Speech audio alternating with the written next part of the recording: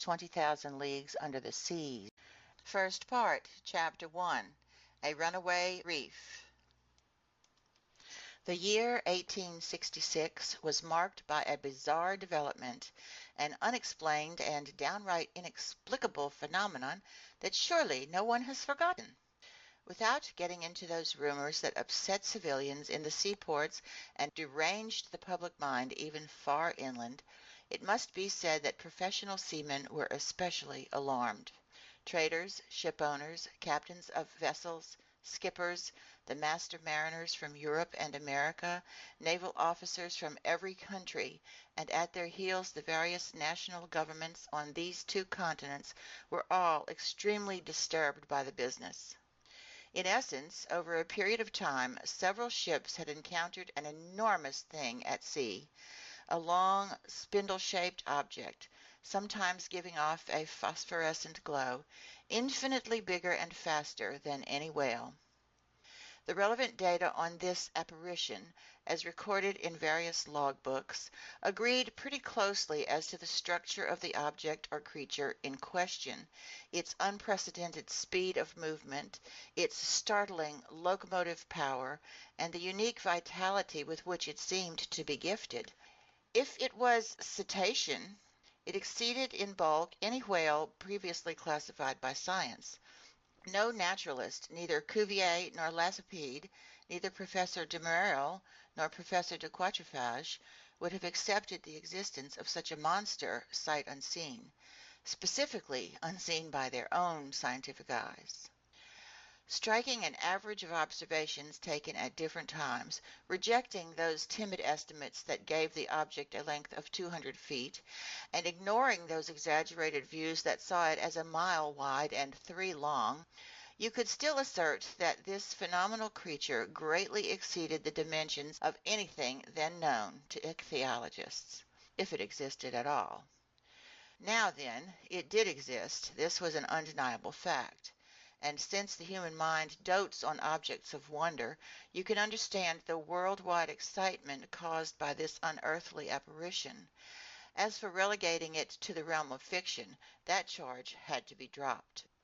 In essence, on July 20th, 1866, the steamer Governor Higginson from the Calcutta and Bernash Steam Navigation Company encountered this moving mass 5 miles off the eastern shores of Australia. Captain Baker at first thought he was in the presence of an unknown reef. He was even about to fix its exact location, when 2 waterspouts shot out of this inexplicable object and sprang hissing into the air some 150 feet. So, unless this reef was subject to the intermittent eruptions of a geyser, the Governor Higginson had fair and honest dealings with some aquatic mammal, until then unknown, that could spurt from its blowholes waterspouts mixed with air and steam. Similar events were likewise observed in Pacific seas on July 23rd of the same year by the Christopher Columbus from the West India and Pacific Steam Navigation Company. Consequently, this extraordinary cetacean could transfer itself from one locality to another with startling swiftness, since within an interval of just 3 days, the Governor Higginson and the Christopher Columbus had observed it at 2 positions on the charts separated by a distance of more than 700 nautical leagues. 15 days later, and 2,000 leagues farther, the Helvetia from the Compagnie Nationale and the Shannon from the Royal Mail Line, running on opposite tacks in that part of the Atlantic lying between the United States and Europe, respectively signaled each other that the monster had been sighted in latitude 42 degrees 15 minutes north and longitude 60 degrees 35 minutes west of the meridian of Greenwich. From their simultaneous observations, they were able to estimate the mammal's minimum length at more than 350 English feet. Author's note, about 106 meters. This was because both the Shannon and the Helvetia were of smaller dimensions, although each measured 100 meters stem to stern. Now then, the biggest whales, those rorqual whales that frequent the waterways of the Aleutian Islands, have never exceeded a length of 56 meters, if they reach even that. One after another, reports arrived that would profoundly affect public opinion. New observations taken by the transatlantic liner Perrier, the Inman line's Etna running afoul of the monster, an official report drawn up by officers on the French frigate Normandy, dead earnest reckonings obtained by the general staff of Commodore Fitz-James aboard the Lord Clyde. In light-hearted countries, people joked about this phenomenon, but such serious practical countries as England, America, and Germany were deeply concerned. In every big city, the monster was the latest rage. They sang about it in the coffee houses. They ridiculed it in the newspapers. They dramatized it in the theaters. The tabloids found it a fine opportunity for hatching all sorts of hoaxes. In those newspapers, short of copy, you saw the reappearance of every gigantic imaginary creature, from Moby Dick, that dreadful white whale from the high Arctic regions, to the stupendous kraken whose tentacles could entwine a 500-ton craft and drag it into the ocean depths. They even reprinted reports from ancient times, the views of Aristotle and Pliny accepting the existence of such monsters, then the Norwegian stories of Bishop Pontoppidan, the narratives of Paul Egide, and finally the reports of Captain Harrington, whose good faith is above suspicion, in which he claims he saw, while aboard the Castilian in 1857, one of those enormous serpents that until then had frequented only the seas of France's old extremist newspaper, the Constitutionalist. An interminable debate then broke out between believers and skeptics in the scholarly societies and scientific journals. The monster question inflamed all minds. During this memorable campaign, journalists making a profession of science battled with those making a profession of wit, spilling waves of ink and some of them even 2 or 3 drops of blood, since they went from sea serpents to the most offensive personal remarks. For 6 months the war seesawed. With inexhaustible zest, the popular press took potshots at feature articles from the Geographic Institute of Brazil, the Royal Academy of Science in Berlin, the British Association, the Smithsonian Institution in Washington, D.C., at discussions in the Indian Archipelago, in Cosmos, published by Father Moigno, in Petermann's Mitteilungen, German for bulletin, and at scientific chronicles in the great French and foreign newspapers. When the monster's detractors cited a saying by the botanist Linnaeus that nature doesn't make leaps, witty writers in the popular periodicals parodied it, maintaining in essence that nature doesn't make lunatics, and ordering their contemporaries never to give the lie to nature by believing in krakens, sea serpents, Moby Dicks, and other all-out efforts from drunken seamen. Finally, in a much-feared satirical journal, an article by its most popular columnist finished off the monster for good, spurning it in the style of Hippolytus repulsing the amorous advances of his stepmother Phaedra, and giving the creature its quietus amid a universal burst of laughter. Wit had defeated science. During the first months of the year 1867, the question seemed to be buried, and it didn't seem due for resurrection, when new facts were brought to the public's attention. But now it was no longer an issue of a scientific problem to be solved, but a quite real and serious danger to be avoided. The question took an entirely new turn. The monster again became an islet, rock, or reef, but a runaway reef, unfixed and elusive. On March 5, 1867, the Moravian from the Montreal Ocean Company, lying during the night in latitude 27 degrees 30 minutes and longitude 72 degrees 15 minutes, ran its starboard quarter afoul of a rock marked on no charts of these waterways. Under the combined efforts of wind and 400 horsepower steam, it was traveling at a speed of 13 knots. Without the high quality of its hull, the Moravian would surely have split open from this collision and gone down together with those 237 passengers it was bringing back from Canada. This accident happened around 5 o'clock in the morning, just as day was beginning to break. The officers on watch rushed to the craft's stern. They examined the ocean with most scrupulous care. They saw nothing except a strong eddy breaking 3 cable lengths out, as if those sheets of water had been violently churned. The site's exact bearings were taken, and the Moravian continued on course apparently undamaged. Had it run afoul of an underwater rock or the wreckage of some enormous derelict ship? They were unable to say. But when they examined its undersides in the service yard, they discovered that part of its keel had been smashed. This occurrence, extremely serious in itself, might perhaps have been forgotten like so many others, if 3 weeks later it hadn't been reenacted under identical conditions. Only, thanks to the nationality of the ship victimized by this new ramming, and thanks to the reputation of the company to which this ship belonged, the event caused an immense uproar. No one is unaware of the name of that famous English shipowner, Cunard. In 1840 this shrewd industrialist founded a postal service between Liverpool and Halifax, featuring 3 wooden ships with 400 horsepower paddle wheels and a burden of 1,162 metric tons. 8 years later, the company's assets were increased by 4 650 horsepower ships at 1,820 metric tons, and in 2 more years by 2 other vessels of still greater power and tonnage. In 1853, the Cunard Company, whose mail-carrying charter had just been renewed, successively added to its assets the Arabia, the Persia, the China, the Scotia, the Java, and the Russia, all ships of top speed, and after the Great Eastern, the biggest ever to plow the seas. So in 1867 this company owned 12 ships, 8 with paddle wheels and 4 with propellers. If I give these highly condensed details, it is so everyone can fully understand the importance of this maritime transportation company, known the world over for its shrewd management. No transoceanic navigational undertaking has been conducted with more ability, no business dealings have been crowned with greater success.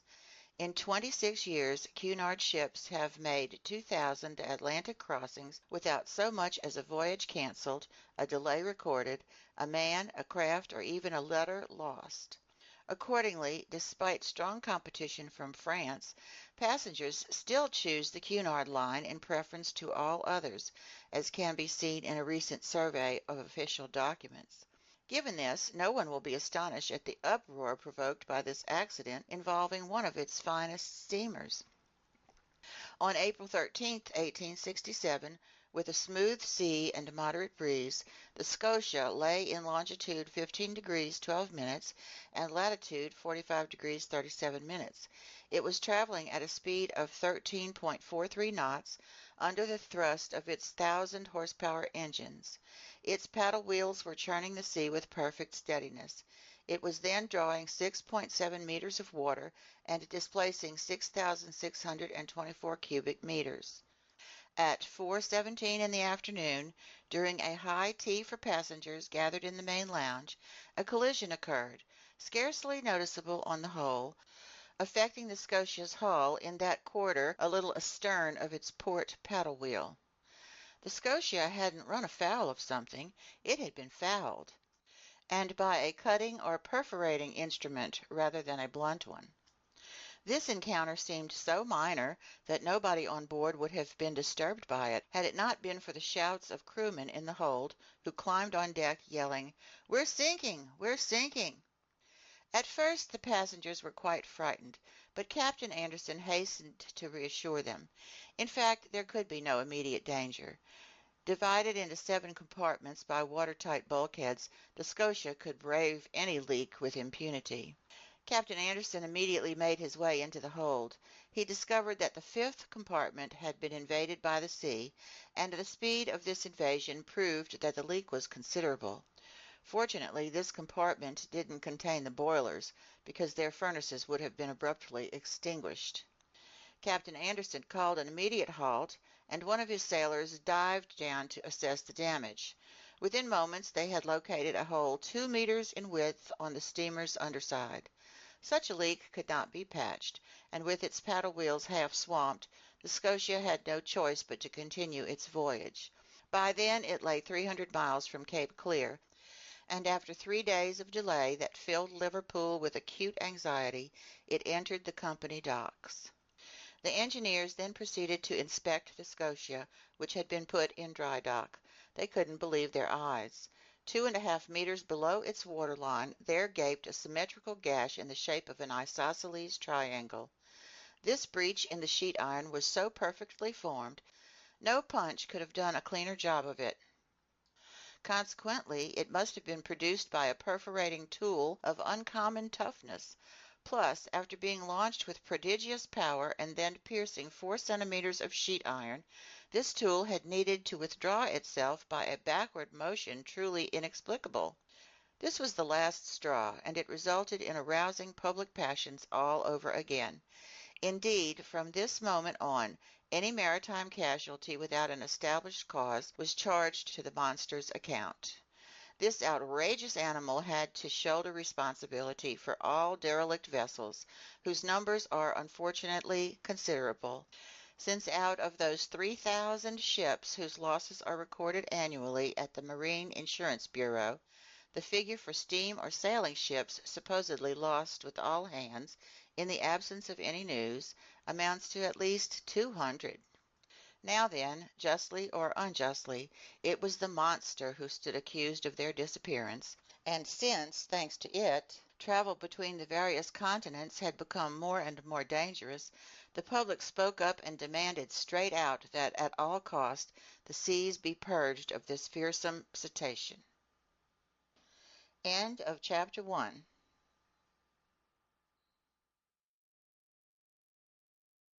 Chapter 2.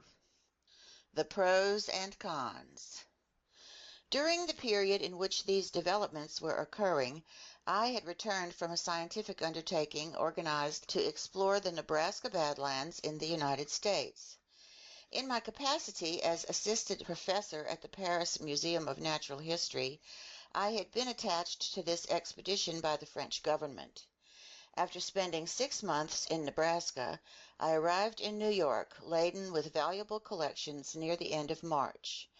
My departure for France was set for early May. In the meantime, then, I was busy classifying my mineralogical, botanical, and zoological treasures when that incident took place with the Scotia. I was perfectly abreast of this question, which was the big news of the day, and how could I not have been? I had read and reread every American and European newspaper without being any farther along. This mystery puzzled me. Finding it impossible to form any views, I drifted from one extreme to the other. Something was out there, that much was certain, and any doubting Thomas was invited to place his finger on the Scotia's wound. When I arrived in New York, the question was at the boiling point. The hypothesis of the drifting islet or the elusive reef, put forward by people not quite in their right minds, was completely eliminated. And indeed, unless this reef had an engine in its belly, how could it move about with such prodigious speed? Also discredited was the idea of a floating hull or some other enormous wreckage, and again because of this speed of movement. So only two possible solutions to the question were left, creating two very distinct groups of supporters. On one side, those favoring a monster of colossal strength, on the other, those favoring an underwater boat of tremendous motor power. Now then, although the latter hypothesis was completely admissible, it couldn't stand up to inquiries conducted in both the New World and the Old. That a private individual had such a mechanism at his disposal was less than probable. Where and when had he built it, and how could he have built it in secret? Only some government could own such an engine of destruction, and in these disaster-filled times, when men taxed their ingenuity to build increasingly powerful, aggressive weapons, it was possible that, unknown to the rest of the world, some nation could have been testing such a fearsome machine. The Chesapeake rifle led to the torpedo, and the torpedo has led to this underwater battering ram, which in turn will lead to the world putting its foot down. At least I hope it will. But this hypothesis of a war machine collapsed in the face of formal denials from the various governments. Since the public interest was at stake and transoceanic travel was suffering, The sincerity of these governments could not be doubted. Besides, how could the assembly of this underwater boat have escaped public notice? Keeping a secret under such circumstances would be difficult enough for an individual, and certainly impossible for a nation whose every move is under constant surveillance by rival powers.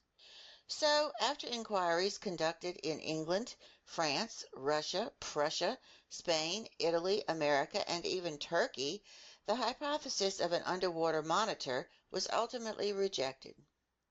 And so the monster surfaced again, despite the endless witticisms heaped on it by the popular press, and the human imagination soon got caught up in the most ridiculous ichthyological fantasies. After I arrived in New York, several people did me the honor of consulting me on the phenomenon in question. In France I had published a 2-volume work, in quarto, entitled The Mysteries of the Great Ocean Depths. Well received in scholarly circles, this book had established me as a specialist in this pretty obscure field of natural history. My views were in demand. As long as I could deny the reality of the business, I confined myself to a flat no comment. But soon, pinned to the wall, I had to explain myself straight out, and in this vein the Honorable Pierre Aronnax, professor at the Paris Museum, was summoned by the New York Herald to formulate his views no matter what. I complied. Since I could no longer hold my tongue, I let it wag. I discussed the question in its every aspect, both political and scientific, and this is an excerpt from the well-padded article I published in the issue of April 30th. Therefore, I wrote, after examining these different hypotheses one by one, we are forced, every other supposition having been refuted, to accept the existence of an extremely powerful marine animal. The deepest parts of the ocean are totally unknown to us. No soundings have been able to reach them. What goes on in those distant depths? What creatures inhabit or could inhabit those regions 12 or 15 miles beneath the surface of the water? What is the constitution of these animals? It's almost beyond conjecture. However, the solution to this problem submitted to me can take the form of a choice between two alternatives. Either we know every variety of creature populating our planet, or we do not. If we do not know every one of them, if nature still keeps ichthyological secrets from us, nothing is more admissible than to accept the existence of fish or cetaceans of new species or even new genera, animals with basically cast-iron constitution that inhabit strata beyond the reach of our soundings, and which some development or other, an urge or whim if you prefer, can bring to the upper level of the ocean for long intervals. If, on the other hand, we do know every living species, we must look for the animal in question among those marine creatures already catalogued, and in this event I would be inclined to accept the existence of a giant narwhal. The common narwhal, or sea unicorn, often reaches a length of 60 feet. Increase its dimensions 5-fold or even 10-fold, then give this cetacean a strength in proportion to its size, while enlarging its offensive weapons, and you have the animal we are looking for. It would have the proportions determined by the officers of the Shannon, the instrument needed to perforate the Scotia, and the power to pierce a steamer's hull. In essence, the narwhal is armed with a sort of ivory sword, or lance, as certain naturalists have expressed it. It's a king-sized tooth as hard as steel. Some of these teeth have been found buried in the bodies of baleen whales, which the narwhal attacks with variable success. Others have been wrenched, not without difficulty, from the undersides of vessels that narwhals have pierced clean through, as a gimlet pierces a wine barrel. The museum at the Faculty of Medicine in Paris owns one of these tusks with a length of 2.25 meters and a width at its base of 48 centimeters. All right, then. Imagine this weapon to be 10 times stronger and the animal 10 times more powerful. Launch it at a speed of 20 miles per hour, multiply its mass times its velocity, and you get just the collision we need to cause the specified catastrophe. So, until information becomes more abundant, I plumb for the sea unicorn of colossal dimensions, no longer armed with a mere lance, but with an actual spur, like ironclad frigates or those warships called rams, whose mass and motor power it would possess simultaneously. This inexplicable phenomenon is thus explained away, unless it's something else entirely, which despite everything that has been cited, studied, explored, and experienced, is still possible. These last words were cowardly of me, but as far as I could, I wanted to protect my professorial dignity and not lay myself open to laughter from the Americans, who, when they do laugh, laugh raucously. I had left myself a loophole, yet deep down I had accepted the existence of the monster. My article was hotly debated, causing a fine old uproar. It rallied a number of supporters. Moreover, the solution it proposed allowed for free play of the imagination. The human mind enjoys impressive visions of unearthly creatures. Now then, the sea is precisely their best medium, the only setting suitable for the breeding and growing of such giants, next to which such land animals as elephants or rhinoceroses are mere dwarfs. The liquid masses support the largest known species of mammals, and perhaps conceal mollusks of incomparable size or crustaceans too frightful to contemplate, such as 100-meter lobsters or crabs weighing 200 metric tons. Why not? Formerly, in prehistoric days, land animals, quadrupeds, apes, reptiles, birds, were built on a gigantic scale. Our Creator cast them using a colossal mold that time has gradually made smaller. With its untold depths, couldn't the sea keep alive such huge specimens of life from another age, this sea that never changes while the land masses undergo almost continuous alteration? Couldn't the heart of the ocean hide the last remaining varieties of these titanic species, for whom years are centuries, and centuries millennia? But I mustn't let these fantasies run away with me. Enough of these fairy tales that time has changed for me into harsh realities. I repeat, opinion had crystallized as to the nature of this phenomenon, and the public accepted without argument the existence of a prodigious creature that had nothing in common with the fabled sea serpent. Yet, if some saw it purely as a scientific problem to be solved, more practical people, especially in America and England, were determined to purge the ocean of this daunting monster to ensure the safety of transoceanic travel. The industrial and commercial newspapers dealt with the question chiefly from this viewpoint.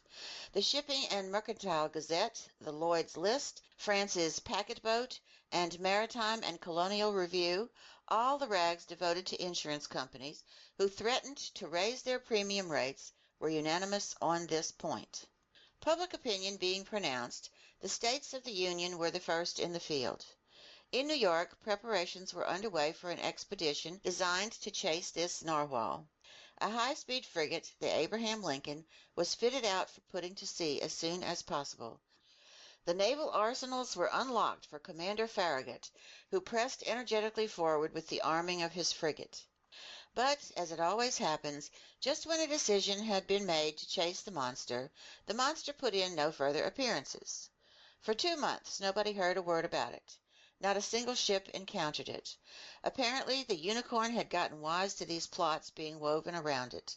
People were constantly babbling about the creature, even via the Atlantic cable. Accordingly, the wags claimed that this slippery rascal had waylaid some passing telegram and was making the most of it. So the frigate was equipped for a far-off voyage, and armed with fearsome fishing gear, but nobody knew where to steer it.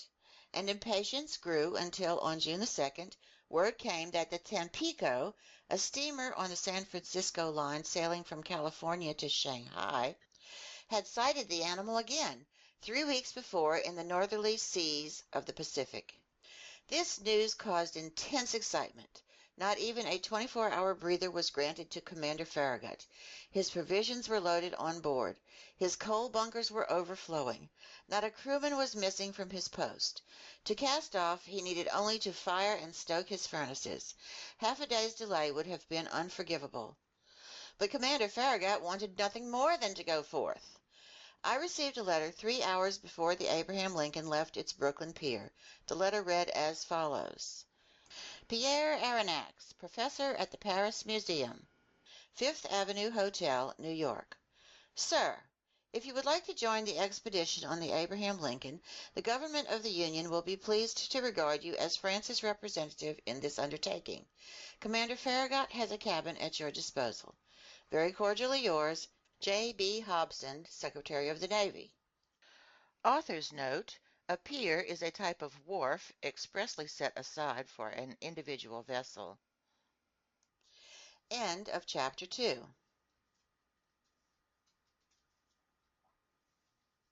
Chapter 3: As Master Wishes. 3 seconds before the arrival of J.B. Hobson's letter, I no more dreamed of chasing the unicorn than of trying for the Northwest Passage. 3 seconds after reading this letter from the Honorable Secretary of the Navy, I understood at last that my true vocation, my sole purpose in life, was to hunt down this disturbing monster and rid the world of it. Even so, I had just returned from an arduous journey, exhausted and badly needing a rest. I wanted nothing more than to see my country again, my friends, my modest quarters by the botanical gardens, my dearly beloved collections. But now nothing could hold me back. I forgot everything else, and without another thought of exhaustion, friends, or collections, I accepted the American government's offer. Besides, I mused, all roads lead home to Europe, and our unicorn may be gracious enough to take me toward the coast of France. That fine animal may even let itself be captured in European seas as a personal favor to me, and I'll bring back to the Museum of Natural History at least half a meter of its ivory lance. But in the meantime I would have to look for this narwhal in the northern Pacific Ocean, which meant returning to France by way of the Antipodes. Conseil! I called in an impatient voice. Conseil was my manservant, a devoted lad who went with me on all of my journeys, a gallant Flemish boy whom I genuinely liked and who returned the compliment, a born stoic, punctilious on principle, habitually hard-working, rarely startled by life's surprises, very skillful with his hands, efficient in his every duty, and despite his having a name that means counsel, never giving advice, not even the unsolicited kind.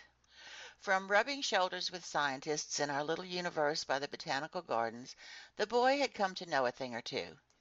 In Conseil I had a seasoned specialist in biological classification, an enthusiast who could run with acrobatic agility up and down the whole ladder of branches, groups, classes, subclasses, orders, families, genera, subgenera, species, and varieties. But there his science came to a halt. Classifying was everything to him, so he knew nothing else. Well versed in the theory of classification, he was poorly versed in its practical application, and I doubt that he could tell a sperm whale from a baleen whale. And yet, what a fine, gallant lad! For the past 10 years, Conseil had gone with me wherever science beckoned.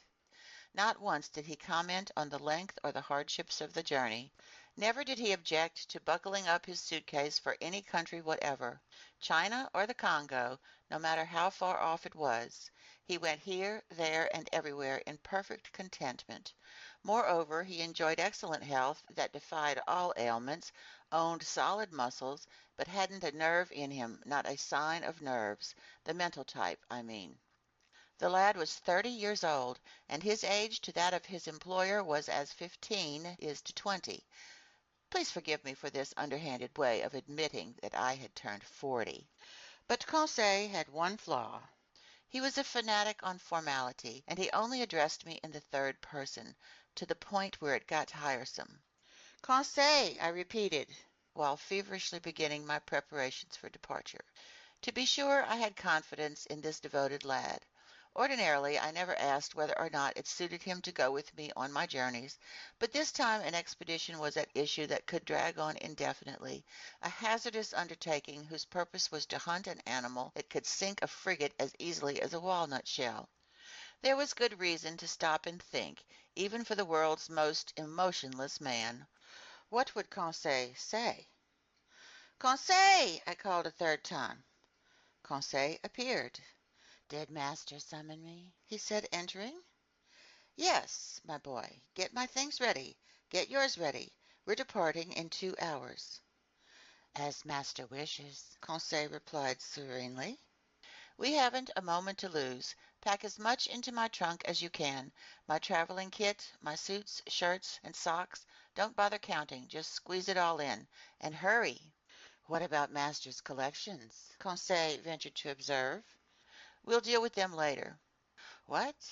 The Archaeotherium, Hyracotherium, Oreodonts, Cheiriopotamus, and master's other fossil skeletons? The hotel will keep them for us. What about master's live Barbarossa? They'll feed it during our absence. Anyhow, we'll leave instructions to ship the whole menagerie to France. Then we aren't returning to Paris? Conseil asked. Yes, we are, certainly, I replied evasively, but after we make a detour. Whatever detour master wishes. Oh, it's nothing really. A route slightly less direct, that's all. We're leaving on the Abraham Lincoln. As master thinks best, Conseil replied placidly. You see, my friend, it's an issue of the monster, the notorious narwhal. We're going to rid the seas of it. The author of a 2-volume work in quarto on the mysteries of the great ocean depths has no excuse for not setting sail with Commander Farragut. It's a glorious mission, but also a dangerous one. We don't know where it will take us. These beasts can be quite unpredictable. But we're going just the same. We have a commander who's game for anything. What master does, I'll do, Conseil replied. But think it over, because I don't want to hide anything from you. This is one of those voyages from which people don't always come back. As master wishes. A quarter of an hour later our trunks were ready.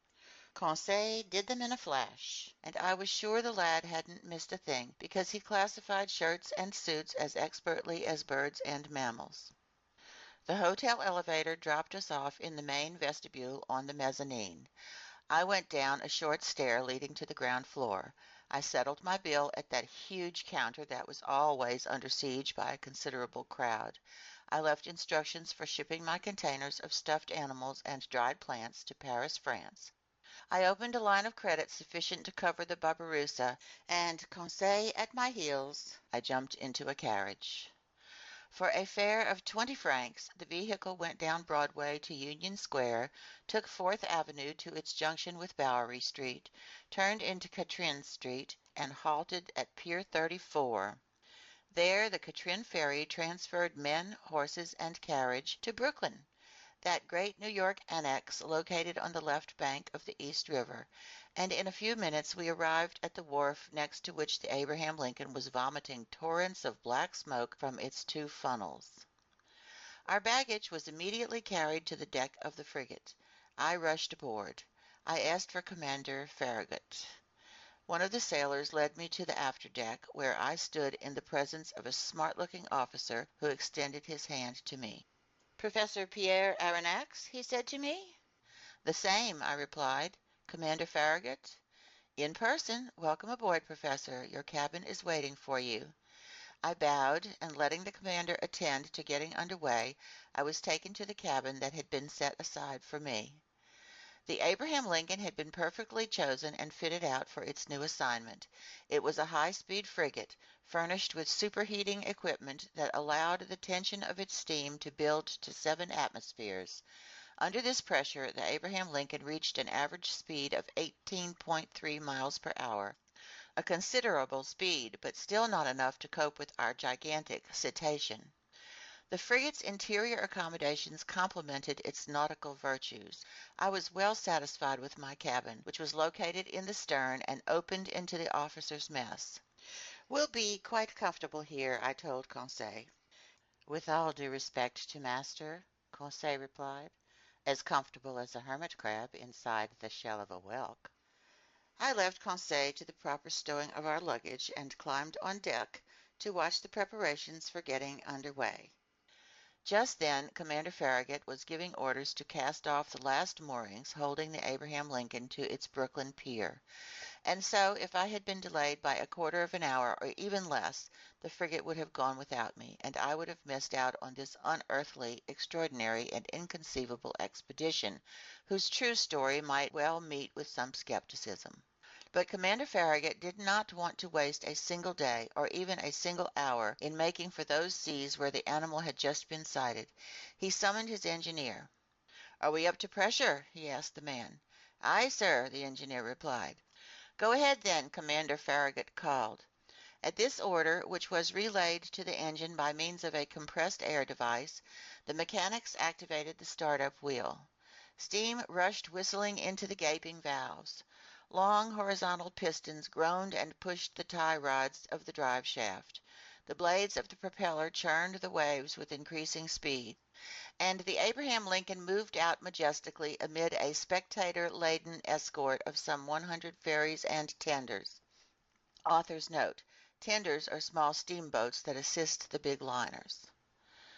The wharves of Brooklyn and every part of New York bordering the East River were crowded with curiosity seekers.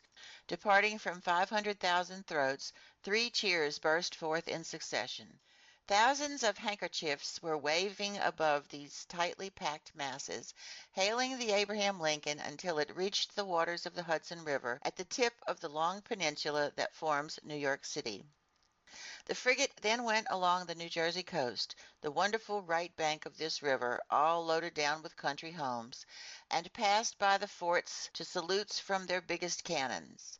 The Abraham Lincoln replied by 3 times lowering and hoisting the American flag, whose 39 stars gleamed from the gaff of the mizzen sail.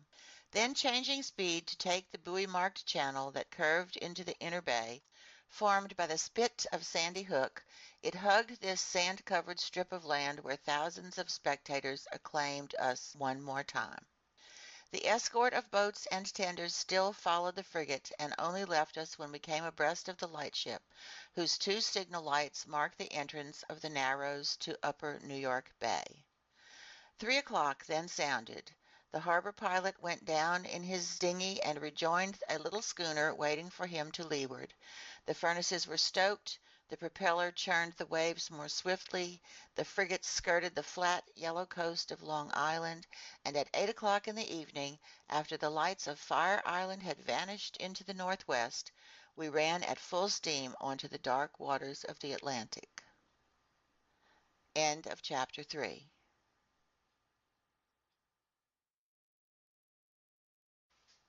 Chapter 4. Ned Land. Commander Farragut was a good seaman, worthy of the frigate he commanded. His ship and he were one. He was its very soul. On the cetacean question, no doubts arose in his mind, and he did not allow the animal's existence to be disputed aboard his vessel. He believed in it as certain pious women believe in the Leviathan from the book of Job, out of faith, not reason. The monster existed, and he had vowed to rid the seas of it. The man was a sort of Knight of Rhodes, a latter-day Sir Dudonnet of Gonzo, on his way to fight an encounter with the dragon devastating the island. Either Commander Farragut would slay the narwhal, or the narwhal would slay Commander Farragut. No middle of the road for these two. The ship's officers shared the views of their leader. They could be heard chatting, discussing, arguing, calculating the different chances of an encounter, and observing the vast expanse of the ocean.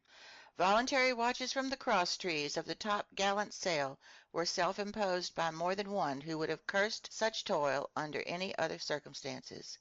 As often as the sun swept over its daily arc, the masts were populated with sailors whose feet itched and couldn't hold still on the planking of the deck below, and the Abraham Lincoln's stem post hadn't even cut the suspected waters of the Pacific.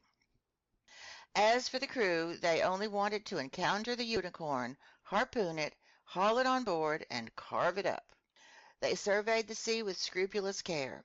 Besides, Commander Farragut had mentioned that a certain sum of $2,000 was waiting for the man who first sighted the animal, be he cabin boy or sailor, mate or officer. I'll let the reader decide whether eyes got proper exercise aboard the Abraham Lincoln. As for me, I didn't lag behind the others, and I yielded to no one my share in these daily observations. Our frigate would have had 50 good reasons for renaming itself the Argus, after that mythological beast with 100 eyes. The lone rebel among us was Conseil, who seemed utterly uninterested in the question exciting us and was out of step with the general enthusiasm on board. As I said, Commander Farragut had carefully equipped his ship with all the gear needed to fish for the gigantic cetacean. No whaling vessel could have been better armed.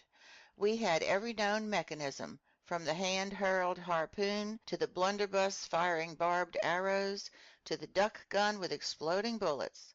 On the forecastle was mounted the latest model breech-loading cannon, very heavy of barrel and narrow of bore, a weapon that would figure in the Universal Exhibition of 1867. Made in America, this valuable instrument could fire a 4-kilogram conical projectile an average distance of 16 kilometers without the least bother. So the Abraham Lincoln wasn't lacking in means of destruction. But it had better still. It had Ned Land, the king of harpooners. Gifted with uncommon manual ability, Ned Land was a Canadian who had no equal in his dangerous trade. Dexterity, coolness, bravery, and cunning were virtues he possessed to a high degree, and it took a truly crafty baleen whale or an exceptionally astute sperm whale to elude the thrusts of his harpoon. Ned Land was about 40 years old, a man of great height, over 6 English feet. He was powerfully built, serious in manner, not very sociable, sometimes headstrong, and quite ill-tempered when crossed. His looks caught the attention, and above all the strength of his gaze, which gave a unique emphasis to his facial appearance. Commander Farragut, to my thinking, had made a wise move in hiring on this man. With his eye and his throwing arm, he was worth the whole crew all by himself. I can do no better than to compare him with a powerful telescope that could double as a cannon always ready to fire. To say Canadian is to say French, and as unsociable as Ned Land was, I must admit he took a definite liking to me. No doubt it was my nationality that attracted him. It was an opportunity for him to speak, and for me to hear, that old Rabelaisian dialect still used in some Canadian provinces. The harpooner's family originated in Quebec, and they were already a line of bold fishermen back in the days when this town still belonged to France. Little by little Ned developed a taste for chatting, and I loved hearing the tales of his adventures in the polar seas. He described his fishing trips and his battles with great natural lyricism. His tales took on the form of an epic poem, and I felt I was hearing some Canadian Homer reciting his Iliad of the high Arctic regions.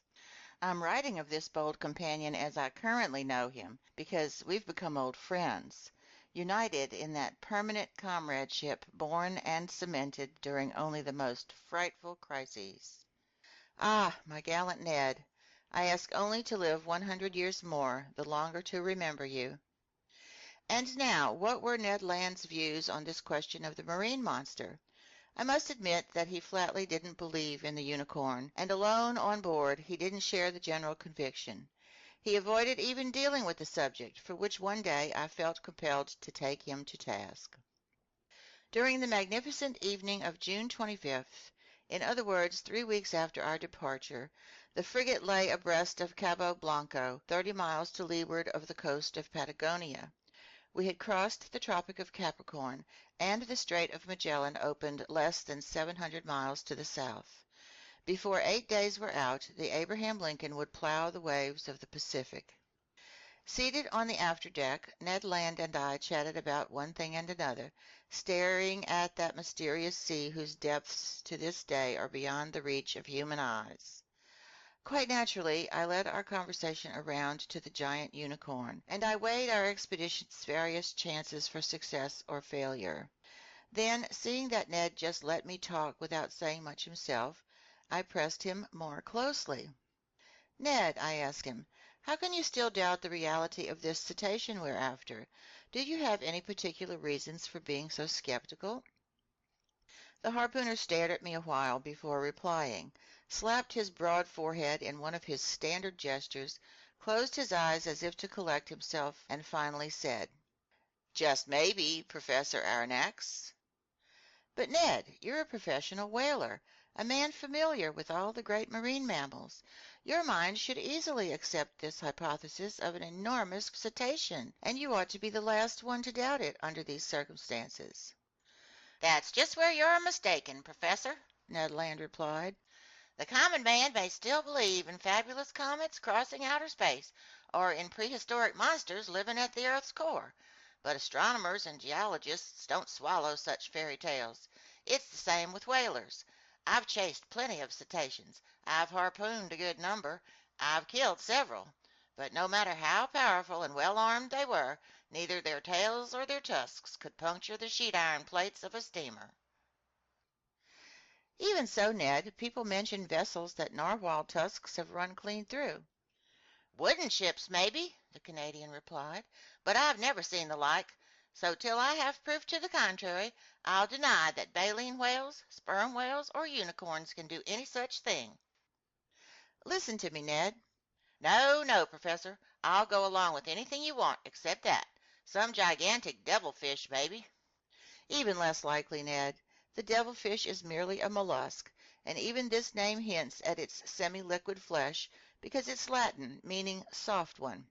The devilfish doesn't belong to the vertebrate branch, and even if it were 500 feet long, it would still be utterly harmless to ships like the Scotia or the Abraham Lincoln. Consequently, the feats of krakens or other monsters of that ilk must be relegated to the realm of fiction.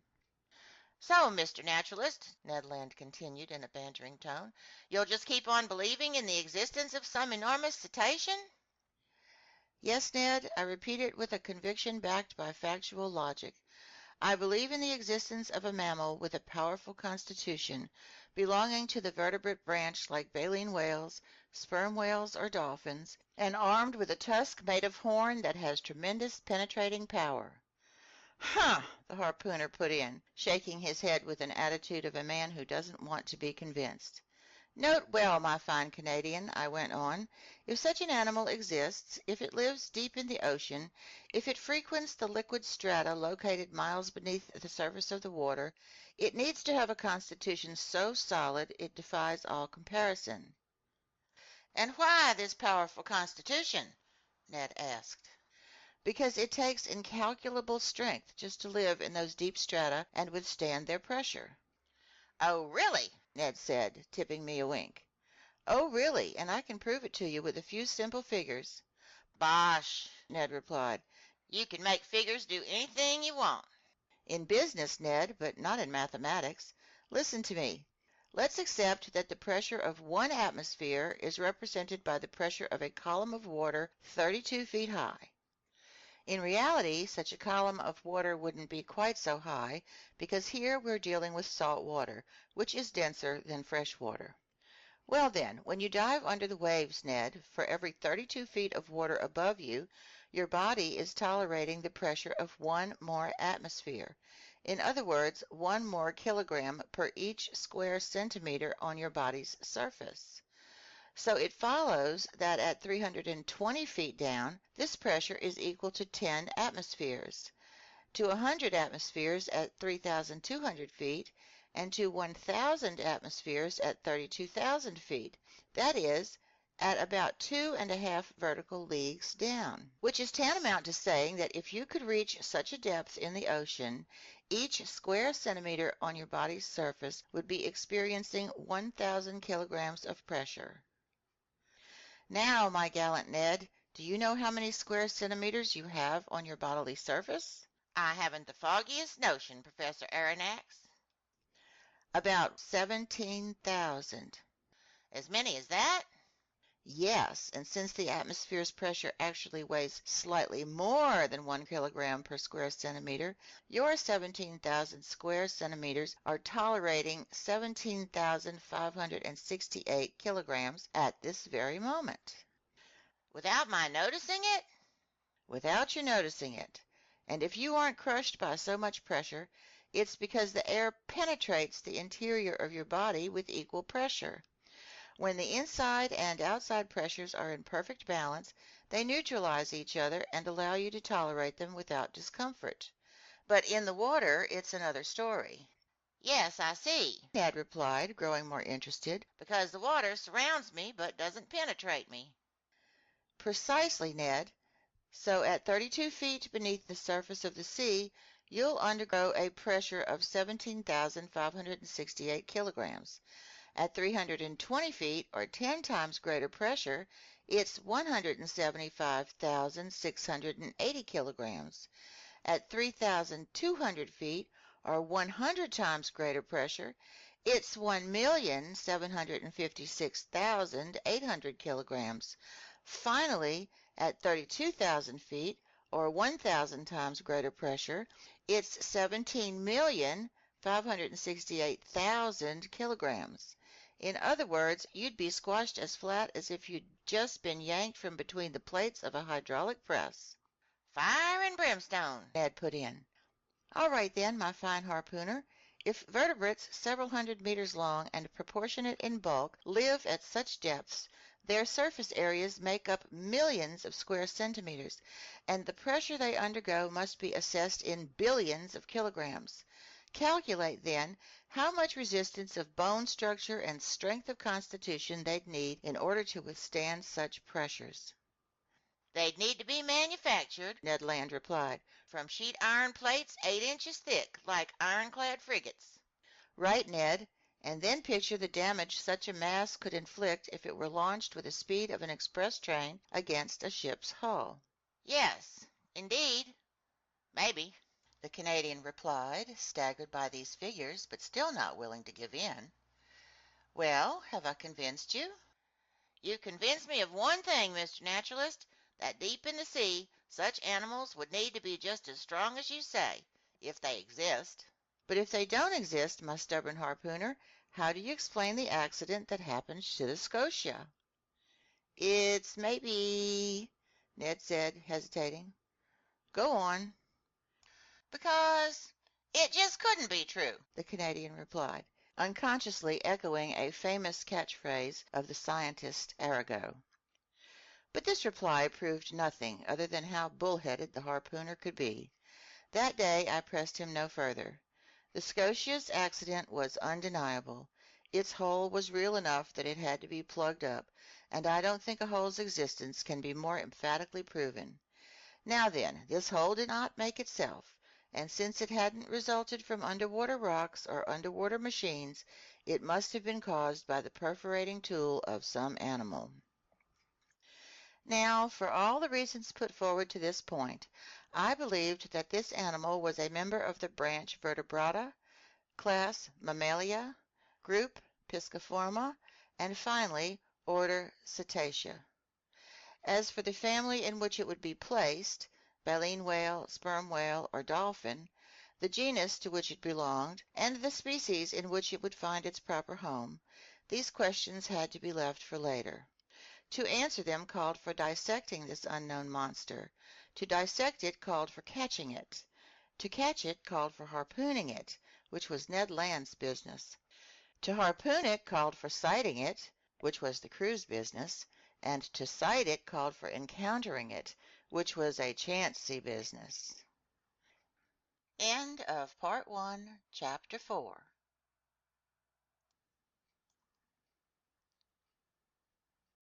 Chapter 5. At Random. For some while the voyage of the Abraham Lincoln was marked by no incident. But one circumstance arose that displayed Ned Land's marvelous skills and showed just how much confidence we could place in him. Off the Falkland Islands on June the 30th, the frigate came in contact with a fleet of American whalers, and we learned that they had not seen the Narwhal. But one of them, the captain of the Monroe, knew that Ned Land had shipped aboard the Abraham Lincoln and asked his help in hunting a baleen whale that was in sight. Anxious to see Ned Land at work, Commander Farragut authorized him to make his way aboard the Monroe. And the Canadian had such good luck that with a right and left shot he harpooned not one whale but two, striking the first straight to the heart and catching the other after a few minutes' chase. Assuredly, if the monster ever had to deal with Ned Land's harpoon, I wouldn't bet on the monster. The frigate sailed along the east coast of South America with prodigious speed. By July 3rd they were at the entrance to the Strait of Magellan, abreast of Cabo de las Virgenes. But Commander Farragut was unwilling to attempt this tortuous passageway and maneuvered instead to double Cape Horn. The crew sided with him unanimously. Indeed, were we likely to encounter the narwhal in such a cramped strait? Many of our sailors swore that the monster couldn't negotiate this passageway, simply because he is too big for it. Near 3 o'clock in the afternoon on July 6th, 15 miles south of shore, the Abraham Lincoln doubled that solitary islet at the tip of the South American continent, that stray rock Dutch seamen had named Cape Horn after their hometown of Hoorn. Our course was set for the northwest, and the next day our frigate's propeller finally churned the waters of the Pacific. "Open your eyes! Open your eyes!" repeated the sailors of the Abraham Lincoln, and they opened amazingly wide. Eyes and spyglasses, a bit dazzled, it is true, by the vista of $2,000, didn't remain at rest for an instant. Day and night we observed the surface of the ocean, and those with nyctalopic eyes, whose ability to see in the dark increased their chances by 50%, had an excellent shot at winning the prize. As for me, I was hardly drawn by the lure of money, and yet was far from the least attentive on board. Snatching only a few minutes for meals and a few hours for sleep, come rain or come shine, I no longer left the ship's deck. Sometimes bending over the forecastle railings, sometimes leaning against the stern rail, I eagerly scouted that cotton-colored wake that whitened the ocean as far as the eye could see. And how many times I shared the excitement of general staff and crew when some unpredictable whale lifted its blackish back above the waves. In an instant the frigate's deck would become densely populated. The cowls over the companionways would vomit a torrent of sailors and officers. With panting chests and anxious eyes, we each would eye the cetacean's movements. I stared. I stared until I nearly went blind from a worn-out retina, while Conseil, as stoic as ever, kept repeating to me in a calm tone, "If master's eyes would kindly stop bulging, master will see farther." But what a waste of energy! The Abraham Lincoln would change course and race after the animal sighted, only to find an ordinary baleen whale or a common sperm whale that soon disappeared amid a chorus of curses. However, the weather held good. Our voyage was proceeding under the most favorable conditions. By then it was the bad season in these southernmost regions, because July in this zone corresponds to our January in Europe, but the sea remained smooth and easily visible over the vast perimeter. Ned Land still kept up the most tenacious skepticism. Beyond his spells on watch, he pretended that he never even looked at the surface of the waves, at least while no whales were in sight. And yet the marvelous power of his vision could have performed yeoman service. But this stubborn Canadian spent 8 hours out of every 12 reading or sleeping in his cabin. 100 times I chided him for his unconcern. "Bah!" he replied. "Nothing's out there, Professor Aronnax, and if there is some animal, what chance would we have of spotting it? Can't you see we're just wandering around at random? People say they've sighted this slippery beast again in the Pacific high seas. I'm truly willing to believe it, but 2 months have already gone by since then, and judging by your narwhal's personality, it hates growing moldy from hanging out too long in the same waterways. It's blessed with a terrific gift for getting around. Now, Professor, you know even better than I that nature doesn't violate good sense, and she wouldn't give some naturally slow animal the ability to move swiftly if it hadn't a need to use that talent. So, if the beast does exist, it's already long gone." I had no reply to this. Obviously, we were just groping blindly, but how else could we go about it? All the same, our chances were automatically pretty limited. Yet everyone still felt confident of success, and not a sailor on board would have bet against the narwhal's appearing, and soon. On July 20th we cut the Tropic of Capricorn at longitude 105 degrees, and by the 27th of the same month we had cleared the equator on the 110th meridian. These bearings determined, the frigate took a more decisive westward heading and tackled the seas of the Central Pacific. Commander Farragut felt, and with good reason, that it was best to stay in deep waters and keep his distance from continents or islands, whose neighborhoods the animal always seemed to avoid. No doubt, our boatswain said, because there isn't enough water for him.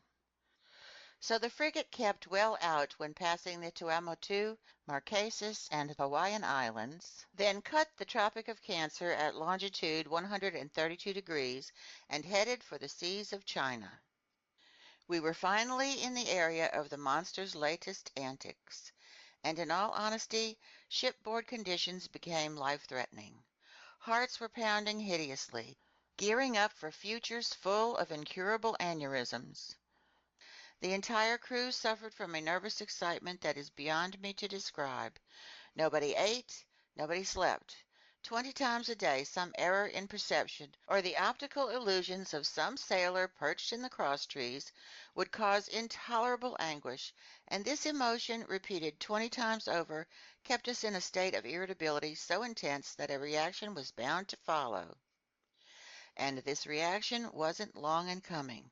For 3 months, during which each day seemed like a century, the Abraham Lincoln plowed all the northerly seas of the Pacific, racing after whales sighted, abruptly veering off course, swerving sharply from one tack to another, stopping suddenly, putting on steam, and reversing engines in quick succession, at the risk of stripping its gears, and it didn't leave a single point unexplored, from the beaches of Japan to the coasts of America, and we found nothing. Nothing except an immenseness of deserted waves, nothing remotely resembling a gigantic narwhal, or an underwater islet, or a derelict shipwreck, or a runaway reef, or anything the least bit unearthly. So the reaction set in. At first, discouragement took hold of people's minds, opening the door to disbelief. A new feeling appeared on board, made up of 3/10 shame and 7/10 fury. The crew called themselves out-and-out fools for being hoodwinked by a fairy tale, then grew steadily more furious. The mountains of arguments amassed over a year collapsed all at once, and each man now wanted only to catch up on his eating and sleeping to make up for the time he had so stupidly sacrificed. With typical human fickleness, they jumped from one extreme to the other. Inevitably, the most enthusiastic supporters of the undertaking became its most energetic opponents. This reaction mounted upward from the bowels of the ship, from the quarters of the bunker hands to the mess room of the general staff, and for certain, if it hadn't been for Commander Farragut's characteristic stubbornness, the frigate would ultimately have put back to that cape in the south. But this futile search couldn't drag on much longer. The Abraham Lincoln had done everything it could to succeed, and had no reason to blame itself. Never had the crew of an American naval craft shown more patience and zeal. They weren't responsible for this failure. There was nothing to do but go home. A request to this effect was presented to the commander. The commander stood his ground. His sailors couldn't hide their discontent, and their work suffered because of it. I'm unwilling to say that there was mutiny on board, but after a reasonable period of intransigence, Commander Farragut, like Christopher Columbus before him, asked for a grace period of just 3 days more.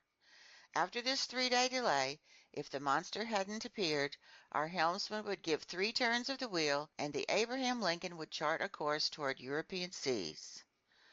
This promise was given on November the 2nd. It had the immediate effect of reviving the crew's failing spirits. The ocean was observed with renewed care. Each man wanted one last look with which to sum up his experience.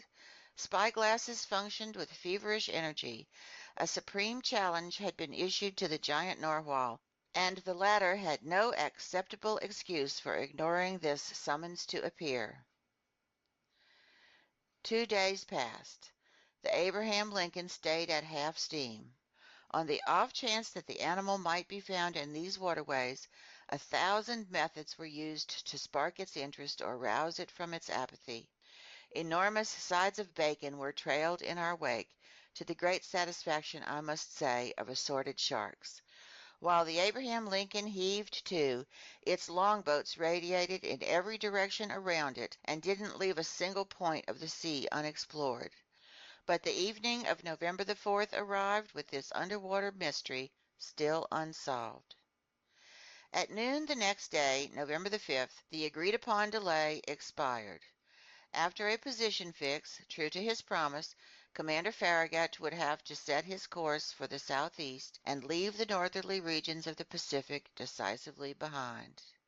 By then the frigate lay in latitude 31 degrees 15 minutes north and longitude 136 degrees 42 minutes east. The shores of Japan were less than 200 miles to our leeward. Night was coming on. 8 o'clock had just struck. Huge clouds covered the moon's disk, then in its first quarter. The sea undulated placidly beneath the frigate's stem post. Just then I was in the bow, leaning over the starboard rail. Conseil, stationed beside me, stared straight ahead. Roosting in the shrouds, the crew examined the horizon, which shrank and darkened little by little. Officers were probing the increasing gloom with their night glasses. Sometimes the murky ocean sparkled beneath moonbeams that darted between the fringes of two clouds. Then all traces of light vanished into the darkness. Observing Conseil, I discovered that, just barely, the gallant lad had fallen under the general influence. At least, so I thought. Perhaps his nerves were twitching with curiosity for the first time in history. "Come on, Conseil," I told him. "Here's your last chance to pocket that $2,000." "If master will permit me saying so," Conseil replied. "I never expected to win that prize, and the Union government could have promised $100,000 and been none the poorer." "You're right, Conseil. It turned out to be a foolish business after all, and we jumped into it too hastily. What a waste of time! What a futile expense of emotion! 6 months ago we could have been back in France." "In master's little apartment," Conseil answered. "In master's museum. And by now I would have classified master's fossils, and master's Barbarossa would be ensconced in its cage at the zoo in the Botanical Gardens, and it would have attracted every curiosity seeker in town." "Quite so, Conseil, and what's more, I imagine that people will soon be poking fun at us." "To be sure," Conseil replied serenely. "I do think they'll have fun at master's expense. And must it be said?" "It must be said, Conseil." "Well, then, it will serve master right." "How true?" "When one has the honor of being an expert, as master is, one mustn't lay himself open to—" Conseil didn't have time to complete the compliment. In the midst of a general silence, a voice became audible. It was Ned Land's voice, and it shouted, "Ahoy! There's the thing in question, abreast of us, to leeward!" End of chapter 5.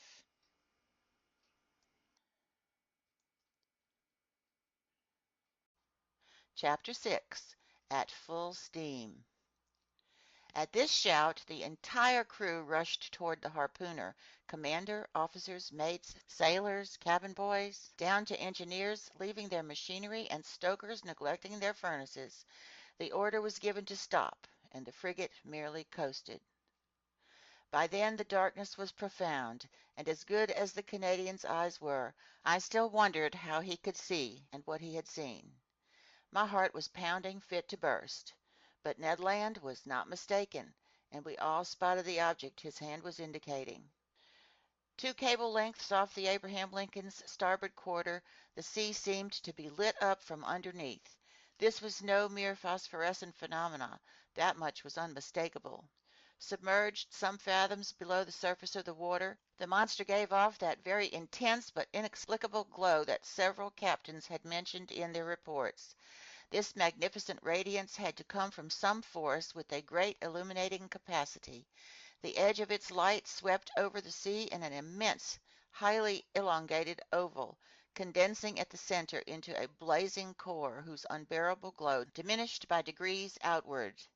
"It's only a cluster of phosphorescent particles!" exclaimed one of the officers.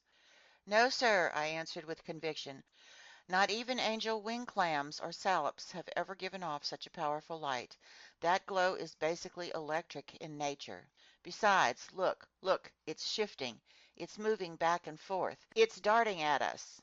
A universal shout went up from the frigate. "Quiet," Commander Farragut said. "Helm hard to leeward. Reverse engines." Sailors rushed to the helm, engineers to their machinery. Under reverse steam immediately, the Abraham Lincoln beat to port, sweeping in a semicircle. "Right your helm! Engines forward!" Commander Farragut called. These orders were executed, and the frigate swiftly retreated from this core of light. My mistake. It wanted to retreat, but the unearthly animal came at us with a speed double our own. We gasped. More stunned than afraid, we stood mute and motionless. The animal caught up with us, played with us. It made a full circle around the frigate, then doing 14 knots, and wrapped us in sheets of electricity that were like luminous dust. Then it retreated 2 or 3 miles, leaving a phosphorescent trail comparable to those swirls of steam that shoot behind the locomotive of an express train. Suddenly, all the way from the dark horizon where it had gone to gather momentum, the monster abruptly dashed toward the Abraham Lincoln with frightening speed, stopped sharply 20 feet from our side plates, and died out. Not by diving under the water, since its glow did not recede gradually, but all at once, as if the source of this brilliant emanation had suddenly dried up. Then it reappeared on the other side of the ship, either by circling around us or by gliding under our hull. At any instant a collision could have occurred that would have been fatal to us. Meanwhile I was astonished at the frigate's maneuvers. It was fleeing, not fighting. Built to pursue, it was being pursued, and I commented on this to Commander Farragut.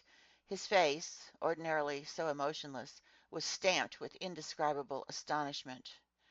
"Professor Aronnax," he answered me, "I don't know what kind of fearsome creature I'm up against, and I don't want my frigate running foolish risks in all this darkness. Besides, how should we attack this unknown creature? How should we defend ourselves against it? Let's wait for daylight, and then we'll play a different role." "You've no further doubts, Commander, as to the nature of this animal?" "No, sir. It's apparently a gigantic narwhal, and an electric one to boot." "Maybe," I added, "it's no more approachable than an electric eel or an electric ray." "Right," the commander replied, "and if it has the power to electrocute, it's surely the most dreadful animal ever conceived by our Creator. That's why I'll keep on my guard, sir." The whole crew stayed on their feet all night long. No one even thought of sleeping. Unable to compete with the monster's speed, the Abraham Lincoln slowed down and stayed at half steam. For its part, the narwhal mimicked the frigate, simply rode with the waves, and seemed determined not to forsake the field of battle. However, near midnight it disappeared, or to use a more appropriate expression, it went out, like a huge glowworm. Had it fled from us? We were duty bound to fear so rather than hope so, but at 12:53 in the morning a deafening hiss became audible, resembling the sound made by a waterspout expelled with tremendous intensity. By then Commander Farragut, Ned Land, and I were on the afterdeck, peering eagerly into the profound gloom. "Ned Land," the commander asked, "you've often heard whales bellowing?" "Often, sir, but never a whale like this, whose sighting earned me $2,000. "Correct, the prize is rightfully yours. But tell me, isn't that the noise cetaceans make when they spout water from their blowholes?" "The very noise, sir, but this one's way louder. So there can be no mistake. There's definitely a whale lurking in our waters. With your permission, sir," the harpooner added, "tomorrow at daybreak we'll have words with it." "If it's in the mood to listen to you, Mr. Land," I replied in a tone far from convinced. "Let me get within 4 harpoon lengths of it," the Canadian shot back, "and it had better listen." "But to get near it," the commander went on, "I'd have to put a whaleboat at your disposal." "Certainly, sir." "That would be gambling with the lives of my men." "And with my own," the harpooner replied simply. Near 2 o'clock in the morning the core of light reappeared, no less intense, 5 miles to windward of the Abraham Lincoln. Despite the distance, despite the noise of wind and sea, we could distinctly hear the fearsome thrashings of the animal's tail, and even its panting breath. Seemingly, the moment this enormous narwhal came up to breathe at the surface of the ocean, air was sucked into its lungs like steam into the huge cylinders of a 2,000 horsepower engine. I said to myself, a cetacean as powerful as a whole cavalry regiment. Now that's a whale of a whale. We stayed on the alert until daylight, getting ready for action. Whaling gear was set up along the railings. Our chief officer loaded the blunderbusses, which can launch harpoons as far as a mile, and long duck guns with exploding bullets that can mortally wound even the most powerful animals. Ned Land was content to sharpen his harpoon, a dreadful weapon in his hands. At 6 o'clock day began to break, and with the dawn's early light the narwhal's electric glow disappeared. At 7 o'clock the day was well along, but a very dense morning mist shrank the horizon, and our best spyglasses were unable to pierce it. The outcome? Disappointment and anger. I hoisted myself up to the crosstrees of the mizzensail. Some officers were already perched on the mastheads. At 8 o'clock the mist rolled ponderously over the waves, and its huge curls were lifting little by little. The horizon grew wider and clearer all at once. Suddenly, just as on the previous evening, Ned Land's voice was audible. "There's the thing in question! Astern, to port!" the harpooner shouted. Every eye looked toward the point indicated.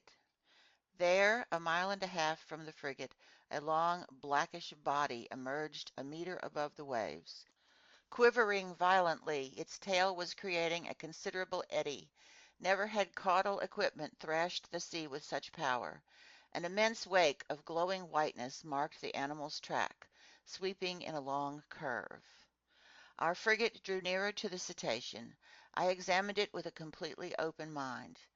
Those reports from the Shannon and the Helvetia had slightly exaggerated its dimensions, and I put its length at only 250 feet. Its girth was more difficult to judge, but all in all, the animal seemed to be wonderfully proportioned in all three dimensions. While I was observing this phenomenal creature, two jets of steam and water sprang from its blowholes and rose to an altitude of 40 meters, which settled for me its mode of breathing.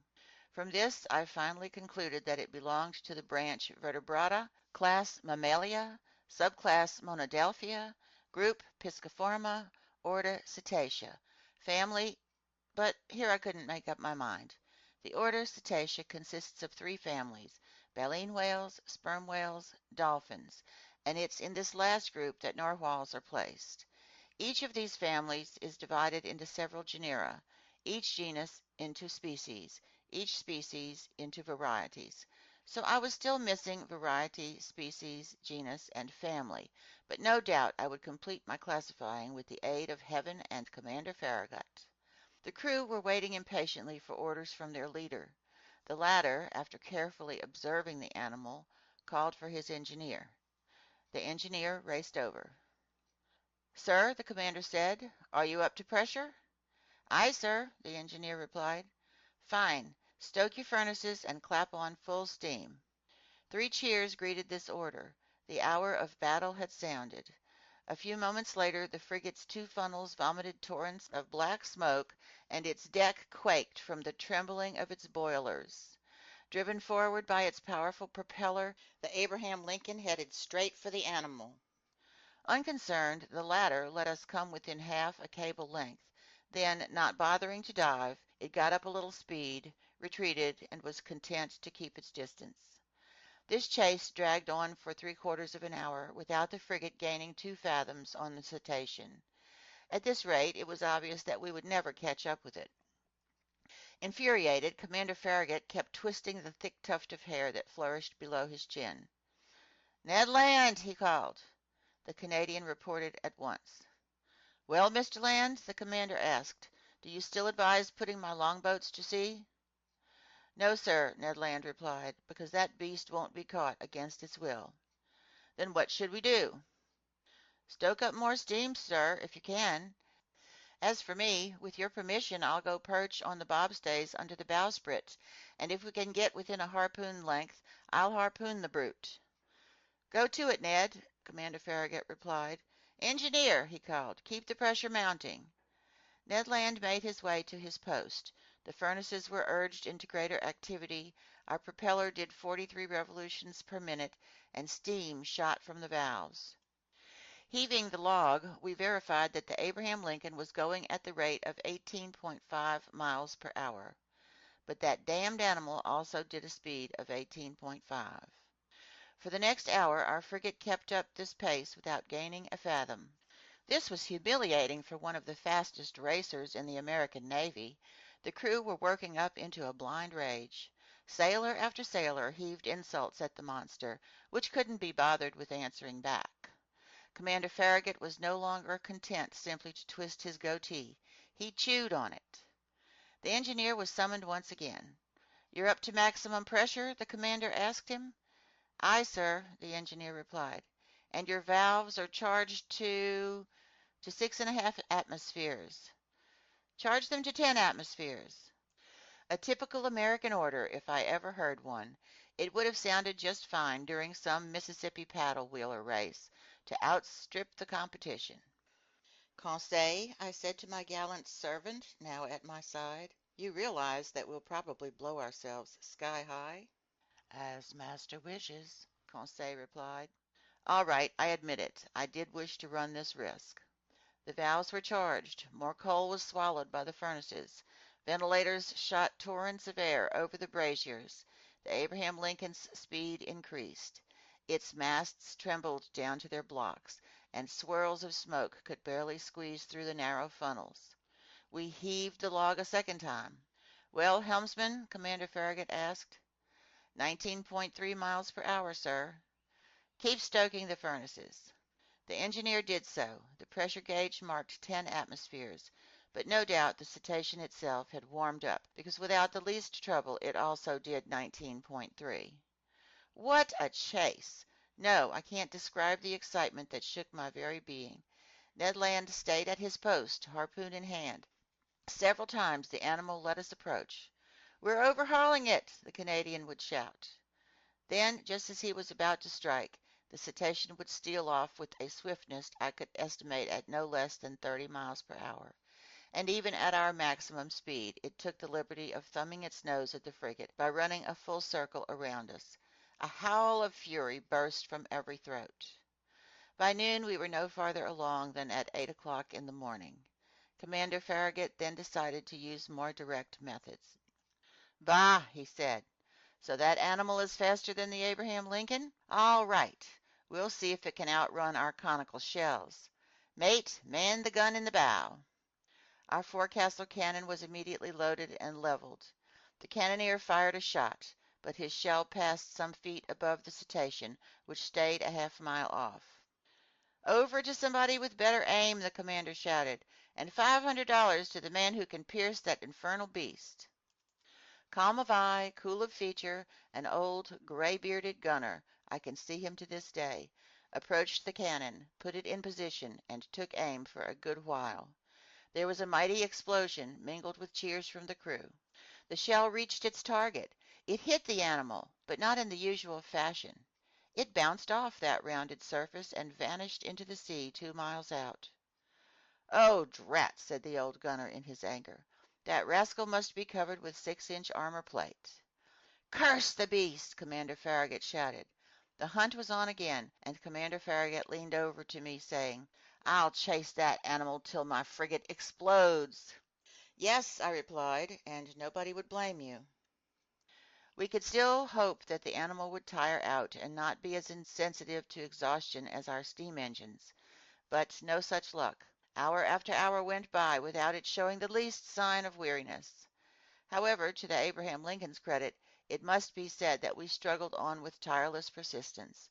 I estimated that we covered a distance of at least 500 kilometers during this ill-fated day of November the 6th, but night fell and wrapped the surging ocean in its shadows. By then I thought our expedition had come to an end, that we would never see this fantastic animal again. I was mistaken. At 10:50 in the evening that electric light reappeared 3 miles to windward of the frigate, just as clear and intense as the night before. The narwhal seemed motionless. It was asleep perhaps, weary from its workday, just riding with the waves. This was our chance, and Commander Farragut was determined to take full advantage of it. He gave his orders. The Abraham Lincoln stayed at half steam, advancing cautiously so as not to awaken its adversary. In mid-ocean it's not unusual to encounter whales so sound asleep they can successfully be attacked, and Ned Land had harpooned more than one in its slumber. The Canadian went to resume his post on the bobstays under the bowsprit. The frigate approached without making a sound, stopped 2 cable lengths from the animal, and coasted. Not a soul breathed on board. A profound silence reigned over the deck. We were not 100 feet from the blazing core of light, whose glow grew stronger and dazzled the eyes. Just then, leaning over the forecastle railings, I saw Ned Land below me, one hand grasping the martingale, the other brandishing his dreadful harpoon. Barely 20 feet separated him from the motionless animal. All at once his arm shot forward and the harpoon was launched. I heard the weapon collide resonantly, as if it had hit some hard substance. The electric light suddenly went out, and 2 enormous waterspouts crashed onto the deck of the frigate, racing like a torrent from stem to stern, toppling crewmen, breaking spare masts and yard arms from their lashings. A hideous collision occurred, and thrown over the rail with no time to catch hold of it, I was hurled into the sea. End of chapter 6. Chapter 7. A Whale of Unknown Species. Although I was startled by this unexpected descent, I at least have a very clear recollection of my sensations during it. At first I was dragged about 20 feet under. I'm a good swimmer, without claiming to equal such other authors as Byron and Edgar Allan Poe, who were master divers, and I didn't lose my head on the way down. With 2 vigorous kicks of the heel, I came back to the surface of the sea.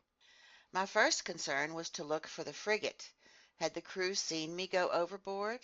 Was the Abraham Lincoln tacking about? Would Commander Farragut put a longboat to sea? Could I hope to be rescued? The gloom was profound. I glimpsed a black mass disappearing eastward, where its running lights were fading out in the distance. It was the frigate. I felt I was done for. "Help! Help!" I shouted, swimming desperately toward the Abraham Lincoln. My clothes were weighing me down. The water glued them to my body. They were paralyzing my movements. I was sinking. I was suffocating. "Help!" This was the last shout I gave. My mouth was filling with water. I struggled against being dragged into the depths. Suddenly my clothes were seized by energetic hands. I felt myself pulled abruptly back to the surface of the sea, and yes, I heard these words pronounced in my ear: "If master would oblige me by leaning on my shoulder, master will swim with much greater ease." With one hand I seized the arm of my loyal Conseil. "You!" I said. "You!" "Myself," Conseil replied, "and at master's command." "That collision threw you overboard along with me?" "Not at all, but being in master's employ, I followed master." The fine lad thought this was only natural. "What about the frigate?" I asked. "The frigate," Conseil replied, rolling over on his back. "I think master had best not depend on it to any great extent." "What are you saying?" "I'm saying that just as I jumped overboard, I heard the men at the helm shout, 'Our propeller and rudder are smashed.'" "Smashed?" "Yes, smashed by the monster's tusk. I believe it's the sole injury the Abraham Lincoln has sustained, but, most inconveniently for us, the ship can no longer steer." "Then we're done for." "Perhaps," Conseil replied serenely. "However, we still have a few hours before us, and in a few hours one can do a great many things." Conseil's unflappable composure cheered me up. I swam more vigorously, but hampered by clothes that were as restricting as a cloak made of lead, I was managing with only the greatest difficulty. Conseil noticed as much.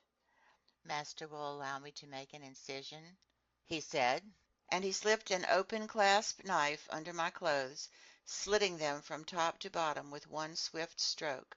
Then he briskly undressed me while I swam for us both.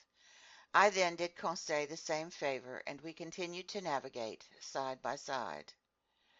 But our circumstances were no less dreadful. Perhaps they hadn't seen us go overboard, and even if they had, the frigate, being undone by its rudder, couldn't return to leeward after us, so we could count only on its longboats. Conseil had coolly reasoned out this hypothesis and laid his plans accordingly. An amazing character, this boy. In mid-ocean, this stoic lad seemed right at home. So, having concluded that our sole chance for salvation lay in being picked up by the Abraham Lincoln's longboats, we had to take steps to wait for them as long as possible. Consequently, I decided to divide our energies so we wouldn't both be worn out at the same time, and this was the arrangement. While one of us lay on his back, staying motionless with arms crossed and legs outstretched, the other would swim and propel his partner forward. This towing role was to last no longer than 10 minutes, and by relieving each other in this way we could stay afloat for hours, perhaps even until daybreak. Slim chance, but hope springs eternal in the human breast. Besides, there were two of us. Lastly, I can vouch, as improbable as it seems, that even if I had wanted to destroy all my illusions, even if I had been willing to give in to despair, I could not have done so. The cetacean had rammed our frigate at about 11 o'clock in the evening. I therefore calculated on 8 hours of swimming until sunrise. A strenuous task, but feasible, thanks to our relieving each other. The sea was pretty smooth and barely tired us.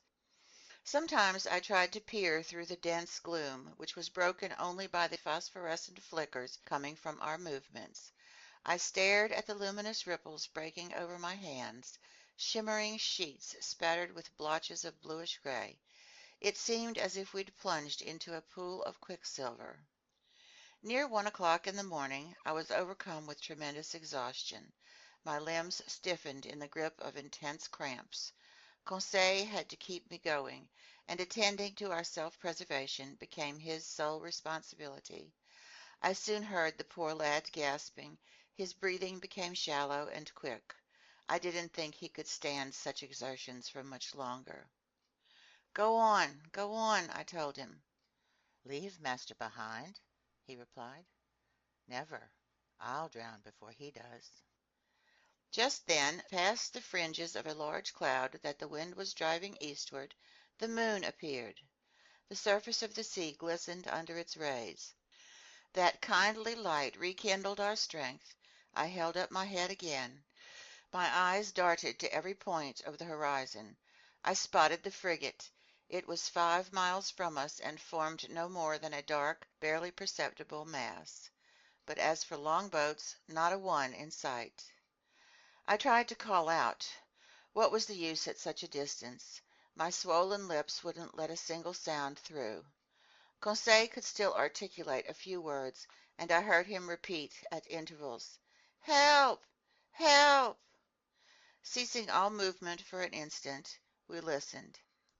And it may have been a ringing in my ear from this organ filling with impeded blood, but it seemed to me that Conseil's shout had received an answer back. "Did you hear that?" I muttered. "Yes, yes," and Conseil hurled another desperate plea into space. This time there could be no mistake. A human voice had answered us. Was it the voice of some poor devil left behind in mid-ocean, some other victim of that collision suffered by our ship, or was it one of the frigate's longboats hailing us out of the gloom? Conseil made one final effort, and bracing his hands on my shoulders while I offered resistance with one supreme exertion, he raised himself half out of the water, then fell back exhausted. "What did you see?" I saw, he muttered. I saw, but we mustn't talk. Save our strength. What had he seen? Then, Lord knows why, the thought of the monster came into my head for the first time. But even so, that voice. Gone are the days when Jonahs took refuge in the bellies of whales. Nevertheless, Conseil kept towing me. Sometimes he looked up, stared straight ahead, and shouted a request for directions, which was answered by a voice that was getting closer and closer. I could barely hear it. I was at the end of my strength. My fingers gave out. My hands were no help to me. My mouth opened convulsively, filling with brine. Its coldness ran through me. I raised my head one last time. Then I collapsed. Just then something hard banged against me. I clung to it. Then I felt myself being pulled upward, back to the surface of the water. My chest caved in, and I fainted. For certain, I came to quickly, because someone was massaging me so vigorously it left furrows in my flesh. I half opened my eyes. "Conseil," I muttered. "Did Master ring for me?" Conseil replied. Just then, in the last light of a moon setting on the horizon, I spotted a face that wasn't Conseil's, but which I recognized at once. "Ned!"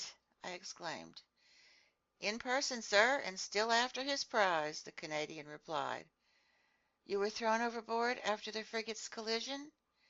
"Yes, Professor, but I was luckier than you, and right away I was able to set foot on this floating islet." "Islet?" "Or in other words, on our gigantic narwhal." "Explain yourself, Ned." "It's just that I soon realized why my harpoon got blunted and couldn't puncture its hide." "Why, Ned, why?" "Because, Professor, this beast is made of boilerplate steel." At this point in my story, I need to get a grip on myself, reconstruct exactly what I experienced, and make doubly sure of everything I write. The Canadian's last words caused a sudden upheaval in my brain. I swiftly hoisted myself to the summit of this half-submerged creature or object that was serving as our refuge. I tested it with my foot. Obviously, it was some hard, impenetrable substance, not the soft matter that makes up the bodies of our big marine mammals. But this hard substance could have been a bony carapace, like those that covered some prehistoric animals, and I might have left it at that and classified this monster among such amphibious reptiles as turtles or alligators. Well, no. The blackish back supporting me was smooth and polished, with no overlapping scales. On impact it gave off a metallic sonority, and as incredible as this sounds, it seemed, I swear, to be made up of riveted plates. No doubts were possible. This animal, this monster, this natural phenomenon that had puzzled the whole scientific world, that had muddled and misled the minds of seamen in both hemispheres, was, there could be no escaping it, an even more astonishing phenomenon, a phenomenon made by the hand of man. Even if I had discovered that some fabulous mythological creature really existed, it wouldn't have given me such a terrific mental jolt. It's easy enough to accept that prodigious things can come from our Creator, but to find all at once, right before your eyes, that the impossible had been mysteriously achieved by man himself, this staggers the mind. But there was no question now. We were stretched out on the back of some kind of underwater boat that, as far as I could judge, boasted the shape of an immense steel fish. Ned Land had clear views on the issue. Conseil and I could only line up behind him. "But then," I said, "does this contraption contain some sort of locomotive mechanism and a crew to run it?" "Apparently," the harpooner replied. "And yet for the 3 hours I've lived on this floating island it hasn't shown a sign of life." "This boat hasn't moved at all?" "No, Professor Aronnax, it just rides with the waves, but otherwise it hasn't stirred." "But we know that it's certainly gifted with great speed. Now then, since an engine is needed to generate that speed, and a mechanic to run that engine, I conclude we're saved." "Huh!" Ned Land put in, his tone denoting reservations. Just then, as if to take my side in the argument, a bubbling began astern of this strange submersible, whose drive mechanism was obviously a propeller, and the boat started to move. We barely had time to hang on to its topside, which emerged about 80 centimeters above water. Fortunately, its speed was not excessive. "So long as it navigates horizontally," Ned Land muttered, "I've no complaints. but if it gets the urge to dive, I wouldn't give $2 for my hide." The Canadian might have quoted a much lower price. So it was imperative to make contact with whatever beings were confined inside the plating of this machine. I searched its surface for an opening or a hatch, a manhole to use the official term, but the lines of rivets had been firmly driven into the sheet iron joints and were straight and uniform. Moreover, the moon then disappeared and left us in profound darkness. We had to wait for daylight to find some way of getting inside this underwater boat. So our salvation lay totally in the hands of the mysterious helmsman steering this submersible, and if it made a dive, we were done for. But aside from this occurring, I didn't doubt the possibility of our making contact with them. In fact, if they didn't produce their own air, they inevitably had to make periodic visits to the surface of the ocean to replenish their oxygen supply. Hence, the need for some opening that put the boat's interior in contact with the atmosphere.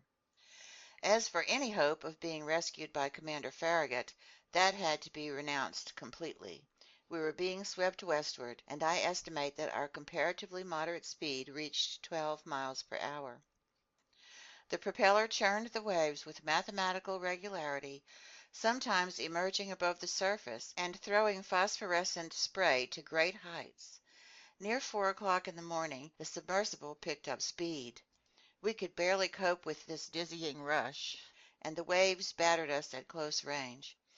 Fortunately, Ned's hands came across a big mooring ring fastened to the top side of this sheet iron back, and we all held on for dear life. Finally, this long night was over. My imperfect memories won't let me recall my every impression of it. A single detail comes back to me. Several times during various lulls of wind and sea I thought I heard indistinct sounds, a sort of elusive harmony produced by distant musical chords. What was the secret behind this underwater navigating whose explanation the whole world had sought in vain? What beings lived inside this strange boat? What mechanical force allowed it to move about with such prodigious speed? Daylight appeared. The morning mists surrounded us, but they soon broke up. I was about to proceed with a careful examination of the hull, whose top side formed a sort of horizontal platform, when I felt it sinking little by little. "Oh, damnation!" Ned Land shouted, stamping his foot on the resonant sheet iron. "Open up there, you antisocial navigators!" But it was difficult to make yourself heard above the deafening beats of the propeller.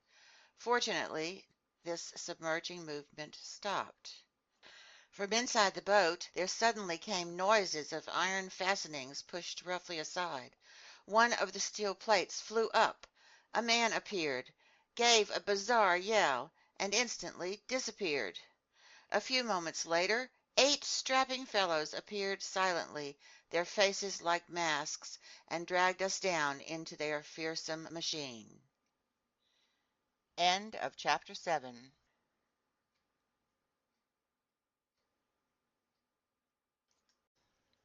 Chapter 8. Mobilis in Mobile. This brutally executed capture was carried out with lightning speed. My companions and I had no time to collect ourselves. I don't know how they felt about being shoved inside this aquatic prison, but as for me, I was shivering all over. With whom were we dealing? Surely with some new breed of pirates, exploiting the sea after their own fashion. The narrow hatch had barely closed over me when I was surrounded by profound darkness. Saturated with the outside light, my eyes couldn't make out a thing. I felt my naked feet clinging to the steps of an iron ladder. Forcibly seized, Ned Land and Conseil were behind me. At the foot of the ladder a door opened and instantly closed behind us with a loud clang. We were alone. Where? I couldn't say, could barely even imagine. All was darkness, but such utter darkness that after several minutes my eyes were still unable to catch a single one of those hazy gleams that drift through even the blackest nights. Meanwhile, furious at these goings-on, Ned Land gave free rein to his indignation. "Damnation!" he exclaimed. "These people are about as hospitable as the savages of New Caledonia. All that's lacking is for them to be cannibals. I wouldn't be surprised if they were, but believe you me, they won't eat me without my kicking up a protest." "Calm yourself, Ned, my friend," Conseil replied serenely. "Don't flare up so quickly. We aren't in a kettle yet." "In a kettle, no," the Canadian shot back, "but in an oven for sure. It's dark enough for one. Luckily my bowie knife hasn't left me, and I can still see well enough to put it to use. The first one of these bandits who lays a hand on me." Author's note: a bowie knife is a wide-bladed dagger that Americans are forever carrying around. "Don't be so irritable, Ned," I then told the harpooner, "and don't ruin things for us with pointless violence. Who knows whether they might be listening to us? Instead, let's try to find out where we are." I started moving, groping my way. After 5 steps I encountered an iron wall made of riveted boiler plate. Then, turning around, I bumped into a wooden table next to which several stools had been set. The floor of this prison lay hidden beneath thick hempen matting that deadened the sound of footsteps.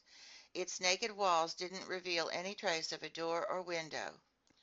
Going around the opposite way, Conseil met up with me, and we returned to the middle of this cabin, which had to be 20 feet long by 10 wide. As for its height, not even Ned Land with his great stature was able to determine it. Half an hour had already gone by without our situation changing, when our eyes were suddenly spirited from utter darkness into blinding light. Our prison lit up all at once. In other words, it filled with luminescent matter so intense that at first I couldn't stand the brightness of it. From its glare and whiteness I recognized the electric glow that had played around this underwater boat like some magnificent phosphorescent phenomenon. After involuntarily closing my eyes, I reopened them and saw that this luminous force came from a frosted half globe curving out of the cabin's ceiling. "Finally, it's light enough to see," Ned Land exclaimed, knife in hand, staying on the defensive. "Yes," I replied, then ventured the opposite view. "But as for our situation, we are still in the dark." "Master must learn patience," said the emotionless Conseil. This sudden illumination of our cabin enabled me to examine its tiniest details. It contained only a table and 5 stools. Its invisible door must have been hermetically sealed. Not a sound reached our ears. Everything seemed dead inside this boat. Was it in motion, or stationary on the surface of the ocean, or sinking into the depths? I couldn't tell. But this luminous globe hadn't been turned on without good reason.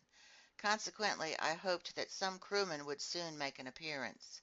If you want to consign people to oblivion, you don't light up their dungeons. I was not mistaken. Unlocking noises became audible, a door opened, and 2 men appeared. One was short and stocky, powerfully muscled, broad-shouldered, robust of limbs, the head squat, the hair black and luxuriant, the mustache heavy, the eyes bright and penetrating, and his whole personality stamped with that southern-blooded zest that in France typifies the people of Provence. The philosopher Diderot has very aptly claimed that a man's bearing is the clue to his character, and this stocky little man was certainly a living proof of this claim. You could sense that his everyday conversation must have been packed with such vivid figures of speech as personification, symbolism, and misplaced modifiers. But I was never in a position to verify this, because around me he used only an odd and utterly incomprehensible dialect. The second stranger deserves a more detailed description. A disciple of such character-judging anatomists as Gratiolet or Engel could have read this man's features like an open book. Without hesitation I identified his dominant qualities. Self-confidence, since his head reared like a nobleman's above the arc formed by the lines of his shoulders, and his black eyes gazed with icy assurance. Calmness, since his skin, pale rather than ruddy, indicated tranquillity of blood. Energy, shown by the swiftly knitting muscles of his brow. And finally, courage, since his deep breathing denoted tremendous reserves of vitality. I might add that this was a man of great pride, that his calm, firm gaze seemed to reflect thinking on an elevated plane, and that the harmony of his facial expressions and bodily movements resulted in an overall effect of unquestionable candor, according to the findings of physiognomists, those analysts of facial character. I felt involuntarily reassured in his presence, and this boded well for our interview. Whether this individual was 35 or 50 years of age I could not precisely state. He was tall, his forehead broad, his nose straight, his mouth clearly etched, his teeth magnificent, his hands refined, tapered, and to use a word from palmistry, highly psychic, in other words, worthy of serving a lofty and passionate spirit. This man was certainly the most wonderful physical specimen I had ever encountered. One unusual detail: his eyes were spaced a little far from each other, and could instantly take in nearly a quarter of the horizon. This ability, as I later verified, was strengthened by a range of vision even greater than Ned Land's. When this stranger focused his gaze on an object, his eyebrow lines gathered into a frown, his heavy eyelids closed around his pupils to contract his huge field of vision, and he looked. What a look! As if he could magnify objects shrinking into the distance, as if he could probe your very soul, as if he could pierce those sheets of water so opaque to our eyes and scan the deepest seas. Wearing caps made of sea otter fur and shod in sealskin fishing boots, these two strangers were dressed in clothing made from some unique fabric that flattered the figure and allowed great freedom of movement. The taller of the two, apparently the leader on board, examined us with the greatest care but without pronouncing a word. Then, turning to his companion, he conversed with him in a language I didn't recognize. It was a sonorous, harmonious, flexible dialect, whose vowels seemed to undergo a highly varied accentuation. The other replied with a shake of the head, and added two or three utterly incomprehensible words. Then he seemed to question me directly, with a long stare. I replied in clear French that I wasn't familiar with his language, but he didn't seem to understand me, and this situation grew rather baffling. Still, master should tell our story, Conseil said to me. Perhaps these gentlemen will grasp a few words of it. I tried again, telling the tale of our adventures, clearly articulating my every syllable and not leaving out a single detail. I stated our names and titles. Then, in order, I introduced Professor Aronnax, his manservant Conseil, and Mr. Ned Land, harpooner. The man with calm, gentle eyes listened to me serenely, even courteously, and paid remarkable attention. But nothing in his facial expression indicated that he understood my story. When I finished, he didn't pronounce a single word. One resource still left was to speak English. Perhaps they would be familiar with this nearly universal language. But I only knew it, as I did the German language, well enough to read it fluently, but not well enough to speak it correctly. Here, however, our overriding need was to make ourselves understood. "Come on, it's your turn," I told the harpooner. "Over to you, Mr. Land. Pull out your bag of tricks, the best English ever spoken by an Anglo-Saxon, and try for a more favorable result than mine." Ned needed no persuading and started our story all over again, most of which I could follow. Its content was the same, but the form differed. Carried away by his volatile temperament, the Canadian put great animation into it. He complained vehemently about being imprisoned in defiance of his civil rights, asked by virtue of which law he was hereby detained, invoked writs of habeas corpus, threatened to press charges against anyone holding him in illegal custody, ranted, gesticulated, shouted, and finally conveyed by an expressive gesture that we were dying of hunger. This was perfectly true, but we had nearly forgotten the fact. Much to his amazement, the harpooner seemed no more intelligible than I had been. Our visitors didn't bat an eye. Apparently they were engineers who understood the languages of neither the French physicist Arago nor the English physicist Faraday. Thoroughly baffled after vainly exhausting our philological resources, I no longer knew what tactic to pursue when Conseil told me, "If master will authorize me, I'll tell the whole business in German." "What, you know German?" I exclaimed. "Like most Flemish people, with all due respect to master." "On the contrary, my respect is due you. Go to it, my boy."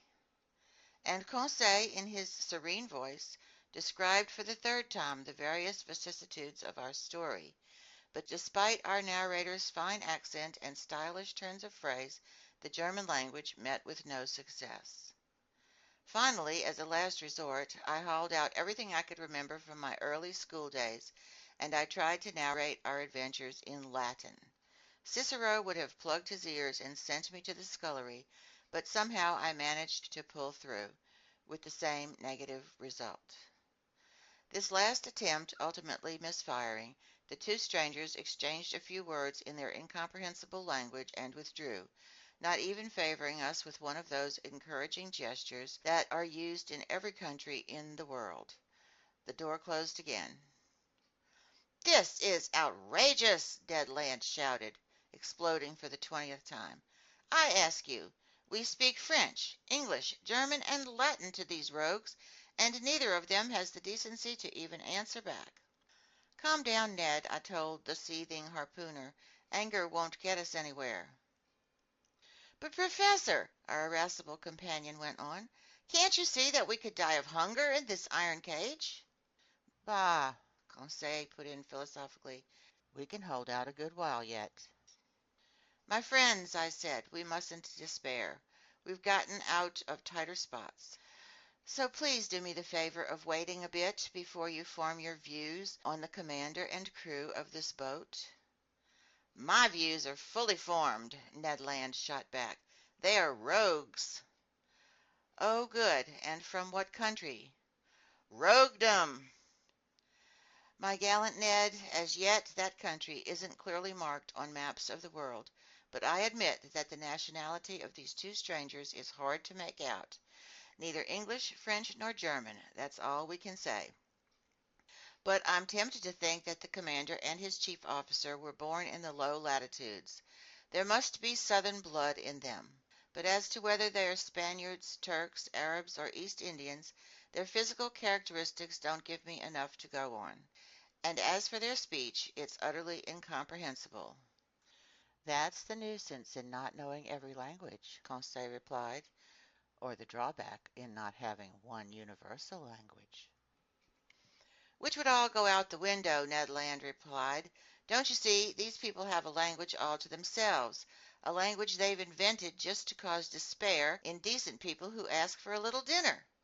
Why, in every country on earth, when you open your mouth, snap your jaws, smack your lips and teeth, isn't that the world's most understandable message? From Quebec to the Tuamotu Islands, from Paris to the Antipodes, doesn't it mean 'I'm hungry? Give me a bite to eat'?" "Oh," Conseil put in, "there are some people so unintelligent by nature." As he was saying these words, the door opened. A steward entered. He brought us some clothes, jackets, and sailor's pants, made out of a fabric whose nature I didn't recognize. I hurried to change into them, and my companions followed suit. Author's note: a steward is a waiter on board a steamer. Meanwhile, our silent steward, perhaps a deaf mute, set the table and laid 3 place settings.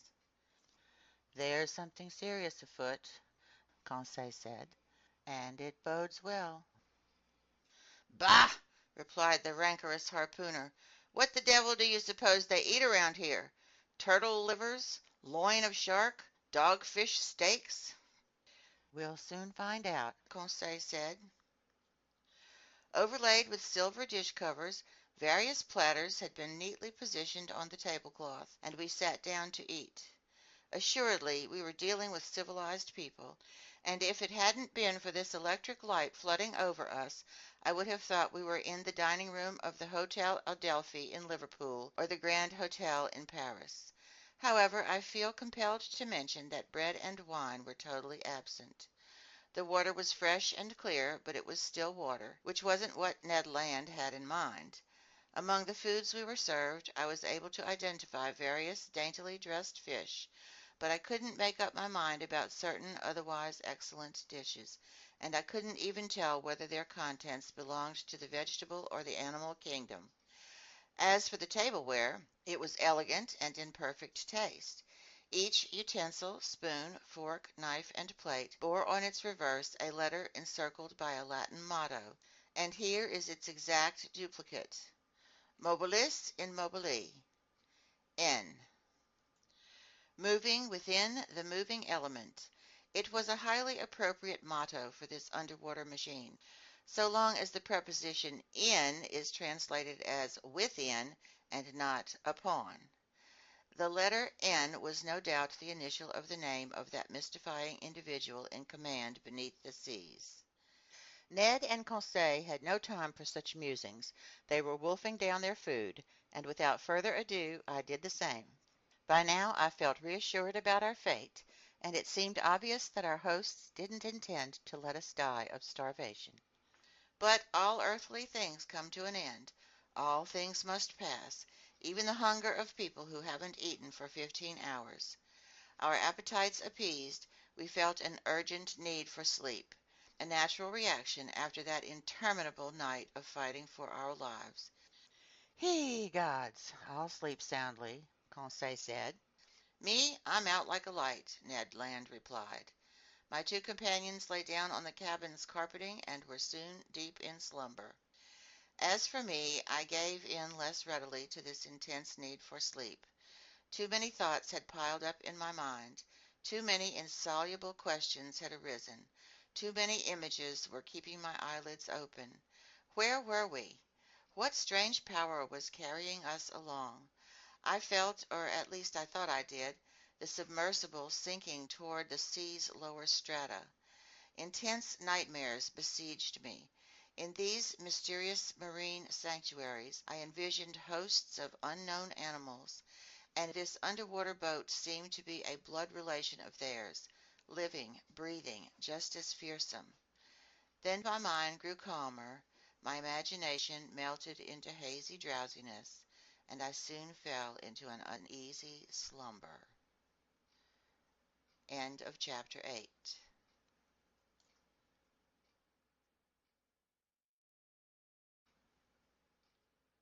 Chapter 9.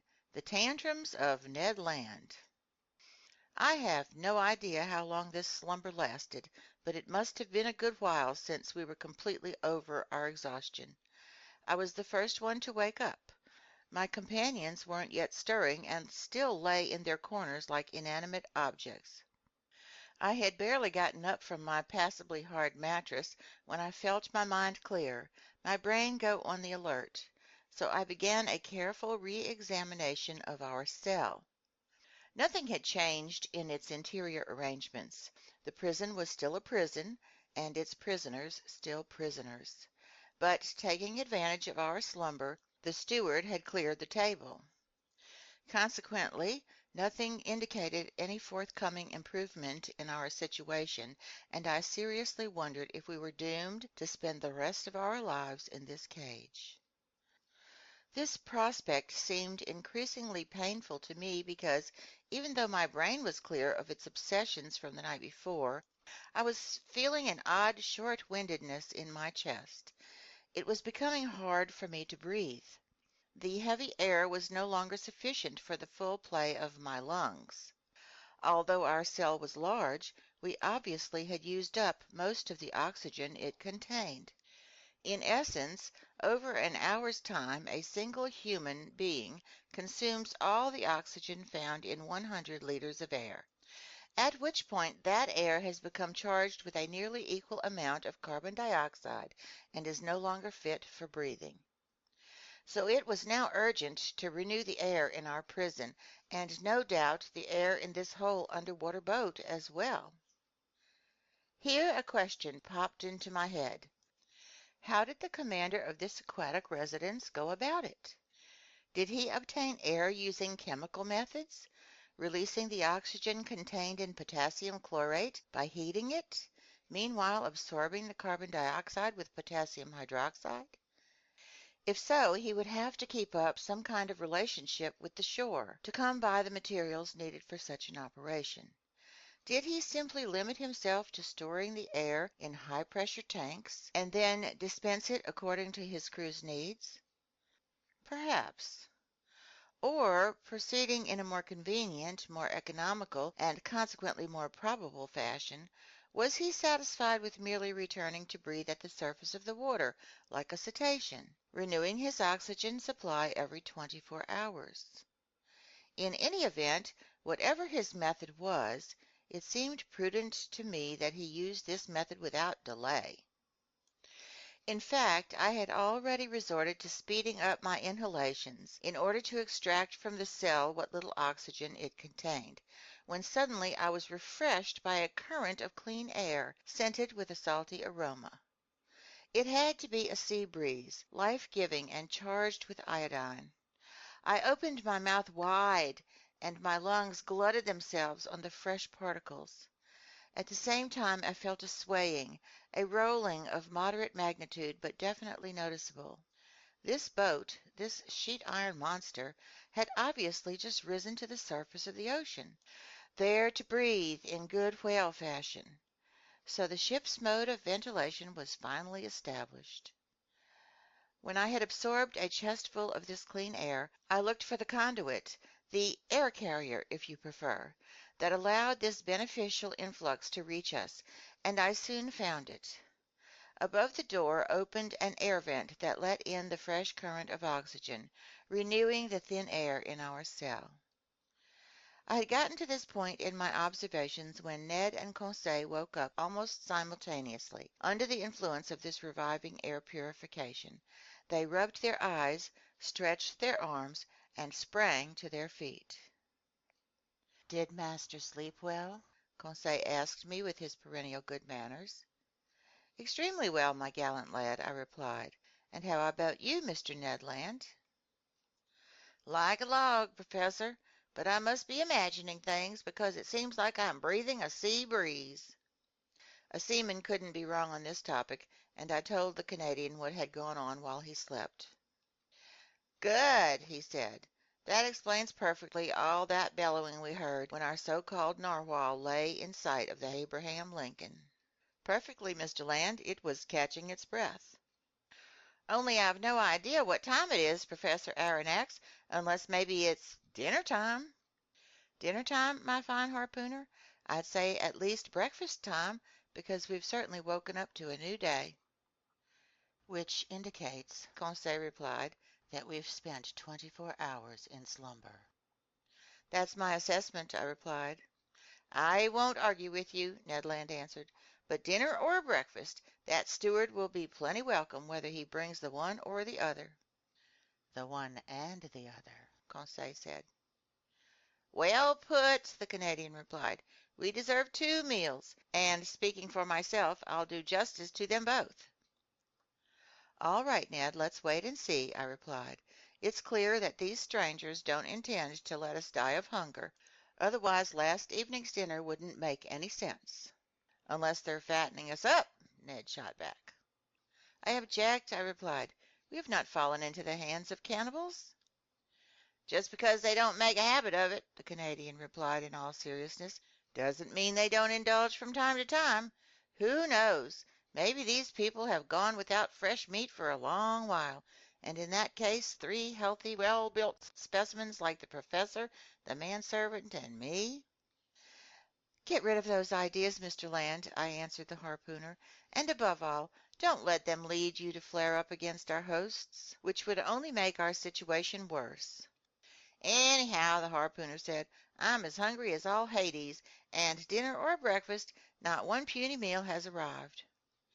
"Mr. Land," I answered, We have to adapt to the schedule on board, and I imagine our stomachs are running ahead of the chief cook's dinner bell.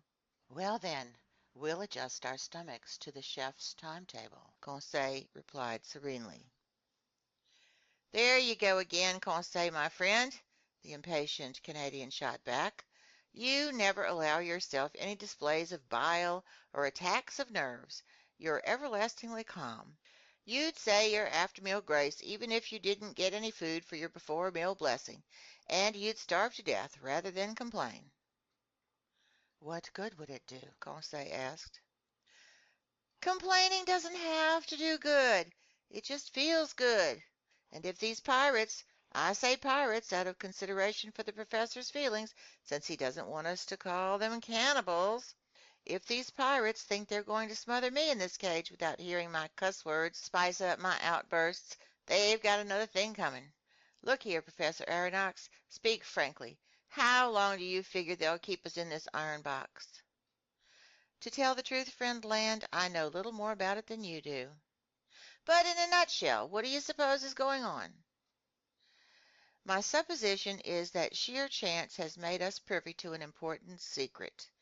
Now then, if the crew of this underwater boat have a personal interest in keeping that secret, and if their personal interest is more important than the lives of 3 men, I believe that our very existence is in jeopardy. If such is not the case, then at the first available opportunity, this monster that has swallowed us will return us to the world inhabited by our own kind. Unless they recruit us to serve on the crew, Conseil said, and keep us here. Till the moment, Ned Land answered, when some frigate that's faster or smarter than the Abraham Lincoln captures this den of buccaneers, then hangs all of us by the neck from the tip of the mainmast yardarm. Well thought out, Mr. Land, I replied, but as yet I don't believe we've been tendered any enlistment offers. Consequently, it's pointless to argue about what tactics we should pursue in such a case. I repeat, let's wait. Let's be guided by events, and let's do nothing, since right now there's nothing we can do. On the contrary, Professor, the harpooner replied, not wanting to give in, there is something we can do. Oh, and what, Mr. Land? Break out of here! Breaking out of a prison on shore is difficult enough, but with an underwater prison it strikes me as completely unworkable. Come now, Ned, my friend, Conseil asked, how would you answer Master's objection? I refuse to believe that an American is at the end of his tether. Visibly baffled, the harpooner said nothing. Under the conditions in which fate had left us, it was absolutely impossible to escape. But a Canadian's wits is half French, and Mr. Ned Land made this clear in his reply.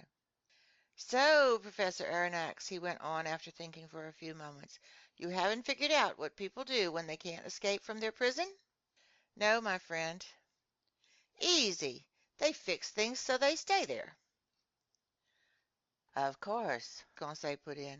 Since we're deep in the ocean, being inside this boat is vastly preferable to being above it or below it. But we fix things by kicking out all the jailers, guards, and wardens, Ned Land added. What's this, Ned? I asked. You'd seriously consider taking over this craft? Very seriously, the Canadian replied. It's impossible. And why is that, sir? Some promising opportunity might come up, and I don't see what could stop us from taking advantage of it. If there are only about 20 men on board this machine, I don't think they can stave off 2 Frenchmen and a Canadian. It seemed wiser to accept the harpooner's proposition than to debate it. Accordingly, I was content to reply. Let such circumstances come, Mr. Land, and we'll see. But until then, I beg you to control your impatience. We need to act shrewdly, and your flare-ups won't give rise to any promising opportunities. So swear to me that you'll accept our situation without throwing a tantrum over it. I give you my word, Professor, Ned Land replied in an unenthusiastic tone. No vehement phrases will leave my mouth. No vicious gestures will give my feelings away, not even when they don't feed us on time. I have your word, Ned, I answered the Canadian. Then our conversation petered out, and each of us withdrew into his own thoughts. For my part, despite the harpooner's confident talk, I admit that I entertained no illusions. I had no faith in those promising opportunities that Ned Land mentioned. To operate with such efficiency, this underwater boat had to have a sizable crew. So if it came to a physical contest, we would be facing an overwhelming opponent. Besides, before we could do anything, we had to be free, and that we definitely were not. I didn't see any way out of this sheet iron, hermetically sealed cell. And if the strange commander of this boat did have a secret to keep, which seemed rather likely, he would never give us freedom of movement aboard his vessel. Now then, would he resort to violence in order to be rid of us, or would he drop us off one day on some remote coast? There lay the unknown. All these hypotheses seemed extremely plausible to me, and to hope for freedom through use of force you had to be a harpooner. I realized, moreover, that Ned Land's brooding was getting him madder by the minute. Little by little I heard those aforesaid cuss words welling up in the depths of his gullet, and I saw his movements turn threatening again. He stood up, pacing in circles like a wild beast in a cage, striking the walls with his foot and fist. Meanwhile the hours passed. Our hunger nagged unmercifully, and this time the steward did not appear. Which amounted to forgetting our castaway status for much too long, if they really had good intentions toward us. Tortured by the growling of his well-built stomach, Ned Land was getting more and more riled, and despite his word of honor, I was in real dread of an explosion when he stood in the presence of one of the men on board. For 2 more hours Ned Land's rage increased. The Canadian shouted and pleaded, but to no avail. The sheet iron walls were deaf. I didn't hear a single sound inside this dead-seeming boat. The vessel hadn't stirred, because I obviously would have felt its hull vibrating under the influence of the propeller. It had undoubtedly sunk into the watery deep, and no longer belonged to the outside world. All this dismal silence was terrifying. As for our neglect, our isolation in the depths of this cell, I was afraid to guess at how long it might last.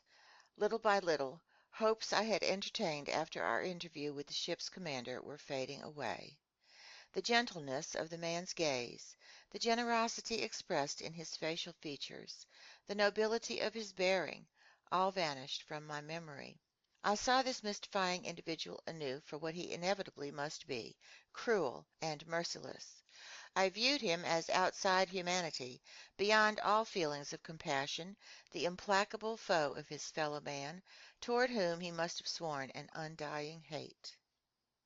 But even so, was the man going to let us die of starvation, locked up in this cramped prison, exposed to those horrible temptations to which people are driven by extreme hunger? This grim possibility took on a dreadful intensity in my mind, and fired by my imagination, I felt an unreasoning terror run through me. Conseil stayed calm. Ned Land bellowed. Just then a noise was audible outside. Footsteps rang on the metal tiling. The locks were turned, the door opened, the steward appeared. Before I could make a single movement to prevent him, the Canadian rushed at the poor man, threw him down, held him by the throat. The steward was choking in the grip of those powerful hands. Conseil was already trying to loosen the harpooner's hands from his half-suffocated victim, and I had gone to join in the rescue when I was abruptly nailed to the spot by these words pronounced in French. Calm down, Mr. Land, and you, Professor, kindly listen to me. End of chapter 9.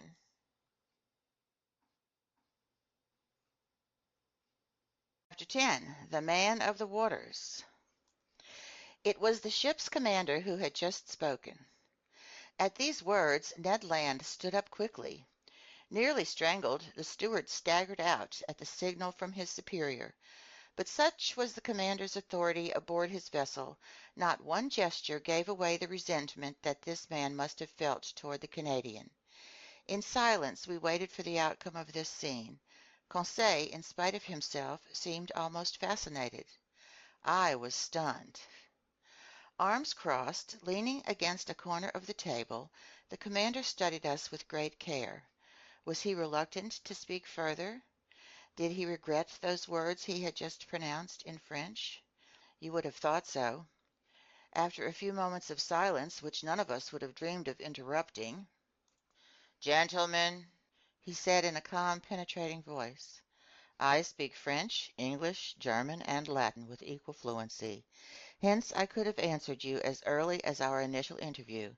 But first I wanted to make your acquaintance and then think things over. Your four versions of the same narrative, perfectly consistent by and large, established your personal identities for me. I now know that sheer chance has placed in my presence Professor Pierre Aronnax, specialist in natural history at the Paris Museum, and entrusted with a scientific mission abroad. His manservant, Conseil, and Ned Land, a harpooner of Canadian origin, aboard the Abraham Lincoln, a frigate in the National Navy of the United States of America. I bowed in agreement. The commander hadn't put a question to me, so no answer was called for. This man expressed himself with perfect ease and without a trace of an accent. His phrasing was clear, his words well chosen, his facility in elocution remarkable.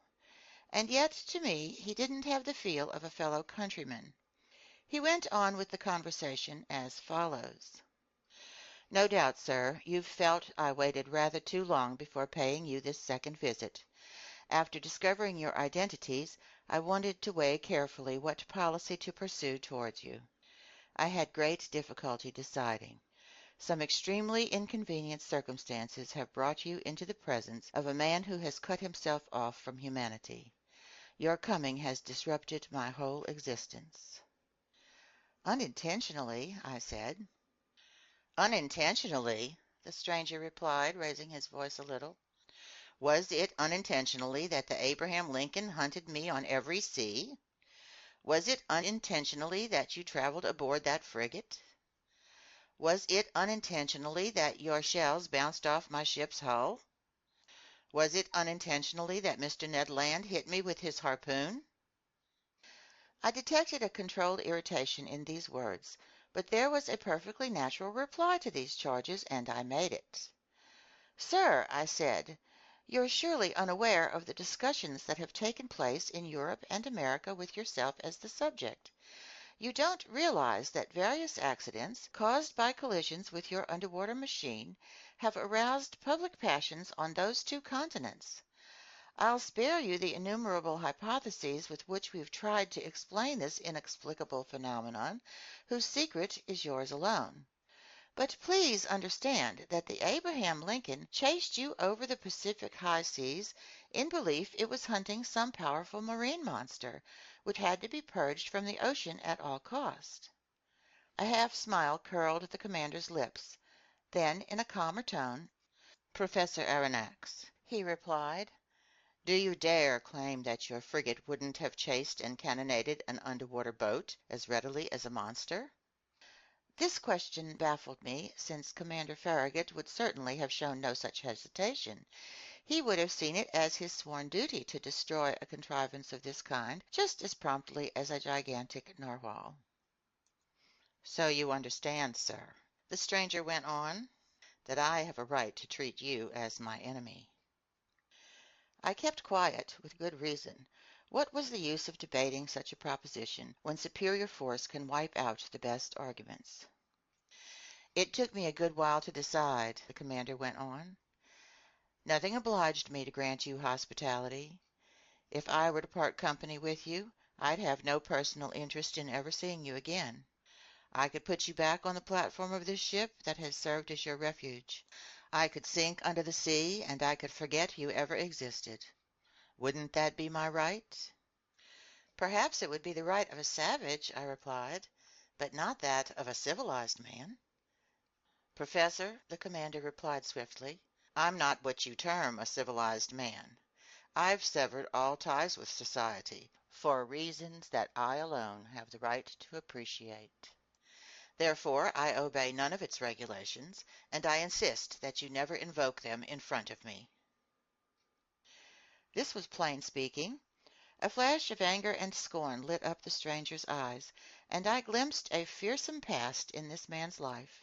Not only had he placed himself beyond human laws, he had rendered himself independent, out of all reach, free in the strictest sense of the word. For who would dare chase him to the depths of the sea when he thwarted all attacks on the surface? What ship could withstand a collision with his underwater monitor? What armor plate, no matter how heavy, could bear the thrusts of his spur? No man among men could call him to account for his actions. God, if he believed in him, his conscience, if he had one, these were the only judges to whom he was answerable. These thoughts swiftly crossed my mind while this strange individual fell silent, like someone completely self-absorbed. I regarded him with a mixture of fear and fascination, in the same way, no doubt, that Oedipus regarded the Sphinx. After a fairly long silence, the commander went on with our conversation.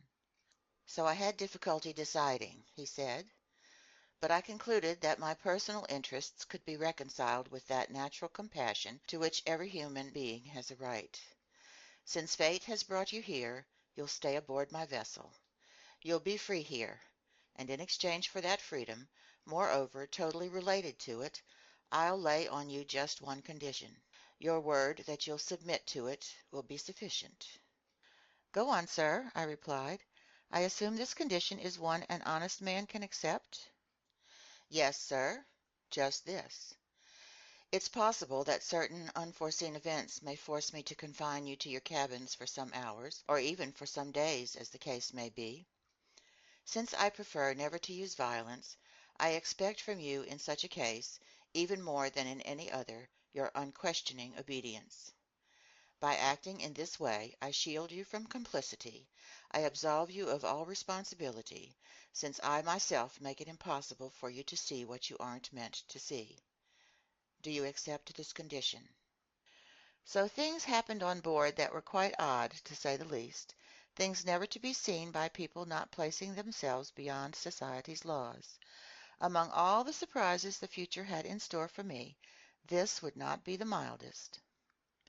"We accept," I replied. "Only I'll ask your permission, sir, to address a question to you.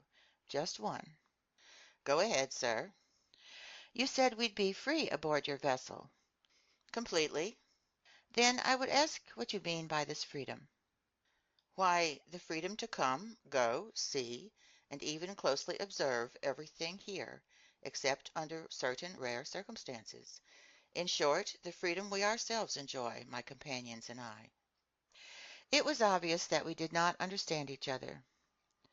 "Pardon me, sir," I went on, "but that's merely the freedom that every prisoner has, the freedom to pace his cell. That's not enough for us." "Nevertheless, it will have to do." "What? We must give up seeing our homeland, friends, and relatives ever again?" "Yes, sir. But giving up that intolerably earthly yoke that some men call freedom is perhaps less painful than you think." "By thunder!" Ned Land shouted. "I'll never promise I won't try getting out of here." "I didn't ask for such a promise, Mr. Land," the commander replied coldly. "Sir," I replied, flaring up in spite of myself, "you're taking unfair advantage of us. This is sheer cruelty." "No, sir, it is an act of mercy. You're my prisoners of war. I've cared for you when, with a single word, I could plunge you back into the ocean depths. You attacked me. You've just stumbled on a secret no living man must probe, the secret of my entire existence. Do you think I'll send you back to a world that must know nothing more of me? Never! By keeping you on board, it isn't you whom I care for, it's me."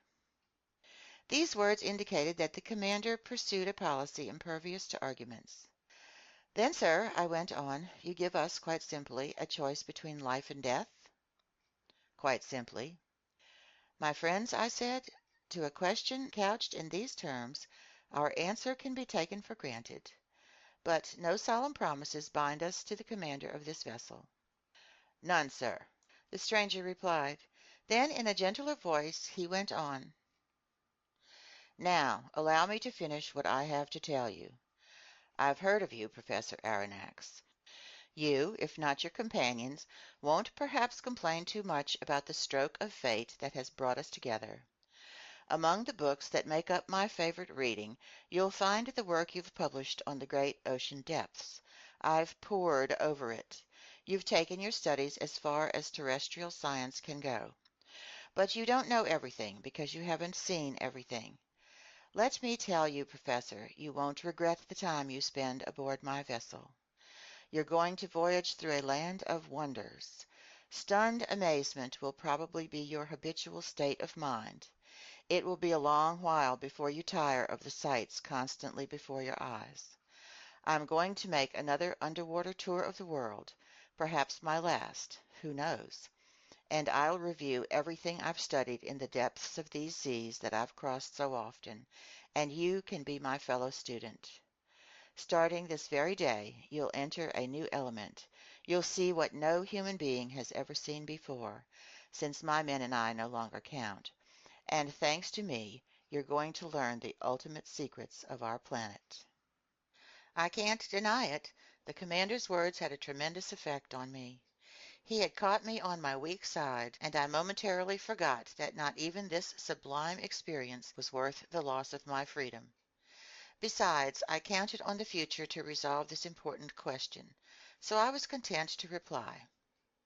Sir, even though you've cut yourself off from humanity, I could see that you haven't disowned all human feeling.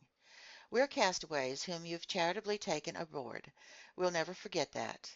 Speaking for myself, I don't rule out that the interests of science could override even the need for freedom, which promises me that, in exchange, our encounter will provide great rewards. I thought the commander would offer me his hand to seal our agreement. He did nothing of the sort. I regretted that. One last question, I said, just as this inexplicable being seemed ready to withdraw. Ask it, Professor. By what name am I to call you?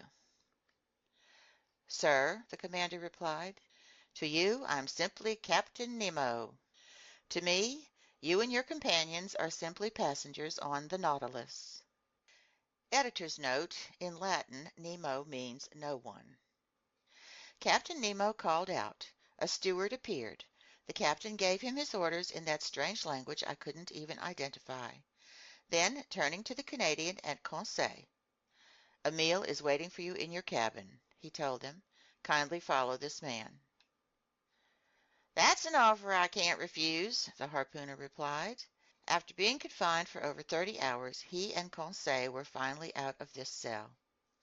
And now, Professor Aronnax, our own breakfast is ready. Allow me to lead the way. Yours to command, Captain. I followed Captain Nemo, and as soon as I passed through the doorway, I went down a kind of electrically lit passageway that resembled a gangway on a ship. After a stretch of some 10 meters, a second door opened before me. I then entered a dining room, decorated and furnished in austere good taste. Inlaid with ebony trim, tall oaken sideboards stood at both ends of this room, and sparkling on their shelves were staggered rows of earthenware, porcelain, and glass of incalculable value. There, silver-plated dinnerware gleamed under rays pouring from light fixtures in the ceiling, whose glare was softened and tempered by delicately painted designs. In the center of this room stood a table, richly spread. Captain Nemo indicated the place I was to occupy. Be seated, he told me, and eat like the famished man you must be. Our breakfast consisted of several dishes whose contents were all supplied by the sea, and some foods whose nature and derivation were unknown to me. They were good, I admit, but with a peculiar flavor to which I would soon grow accustomed. These various food items seemed to be rich in phosphorus, and I thought that they too must have been of marine origin. Captain Nemo stared at me. I had asked him nothing, but he read my thoughts, and on his own he answered the questions I was itching to address him. Most of these dishes are new to you, he told me, but you can consume them without fear. They're healthy and nourishing. I renounced terrestrial foods long ago, and I'm none the worse for it. My crew are strong and full of energy, and they eat what I eat. So, I said, All these foods are products of the sea? Yes, Professor, the sea supplies all my needs. Sometimes I cast my nets in our wake, and I pull them up ready to burst. Sometimes I go hunting right in the midst of this element that has long seemed so far out of man's reach, and I corner the game that dwells in my underwater forests. Like the flocks of old Proteus, King Neptune's shepherd, my herds graze without fear on the ocean's immense prairies. There I own vast properties that I harvest myself, and which are forever sown by the hand of the Creator of all things. I stared at Captain Nemo in definite astonishment, and I answered him, "Sir, I understand perfectly how your nets can furnish excellent fish for your table. I understand less how you can chase aquatic game in your underwater forests. But how a piece of red meat, no matter how small, can figure in your menu, that I don't understand at all." "Nor I, sir," Captain Nemo answered me. "I never touch the flesh of land animals." "Nevertheless, this," I went on, pointing to a dish where some slices of loin were still left. "What you believe to be red meat, Professor, is nothing other than loin of sea turtle. Similarly, here are some dolphin livers you might mistake for stewed pork. My chef is a skillful food processor who excels at pickling and preserving these various exhibits from the ocean. Feel free to sample all of these foods. Here are some preserves of sea cucumber that a Malaysian would declare to be unrivaled in the entire world. Here's cream from milk furnished by the udders of the cetacean, and sugar from the huge fucus plants in the North Sea. And finally, allow me to offer you some marmalade of sea anemone, equal to that from the tastiest fruits." So I sampled away, more as a curiosity seeker than an epicure, while Captain Nemo delighted me with his incredible anecdotes. "But this sea, Professor Aronnax," he told me, "this prodigious, inexhaustible wet nurse of a sea, not only feeds me, she dresses me as well. That fabric covering you was woven from the masses of filaments that anchor certain seashells, as the ancients were wont to do. It was dyed with purple ink from the murex snail, and shaded with violet tints that I extract from a marine slug, the Mediterranean sea hare. The perfumes you find on the washstand in your cabin were produced from the oozings of marine plants. Your mattress was made from the ocean's softest eelgrass. Your quill pen will be a whalebone, your ink a juice secreted by cuttlefish or squid. Everything comes to me from the sea, just as some day everything will return to it." "You love the sea, Captain."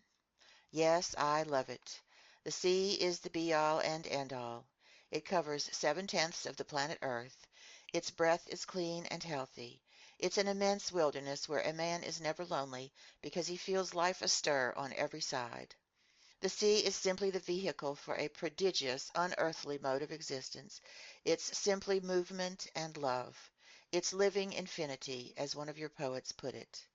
And in essence, Professor, nature is here made manifest by all three of her kingdoms, mineral, vegetable, and animal.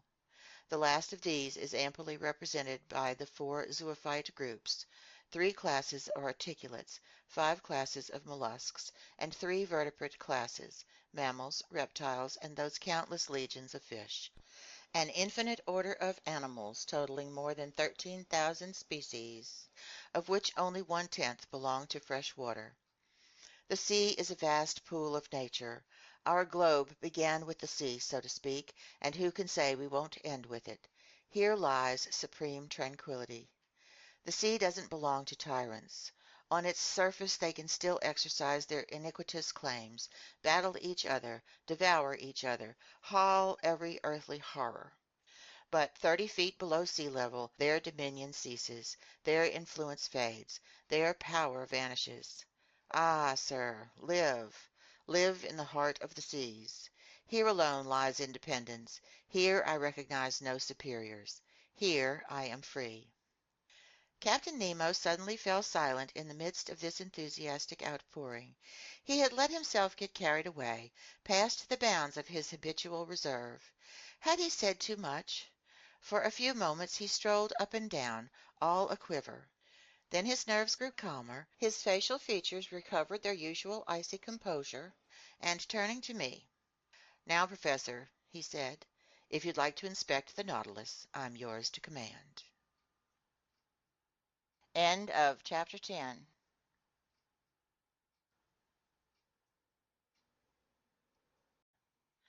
Chapter 11. The Nautilus. Captain Nemo stood up. I followed him. Contrived at the rear of the dining room, a double door opened, and I entered a room whose dimensions equaled the one I had just left.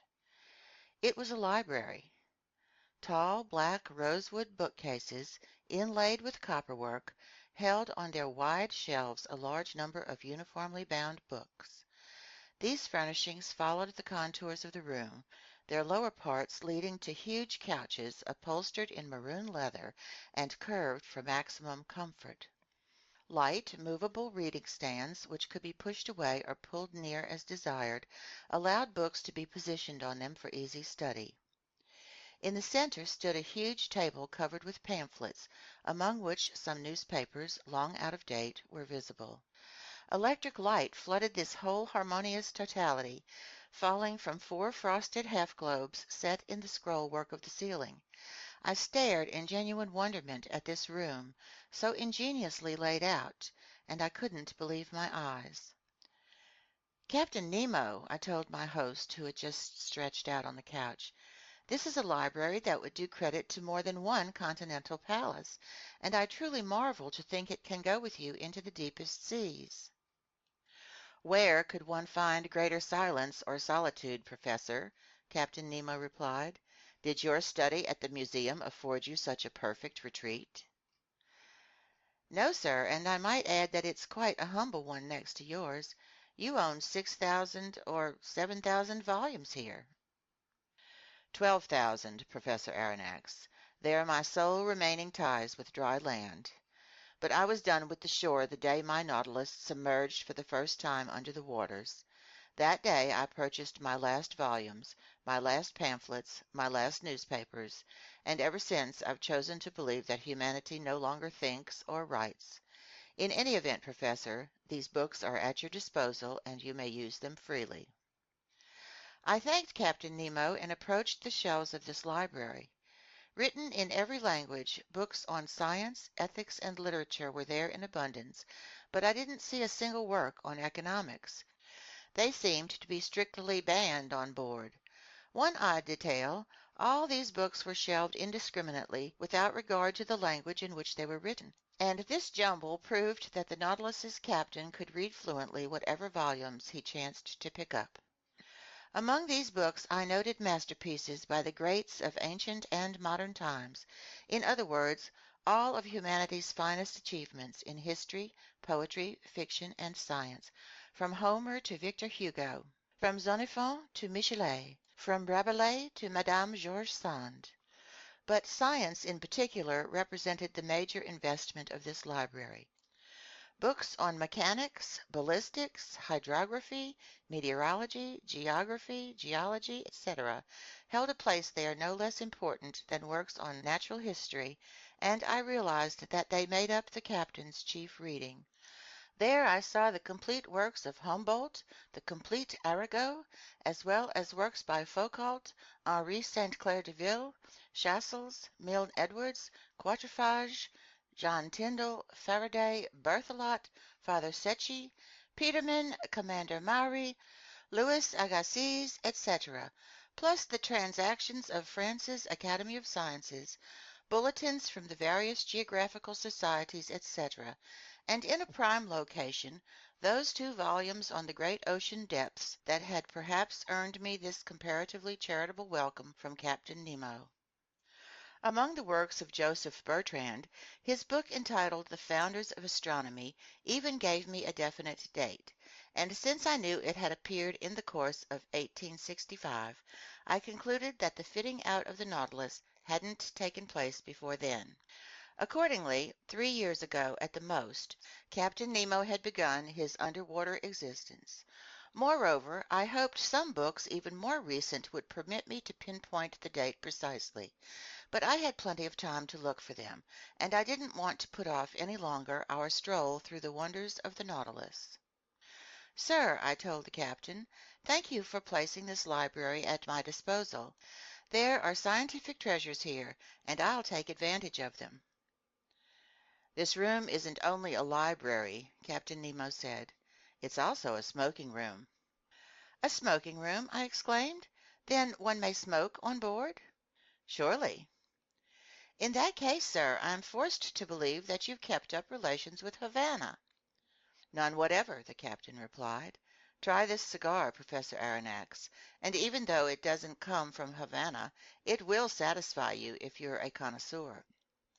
I took the cigar offered me, whose shape recalled those from Cuba, but it seemed to be made of gold leaf. I lit it at a small brazier supported by an elegant bronze stand, and I inhaled my first whiffs with the relish of a smoker who hasn't had a puff in days. "It's excellent," I said, "but it's not from the tobacco plant." "Right," the captain replied. "This tobacco comes from neither Havana nor the Orient. It's a kind of nicotine-rich seaweed that the ocean supplies me, albeit sparingly. Do you still miss your Cubans, sir?" "Captain, I scorn them from this day forward." "Then smoke these cigars whenever you like, without debating their origin. They bear no government seal of approval, but I imagine they're none the worse for it." "On the contrary." Just then Captain Nemo opened a door facing the one by which I had entered the library, and I passed into an immense, splendidly lit lounge. It was a huge quadrilateral with canted corners, 10 meters long, 6 wide, 5 high. A luminous ceiling, decorated with delicate arabesques, distributed a soft, clear daylight over all the wonders gathered in this museum. For a museum it truly was, in which clever hands had spared no expense to amass every natural and artistic treasure, displaying them with the helter-skelter picturesqueness that distinguishes a painter's studio. Some 30 pictures by the masters, uniformly framed and separated by gleaming panoplies of arms, adorned walls on which were stretched tapestries of austere design. There I saw canvases of the highest value, the likes of which I had marveled at in private European collections and art exhibitions. The various schools of the old masters were represented by a Raphael Madonna, a Virgin by Leonardo da Vinci, a nymph by Correggio, a woman by Titian, an Adoration of the Magi by Veronese, an Assumption of the Virgin by Murillo, a Holbein portrait, a monk by Velasquez, a martyr by Ribera, a village fair by Rubens, 2 Flemish landscapes by Teniers, 3 little genre paintings by Gerard Dow, Metzu, and Paul Potter, 2 canvases by Géricault and Prudhon, plus seascapes by Bakhuysen and Vernet. Among the works of modern art were pictures signed by Delacroix, Ingres, Descamps, Troyon, Meissonier, D'Aubigné, etc., and some wonderful miniature statues in marble or bronze, modeled after antiquity's finest originals, stood on their pedestals in the corners of this magnificent museum.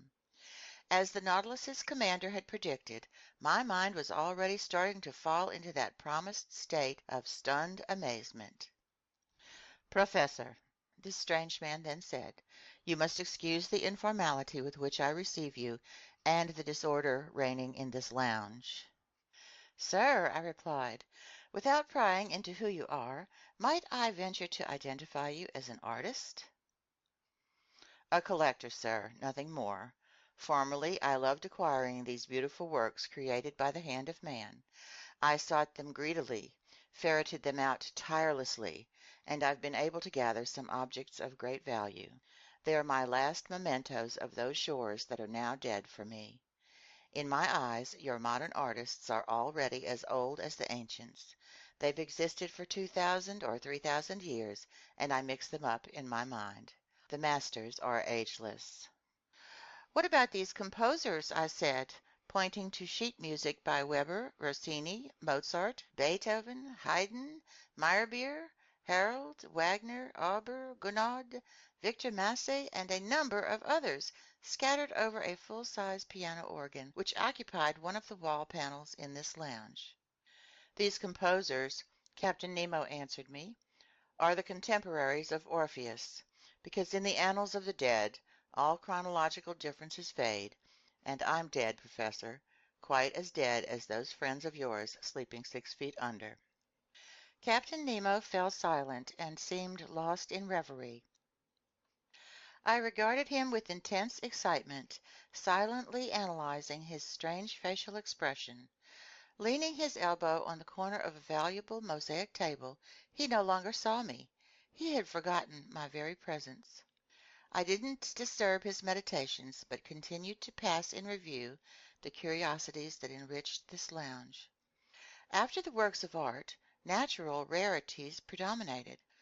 They consisted chiefly of plants, shells, and other exhibits from the ocean that must have been Captain Nemo's own personal findings. In the middle of the lounge, a jet of water, electrically lit, fell back into a basin made from a single giant clam. The delicately festooned rim of this shell, supplied by the biggest mollusk in the class Acephala, measured about 6 meters in circumference, so it was even bigger than those fine giant clams given to King Francois I by the Republic of Venice, and which the Church of Saint Sulpice in Paris had made into 2 gigantic holy water fonts. Around this basin, inside elegant glass cases fastened with copper bands, there were classified and labeled the most valuable marine exhibits ever put before the eyes of a naturalist. My professorial glee may easily be imagined. The zoophyte branch offered some very unusual specimens from its 2 groups, the polyps and the echinoderms. In the first group, organ pipe coral, gorgonian coral arranged into fan shapes, soft sponges from Syria, Isis coral from the Molucca Islands, sea pen coral, wonderful coral from the genus Virgularia from the waters of Norway, various coral of the genus Umbrellularia, alcyanarian coral, then a whole series of those madrepores that my mentor, Professor Milne Edwards, has so shrewdly classified into divisions, and among which I noted the wonderful genus Flabellina, as well as the genus Oculina from Reunion Island, plus a Neptune's chariot from the Caribbean Sea, every superb variety of coral, and, in short, every species of these unusual polyparies that congregate to form entire islands that will one day turn into continents. Among the echinoderms, notable for being covered with spines, starfish, feather stars, sea lilies, free-swimming crinoids, brittle stars, sea urchins, sea cucumbers, etc., represented a complete collection of the individuals in this group. An excitable conchologist would surely have fainted dead away before other, more numerous glass cases in which were classified specimens from the mollusk branch. There I saw a collection of incalculable value that I haven't time to describe completely. Among these exhibits I'll mention, just for the record, an elegant royal hammer shell from the Indian Ocean, whose evenly spaced white spots stood out sharply against a base of red and brown, an imperial spiny oyster, brightly colored, bristling with thorns, a specimen rare to European museums, whose value I estimated at 20,000 francs. A common hammer shell from the seas near Queensland, very hard to come by. Exotic cockles from Senegal, fragile white bivalve shells that a single breath could pop like a soap bubble.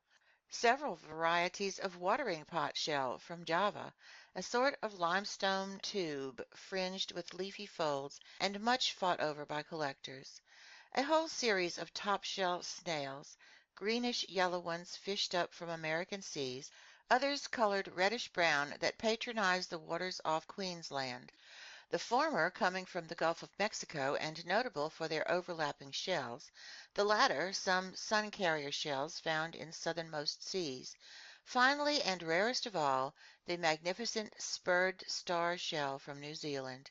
Then some wonderful peppery furrow shells, several valuable species of Cytherea clams and Venus clams, the trellis wentletrap snail from Tranque Bar on India's eastern shore, a marbled turban snail gleaming with mother of pearl, green parrot shells from the seas of China, the virtually unknown cone snail from the genus Coenodilus, every variety of cowrie used as money in India and Africa, a glory of the seas, the most valuable shell in the East Indies, finally common periwinkles, delphinula snails, turret snails, violet snails, European cowries, volute snails, olive shells, mitre shells, helmet shells, murex snails, whelks, harp shells, spiky periwinkles, triton snails, horn shells, spindle shells, conch shells, spider conchs, limpets, grass snails, sea butterflies,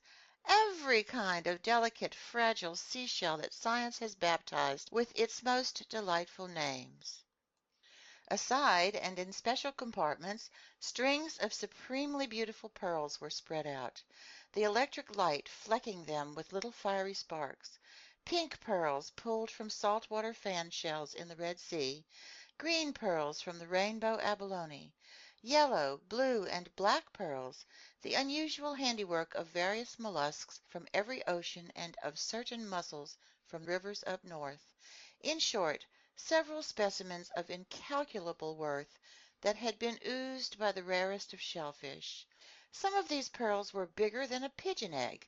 They more than equaled the one that the explorer Tavernier sold the Shah of Persia for 3,000,000 francs, and they surpassed that other pearl owned by the Imam of Muscat, which I had believed to be unrivaled in the entire world. Consequently, to calculate the value of this collection was, I should say, impossible. Captain Nemo must have spent millions in acquiring these different specimens, and I was wondering what financial resources he tapped to satisfy his collector's fancies when these words interrupted me. "You're examining my shells, Professor. They are indeed able to fascinate a naturalist, but for me they have an added charm, since I've collected every one of them with my own two hands, and not a sea on the globe has escaped my investigations." "I understand, Captain. I understand your delight at strolling in the midst of this wealth. You are a man who gathers his treasure in person. No museum in Europe owns such a collection of exhibits from the ocean. But if I exhaust all my wonderment on them, I'll have nothing left for the ship that carries them. I have absolutely no wish to probe those secrets of yours, but I confess that my curiosity is aroused to the limit by this Nautilus. The motor power it contains, the equipment enabling it to operate, the ultra-powerful force that brings it to life. I see some instruments hanging on the walls of this lounge whose purposes are unknown to me. May I learn?" "Professor Aronnax," Captain Nemo answered me, "I've said you'd be free aboard my vessel, so no part of the Nautilus is off limits to you. You may inspect it in detail, and I'll be delighted to act as your guide." "I don't know how to thank you, sir, but I won't abuse your good nature. I would only ask you about the uses intended for these instruments of physical measure." "Professor, these same instruments are found in my stateroom, where I'll have the pleasure of explaining their functions to you. But beforehand, come inspect the cabin set aside for you. You need to learn how you'll be lodged aboard the Nautilus." I followed Captain Nemo, who, via one of the doors cut into the lounge's canted corners, led me back down the ship's gangways. He took me to the bow, and there I found not just a cabin, but an elegant stateroom with a bed, a washstand, and various other furnishings. I could only thank my host. "Your stateroom adjoins mine," he told me, opening a door, "and mine leads into that lounge we've just left." I entered the captain's stateroom. It had an austere, almost monastic appearance. An iron bedstead, a work table, some washstand fixtures. Subdued lighting, no luxuries, just the bare necessities. Captain Nemo showed me to a bench. "Kindly be seated," he told me. I sat, and he began speaking as follows. End of chapter 11.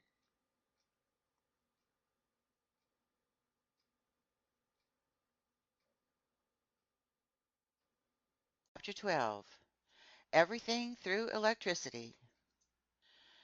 "Sir," Captain Nemo said, showing me the instruments hanging on the walls of his stateroom, "these are the devices needed to navigate the Nautilus." Here, as in the lounge, I always have them before my eyes, and they indicate my position and exact heading in the midst of the ocean.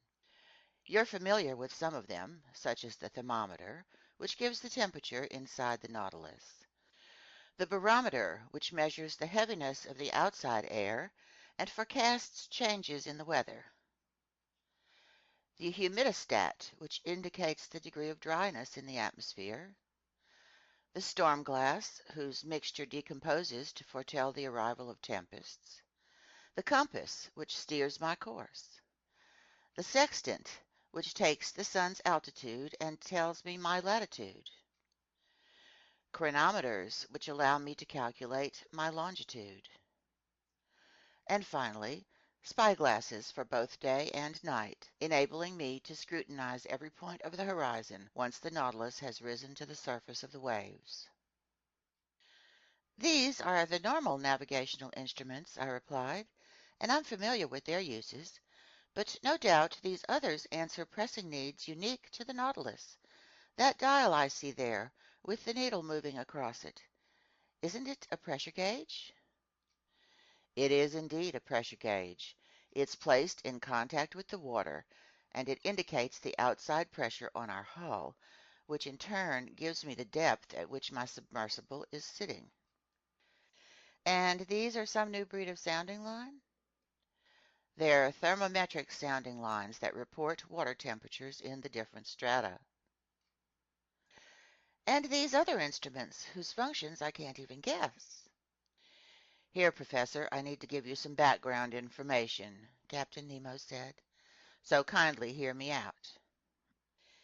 He fell silent for some moments, then he said, "There is a powerful, obedient, swift, and effortless force that can be bent to any use and which reigns supreme aboard my vessel. It does everything. It lights me, it warms me, it is the soul of my mechanical equipment. This force is electricity." "Electricity!" I exclaimed in some surprise. "Yes, sir." "But, Captain, you have a tremendous speed of movement that doesn't square with the strength of electricity. Until now its dynamic potential has remained quite limited, capable of producing only small amounts of power." "Professor," Captain Nemo replied, "my electricity isn't the run-of-the-mill variety, and with your permission, I'll leave it at that." "I won't insist, sir, and I'll rest content with simply being flabbergasted at your results. I would ask one question, however, which you needn't answer if it's indiscreet. The electric cells you use to generate this marvelous force must be depleted very quickly. Their zinc component, for example. How do you replace it, since you no longer stay in contact with the shore?" "That question deserves an answer," Captain Nemo replied. "First off, I'll mention that at the bottom of the sea there exist veins of zinc, iron, silver, and gold, whose mining would quite certainly be feasible. But I've tapped none of these land-based metals, and I wanted to make demands only on the sea itself for the sources of my electricity." "The sea itself?" "Yes, Professor, and there was no shortage of such sources. In fact, by establishing a circuit between two wires immersed to different depths, I'd be able to obtain electricity through the diverging temperatures they experience. But I preferred to use a more practical procedure." "And that is?" "You're familiar with the composition of salt water. In 1,000 grams one finds 96.5% water and about 2.66% sodium chloride. Then small quantities of magnesium chloride, potassium chloride, magnesium bromide, sulfate of magnesia, calcium sulfate, and calcium carbonate. Hence you observe that sodium chloride is encountered there in significant proportions. Now then, it's this sodium that I extract from salt water and with which I compose my electric cells." "Sodium?" "Yes, sir. Mixed with mercury, it forms an amalgam that takes the place of zinc in Bunsen cells. The mercury is never depleted. Only the sodium is consumed, and the sea itself gives me that." Beyond this, I'll mention that sodium batteries have been found to generate the greater energy, and their electromotor strength is twice that of zinc batteries. Captain, I fully understand the excellence of sodium under the conditions in which you're placed. The sea contains it, fine, but it still has to be produced, in short, extracted. And how do you accomplish this? Obviously, your batteries could do the extracting, but if I'm not mistaken, the consumption of sodium needed by your electric equipment would be greater than the quantity you'd extract. It would come about then that in the process of producing your sodium, you'd use up more than you'd make. Accordingly, Professor, I don't extract it with batteries. Quite simply, I utilize the heat of coal from the earth. From the earth, I said, my voice going up on the word. We'll say coal from the seafloor, if you prefer, Captain Nemo replied. And you can mine these veins of underwater coal? You'll watch me work them, Professor Aronnax. I only ask a little patience of you, since you'll have ample time to be patient. Just remember one thing. I owe everything to the ocean. It generates electricity, and electricity gives the Nautilus heat, light, motion, and, in a word, life itself. But not the air you breathe.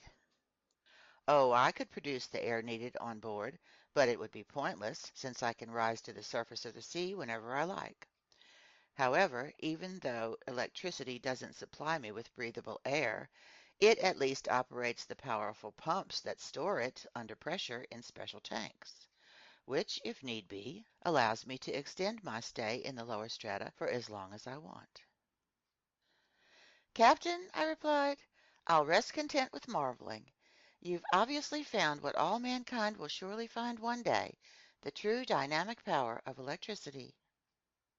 I'm not so certain they'll find it, Captain Nemo replied icily. But be that as it may, you're already familiar with the first use I've found for this valuable force. It lights us, and with a uniformity and continuity not even possessed by sunlight. Now look at that clock. It's electric. It runs with an accuracy rivaling the finest chronometers. I've had it divided into 24 hours like Italian clocks, since neither day nor night, sun nor moon exist for me, but only this artificial light that I import into the depths of the seas. See, right now it's 10 o'clock in the morning. That's perfect. Another use for electricity, that dial hanging before your eyes, indicates how fast the Nautilus is going. An electric wire puts it in contact with the patent log. This needle shows me the actual speed of my submersible. And, hold on, just now we're proceeding at a moderate pace of 15 miles an hour. It's marvelous, I replied. And I truly see, Captain, how right you are to use this force. It's sure to take the place of wind, water, and steam. But that's not all, Professor Aronnax, Captain Nemo said, standing up. And if you'd care to follow me, we'll inspect the Nautilus's stern. In essence, I was already familiar with the whole forward part of this underwater boat, and here are its exact subdivisions, going from amidships to its spur. The dining room, 5 meters long, and separated from the library by a watertight bulkhead. In other words, it couldn't be penetrated by the sea. The library, 5 meters long. The main lounge, 10 meters long, separated from the captain's stateroom by a second watertight bulkhead. The aforesaid stateroom, 5 meters long. Mine, 2.5 meters long. And finally, air tanks, 7.5 meters long and extending to the stem post. Total, a length of 35 meters. Doors were cut into the watertight bulkheads and were shut hermetically by means of India rubber seals, which ensured complete safety aboard the Nautilus in the event of a leak in any one section. I followed Captain Nemo down gangways located for easy transit, and I arrived amidships. There I found a sort of shaft heading upward between two watertight bulkheads. An iron ladder clamped to the wall led to the shaft's upper end. I asked the captain what this ladder was for. "It goes to the skiff," he replied. "What, you have a skiff?" I replied in some astonishment. Surely, an excellent longboat, light and unsinkable, which is used for excursions and fishing trips. But when you want to set out, don't you have to return to the surface of the sea? By no means. The skiff is attached to the top side of the Nautilus's hull and is set in a cavity expressly designed to receive it. It's completely decked over, absolutely watertight, and held solidly in place by bolts. This ladder leads to a manhole cut into the Nautilus's hull and corresponding to a comparable hole cut in the side of the skiff. I insert myself through this double opening into the longboat. My crew close up the hole belonging to the Nautilus. I close up the one belonging to the skiff simply by screwing it into place. I undo the bolts holding the skiff to the submersible, and the longboat rises with prodigious speed to the surface of the sea. I then open the deck paneling, carefully closed until that point. I up mast and hoist sail, or I take out my oars, and I go for a spin. But how do you return to the ship? I don't, Professor Aronnax. The Nautilus returns to me. At your command? At my command. An electric wire connects me to the ship. I fire off a telegram, and that's that. Right, I said, tipsy from all these wonders. Nothing to it. After passing the well of the companionway that led to the platform, I saw a cabin 2 meters long in which Conseil and Ned Land, enraptured with their meal, were busy devouring it to the last crumb. Then a door opened into the galley, 3 meters long and located between the vessel's huge storage lockers. There, even more powerful and obedient than gas, electricity did most of the cooking. Arriving under the stoves, wires transmitted to platinum griddles a heat that was distributed and sustained with perfect consistency. It also heated a distilling mechanism that, via evaporation, supplied excellent drinking water. Next to this gallery was a bathroom, conveniently laid out, with faucets supplying hot or cold water at will. After the galley came the crew's quarters, 5 meters long, but the door was closed and I couldn't see its accommodations, which might have told me the number of men it took to operate the Nautilus. At the far end stood a fourth watertight bulkhead, separating the crew's quarters from the engine room. A door opened and I stood in the compartment where Captain Nemo, indisputably a world-class engineer, had set up his locomotive equipment. Brightly lit, the engine room measured at least 20 meters in length. It was divided by function into two parts. The first contained the cells for generating electricity. The second, that mechanism transmitting movement to the propeller. Right off, I detected an odor permeating the compartment that was sui generis. Editor's note, Latin phrase meaning in a class by itself. Captain Nemo noticed the negative impression it made on me. That, he told me, is a gaseous discharge caused by our use of sodium, but it's only a mild inconvenience. In any event, every morning we sanitize the ship by ventilating it in the open air. Meanwhile, I examined the Nautilus's engine with a fascination easy to imagine. You observe, Captain Nemo told me, that I use Bunsen cells, not Ruhmkorff cells. The latter would be ineffectual. One uses fewer Bunsen cells, but they're big and strong, and experience has proven their superiority. The electricity generated here makes its way to the stern, where electromagnets of huge size activate a special system of levers and gears that transmit movement to the propeller's shaft. The latter has a diameter of 6 meters, a pitch of 7.5 meters, and can do up to 120 revolutions per minute. And that gives you a speed of 50 miles per hour. There lay a mystery, but I didn't insist on exploring it. How could electricity work with such power? Where did this nearly unlimited energy originate? Was it in the extraordinary voltage obtained from some new kind of induction coil? Could its transmission have been immeasurably increased by some unknown system of levers? This was the point I couldn't grasp. Author's note. And sure enough, there is now talk of such a discovery, in which a new set of levers generates considerable power.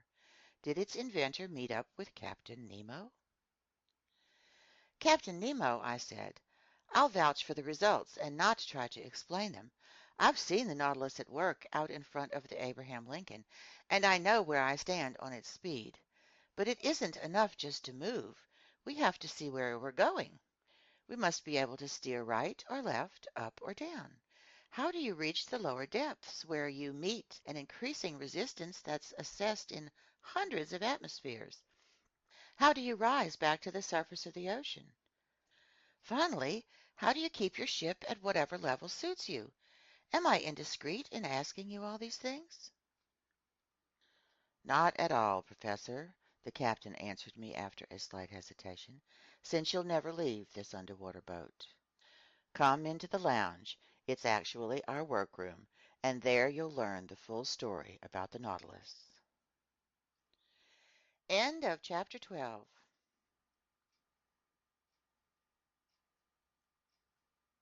Chapter 13. Some figures. A moment later, we were seated on a couch in the lounge, cigars between our lips. The captain placed before my eyes a working drawing that gave the ground plan, cross-section, and side view of the Nautilus. Then he began his description as follows. Here, Professor Aronnax, are the different dimensions of this boat now transporting you. It's a very long cylinder with conical ends. It noticeably takes the shape of a cigar, a shape already adopted in London for several projects of the same kind. The length of this cylinder from end to end is exactly 70 meters, and its maximum breadth of beam is 8 meters. So it isn't quite built on the 10-to-1 ratio of your high-speed steamers, but its lines are sufficiently long, and their tapering gradual enough, so that the displaced water easily slips past and poses no obstacle to the ship's movements. These two dimensions allow you to obtain, via a simple calculation, the surface area and volume of the Nautilus. Its surface area totals 1,011.45 square meters. Its volume is 1,507.2 cubic meters, which is tantamount to saying that when it's completely submerged, it displaces 1,500 cubic meters of water, or weighs 1,500 metric tons. In drawing up plans for a ship meant to navigate underwater, I wanted it, when floating on the waves, to lie 9/10ths below the surface and to emerge only 1/10th.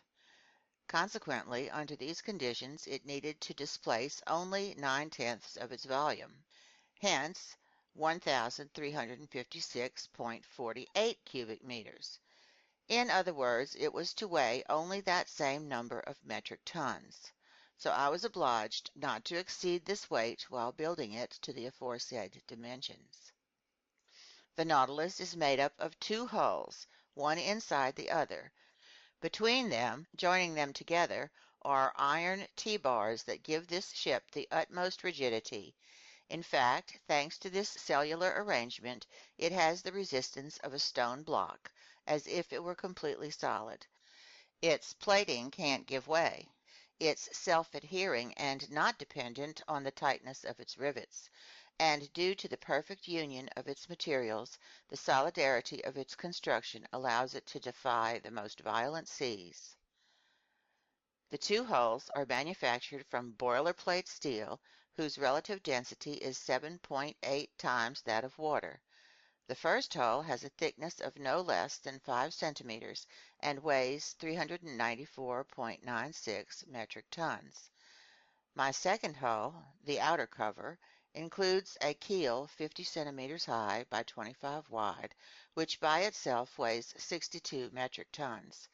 This hull, the engine, the ballast, the various accessories and accommodations, plus the bulkheads and interior braces, have a combined weight of 961.52 metric tons, which, when added to 394.96 metric tons, gives us the desired total of 1,356.48 metric tons.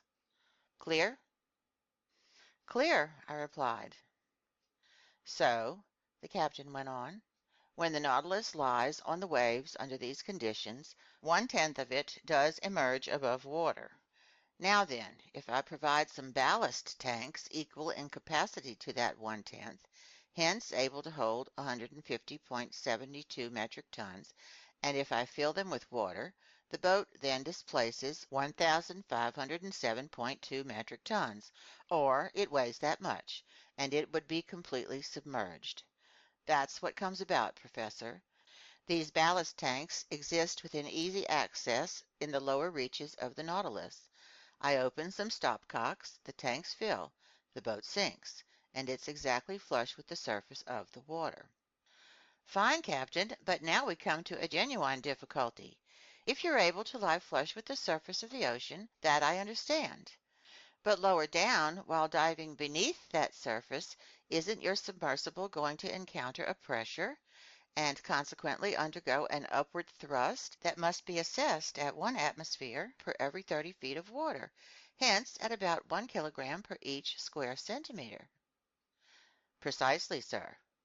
Then, unless you fill up the whole Nautilus, I don't see how you can force it down into the heart of these liquid masses. Professor, Captain Nemo replied, static objects mustn't be confused with dynamic ones, or we'll be open to serious error. Comparatively little effort is spent in reaching the ocean's lower regions, because all objects have a tendency to become sinkers. Follow my logic here? I'm all ears, Captain. When I wanted to determine the increase in weight the Nautilus needed to be given in order to submerge, I had only to take note of the proportionate reduction in volume that salt water experiences in deeper and deeper strata. That's obvious, I replied. Now then, if water isn't absolutely incompressible, at least it compresses very little. In fact, according to the most recent calculations, this reduction is only 0.0000436 per atmosphere, or per every 30 feet of depth. For instance, to go 1,000 meters down, I must take into account the reduction in volume that occurs under a pressure equivalent to that from a 1,000-meter column of water. In other words, under a pressure of 100 atmospheres. In this instance, the reduction would be 0.00436. Consequently, I'd have to increase my weight from 1,502.2 metric tons to 1,513.77. So the added weight would be only 6.57 metric tons. That's all?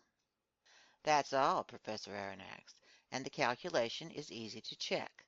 Now then, I have supplementary ballast tanks capable of shipping 100 metric tons of water, so I can descend to considerable depths.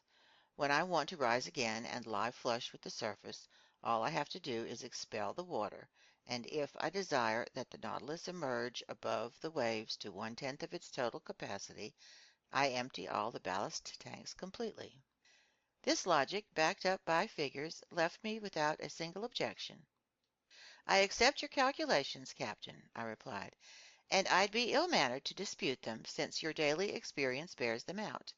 But at this juncture I have a hunch that we're still left with one real difficulty.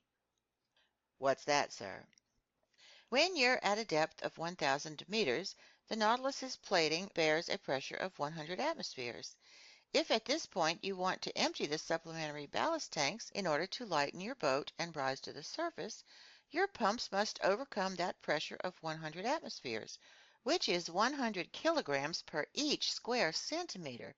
This demands a strength that electricity alone can give me, Captain Nemo said swiftly. Sir, I repeat, the dynamic power of my engines is nearly infinite. The Nautilus's pumps have prodigious strength, as you must have noticed when their waterspouts swept like a torrent over the Abraham Lincoln. Besides, I use my supplementary ballast tanks only to reach an average depth of 1,500 to 2,000 meters, and that with a view to conserving my machinery. Accordingly, when I have a mind to visit the ocean depths 2 or 3 vertical leagues beneath the surface, I use maneuvers that are more time-consuming, but no less infallible. What are they, Captain? I asked. Here, I'm naturally led to telling you how the Nautilus is maneuvered. I can't wait to find out. In order to steer this boat to port or starboard, in short, to make turns on a horizontal plane, I use an ordinary wide-bladed rudder that's fastened to the rear of the stern post and worked by a wheel and tackle. But I can also move the Nautilus upward and downward on a vertical plane by the simple method of slanting its two fins, which are attached to its sides at the center of flotation. These fins are flexible, able to assume any position, and can be operated from inside by means of powerful levers. If these fins stay parallel with the boat, the latter moves horizontally. If they slant, the Nautilus follows the angle of that slant, and under its propeller's thrust either sinks on a diagonal as steep as it suits me, or rises on that diagonal. And similarly, if I want to return more swiftly to the surface, I throw the propeller in gear, and the water's pressure makes the Nautilus rise vertically, as an air balloon inflated with hydrogen lifts swiftly into the skies. "Bravo, Captain!" I exclaimed. "But in the midst of the waters, how can your helmsman follow the course you've given him?" My helmsman is stationed behind the windows of the pilot house, which protrudes from the top side of the Nautilus's hull and is fitted with biconvex glass. "Is glass capable of resisting such pressures?" "Perfectly capable. Though fragile on impact, crystal can still offer considerable resistance. In 1864, during experiments on fishing by electric light in the middle of the North Sea, glass panes less than 7 millimeters thick were seen to resist a pressure of 16 atmospheres, all the while letting through strong heat-generating rays whose warmth was unevenly distributed. Now then, I use glass windows measuring no less than 21 centimeters at their centers. In other words, they are 30 times the thickness." "Fair enough, Captain, but if we're going to sea, we need light to drive away the dark, and in the midst of the murky waters, I wonder how your helmsman can—" "Set astern of the pilot house is a powerful electric reflector whose rays light up the sea for a distance of half a mile." "Oh, bravo! Bravo 3 times over, Captain. That explains the phosphorescent glow from this so-called narwhal that so puzzled us scientists.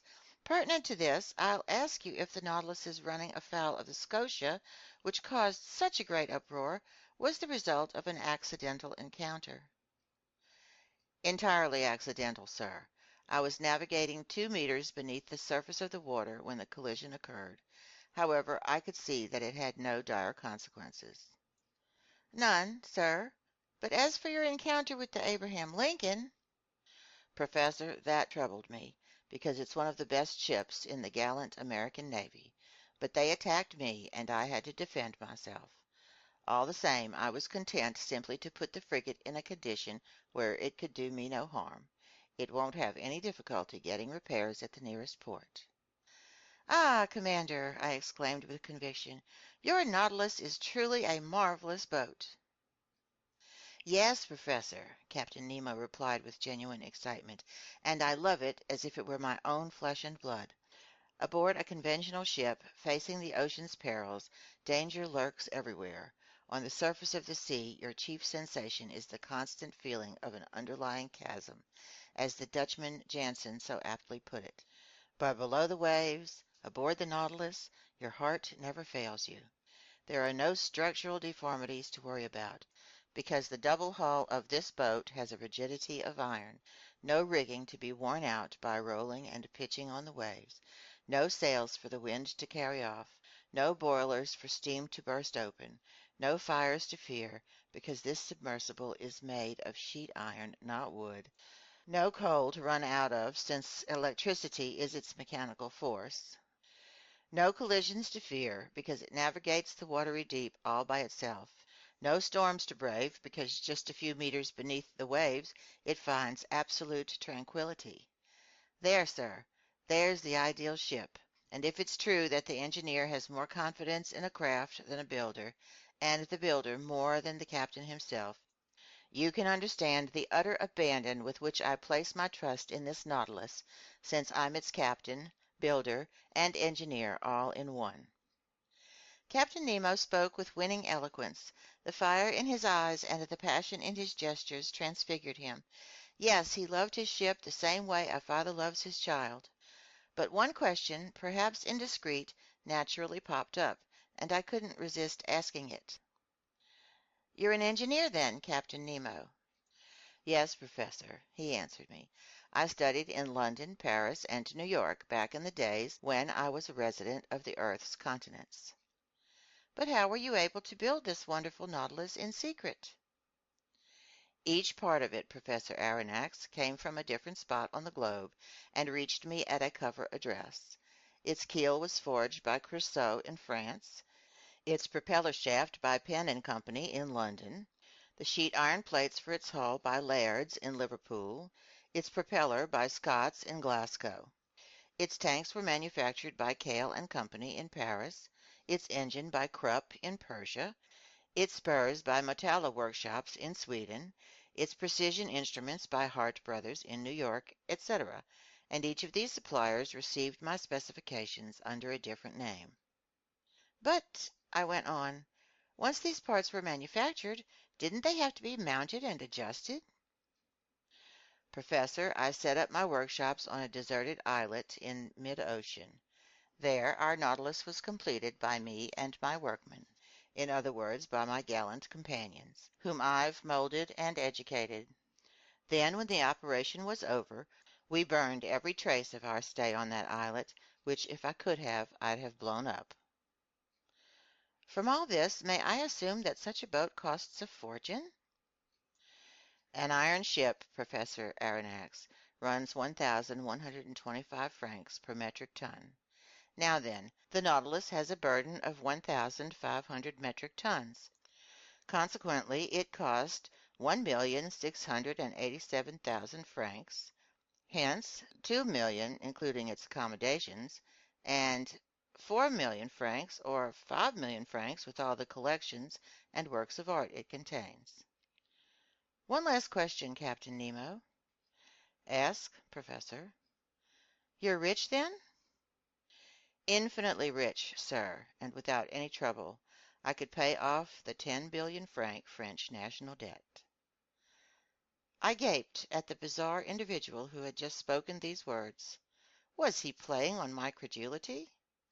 Time would tell. End of chapter 13.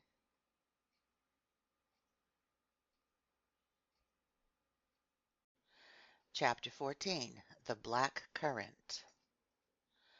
The part of the planet Earth that the seas occupy has been assessed at 3,832,558 square myriameters, hence more than 38 billion hectares.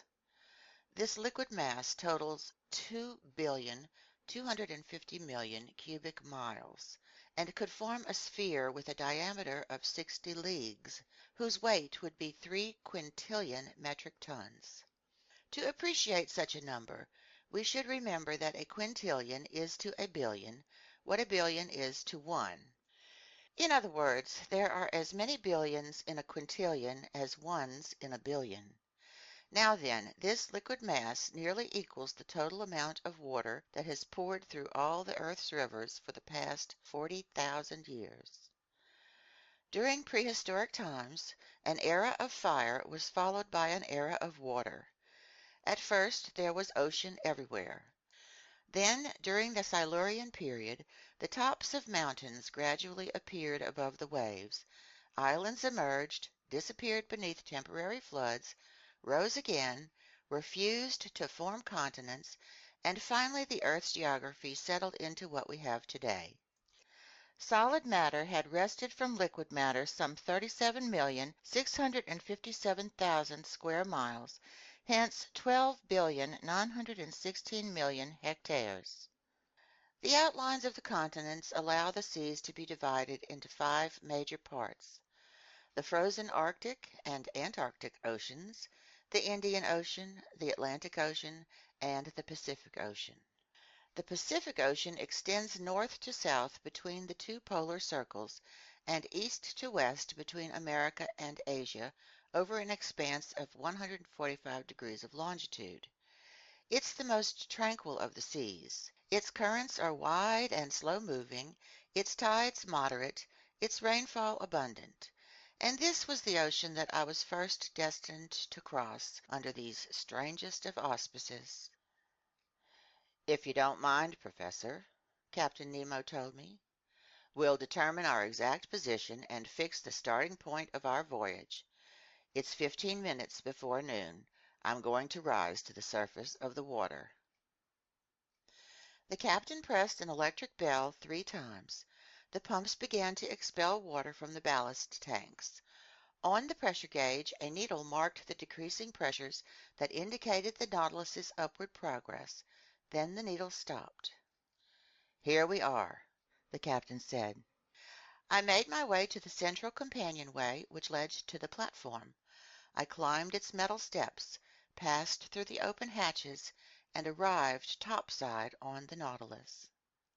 The platform emerged only 80 centimeters above the waves. The Nautilus's bow and stern boasted that spindle-shaped outline that had caused the ship to be compared appropriately to a long cigar. I noted the slight overlap of its sheet iron plates, which resembled the scales covering the bodies of our big land reptiles.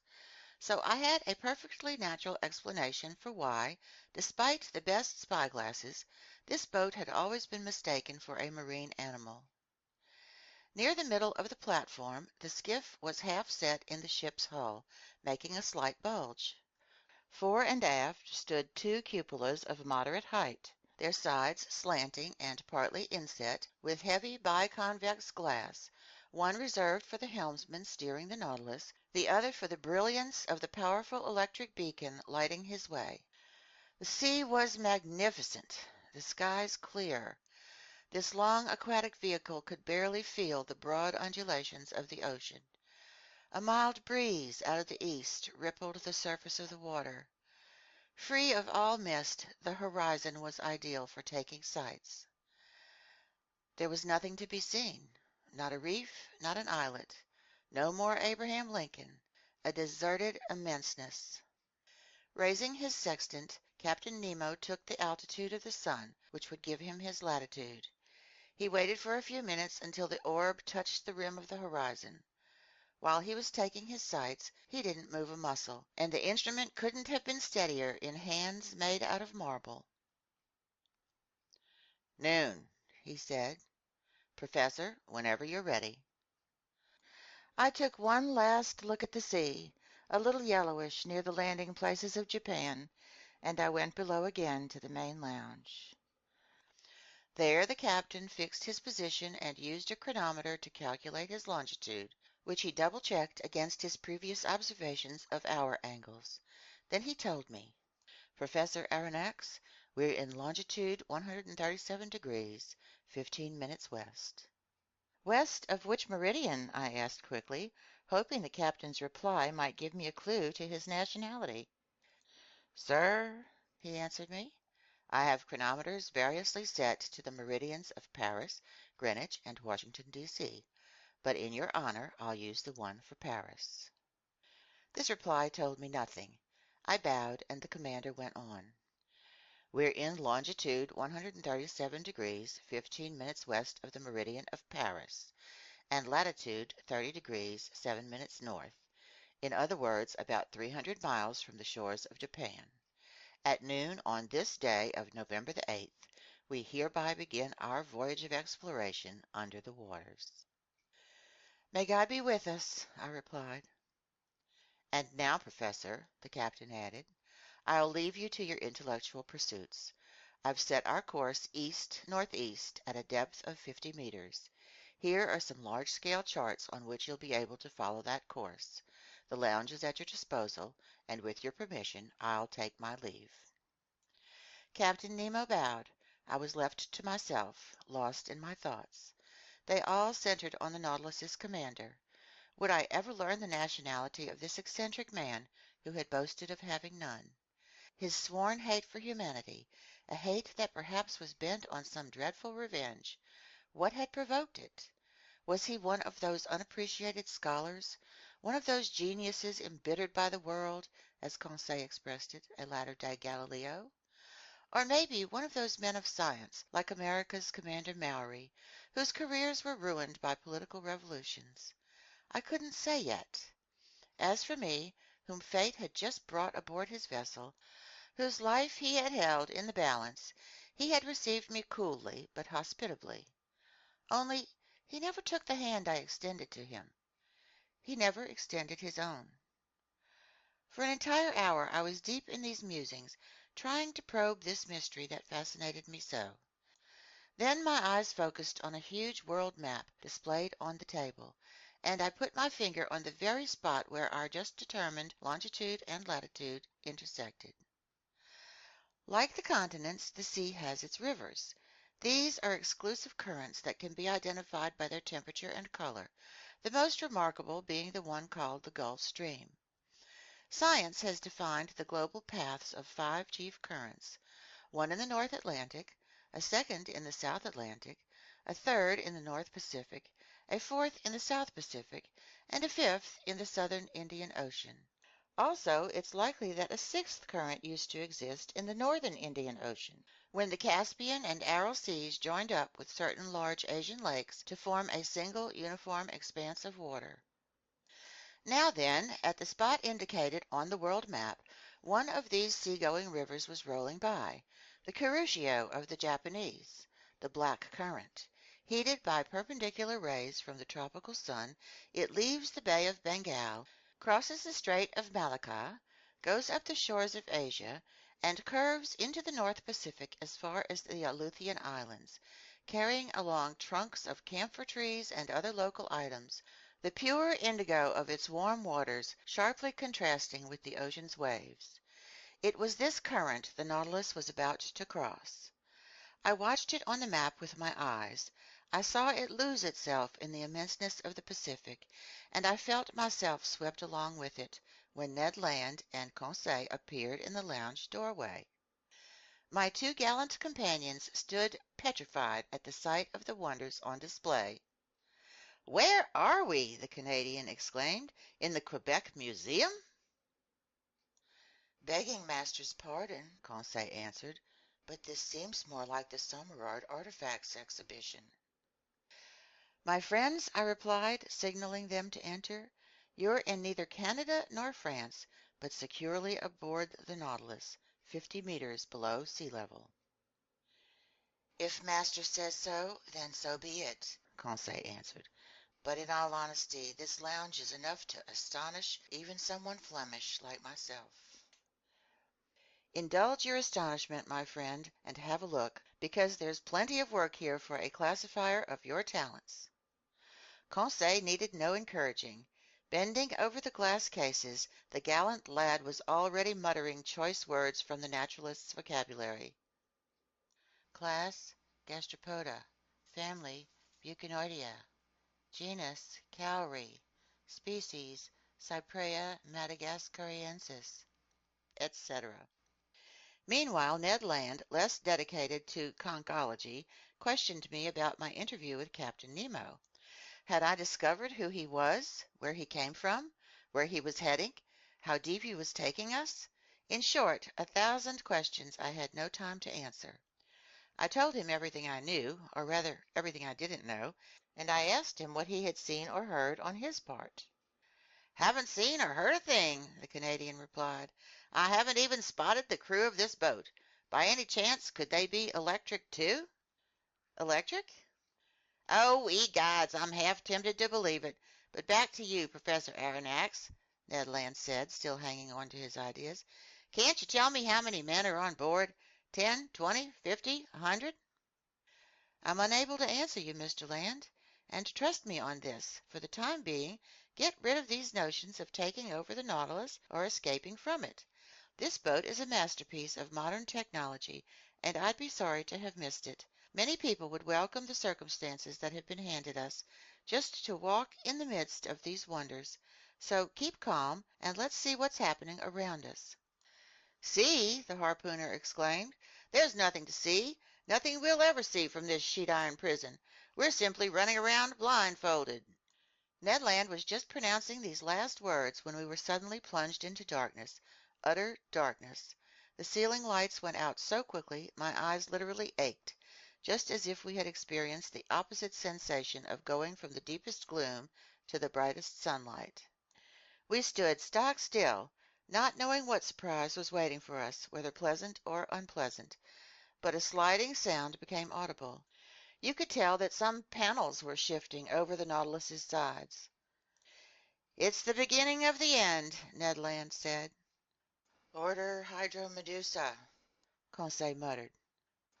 Suddenly, through two oblong openings, daylight appeared on both sides of the lounge.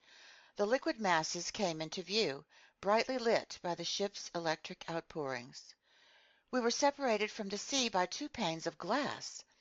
Initially, I shuddered at the thought that these fragile partitions could break. But strong copper bands secured them, giving them nearly infinite resistance. The sea was clearly visible for a 1-mile radius around the Nautilus. What a sight! What pen could describe it? Who could portray the effects of this light through these translucent sheets of water, the subtlety of its progressive shadings into the ocean's upper and lower strata? The transparency of salt water has long been recognized. Its clarity is believed to exceed that of spring water. The mineral and organic substances it holds in suspension actually increase its translucency. In certain parts of the Caribbean Sea, you could see the sandy bottom with startling distinctiveness as deep as 145 meters down, and the penetrating power of the sun's rays seems to give out only at a depth of 300 meters. But in this fluid setting traveled by the Nautilus, our electric glow was being generated in the very heart of the waves. It was no longer illuminated water. It was liquid light. If we accept the hypothesis of the microbiologist Ehrenberg, who believes these underwater depths are lit up by phosphorescent organisms, Nature has certainly saved one of her most prodigious sights for the residents of the sea, and I could judge for myself from the thousand-fold play of the light. On both sides I had windows opening over these unexplored depths. The darkness in the lounge enhanced the brightness outside, and we stared as if this clear glass were the window of an immense aquarium. The Nautilus seemed to be standing still. This was due to the lack of landmarks, but streaks of water, parted by the ship's spur, sometimes threaded before our eyes with extraordinary speed.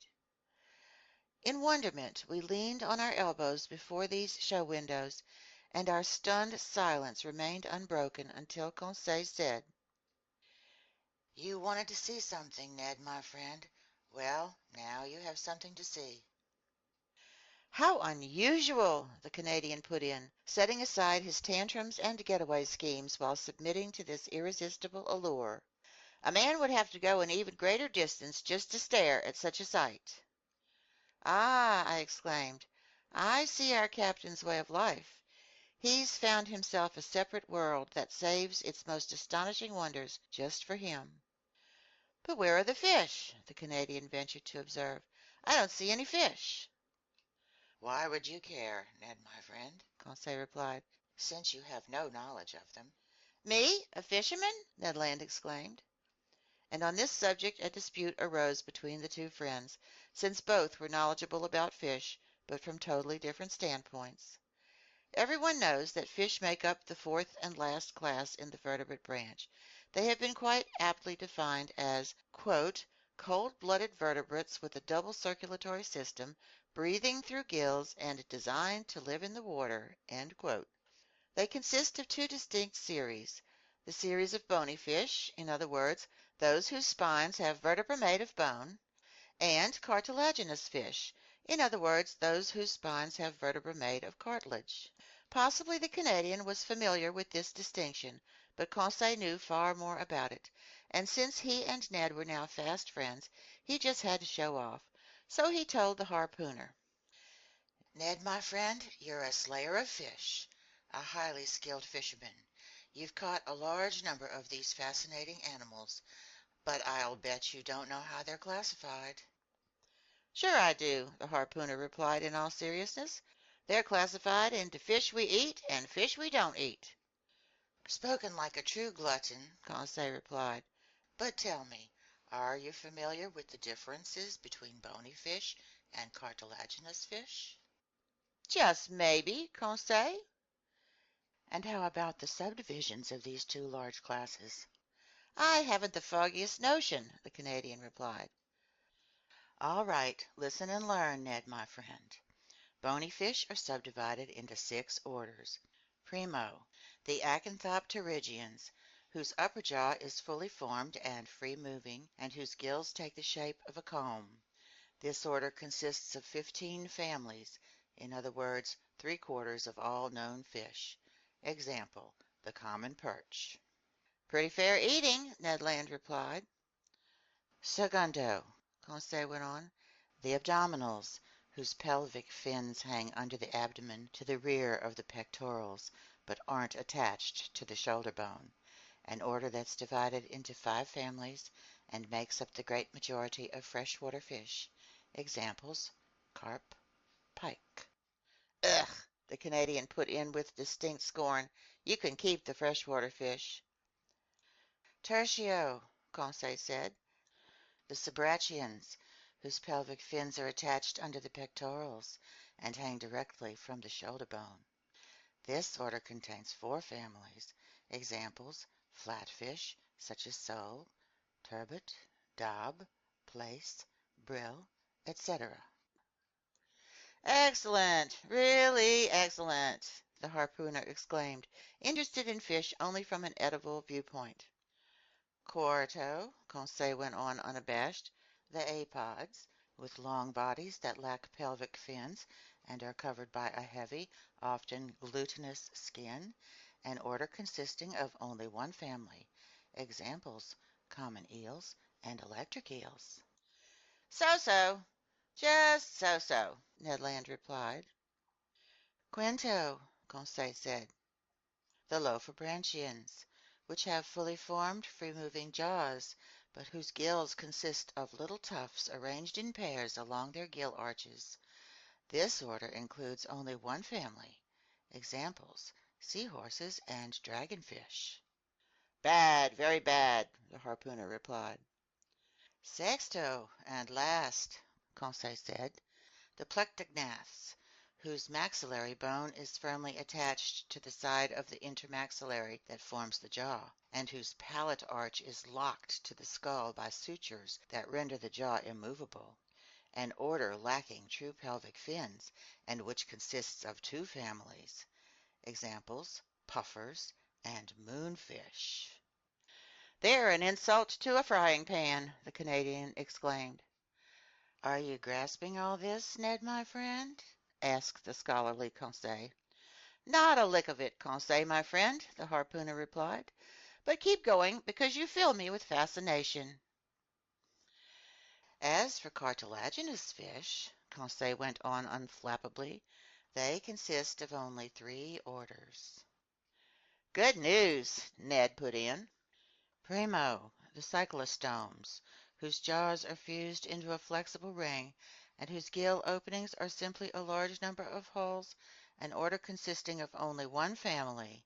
Example, the lamprey. An acquired taste, Ned Land replied. Segundo, the selacians, with gills resembling those of the cyclostomes, but whose lower jaw is free-moving. This order, which is the most important in the class, consists of 2 families. Examples, the ray and the shark. What? Ned Land exclaimed. Rays and man-eaters in the same order? Well, Conseil, my friend, on behalf of the rays, I wouldn't advise you to put them in the same fish tank. Tertio, Conseil replied, the sturionians, whose gill opening is the usual single slit, adorned with a gill cover, an order consisting of 4 genera. Example, the sturgeon. Ah, Conseil, my friend, you saved the best for last, in my opinion, anyhow. And that's all of 'em? Yes, my gallant Ned, Conseil replied, and note well, even when one has grasped all this, one still knows next to nothing, because these families are subdivided into genera, subgenera, species, varieties. All right, Conseil, my friend, the harpooner said, leaning toward the glass panel. Here come a couple of your varieties now. Yes, fish, Conseil exclaimed. One would think he was in front of an aquarium. No, I replied, because an aquarium is nothing more than a cage, and these fish are as free as birds in the air. Well, Conseil, my friend, identify them. Start naming them, Ned Land exclaimed. Me? Conseil replied. I'm unable to. That's my employer's bailiwick. And in truth, although the fine lad was a classifying maniac, he was no naturalist, and I doubt he could tell a bonita from a tuna. In short, he was the exact opposite of the Canadian, who knew nothing about classification but could instantly put a name to any fish. A triggerfish, I said. It's a Chinese triggerfish, Ned Land replied. Genus Balistes, family Scleroderma, order Plectognatha, Conseil muttered. Assuredly, Ned and Conseil in combination added up to one outstanding naturalist. The Canadian was not mistaken. Cavorting around the Nautilus was a school of triggerfish with flat bodies, grainy skins, armed with stings on their dorsal fins, and with 4 prickly rows of quills quivering on both sides of their tails. Nothing could have been more wonderful than the skin covering them, white underneath, gray above, with spots of gold sparkling in the dark eddies of the waves.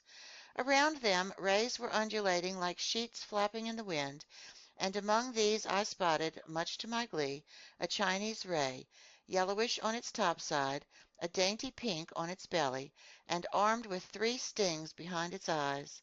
A rare species whose very existence was still doubted in Lacapede's day, since that pioneering classifier of fish had seen one only in a portfolio of Japanese drawings.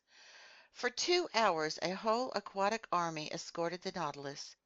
In the midst of their leaping and cavorting, while they competed with each other in beauty, radiance, and speed, I could distinguish some green wrasse, bewhiskered mullet marked with pairs of black lines, white gobies from the genus Eleotris with curved caudal fins and violet spots on the back, wonderful Japanese mackerel from the genus Scomber with blue bodies and silver heads, glittering azure goldfish whose name by itself gives their full description, several varieties of porgy or gilthead, some banded gilthead with fins variously blue and yellow, some with horizontal heraldic bars and enhanced by a black strip around their caudal area, some with color zones and elegantly corseted in their 6 waistbands, trumpetfish with flute-like beaks that looked like genuine seafaring woodcocks and were sometimes a meter long, Japanese salamanders, serpentine moray eels from the genus Echidna that were 6 feet long with sharp little eyes and a huge mouth bristling with teeth, etc. Our wonderment stayed at an all-time fever pitch. Our exclamations were endless.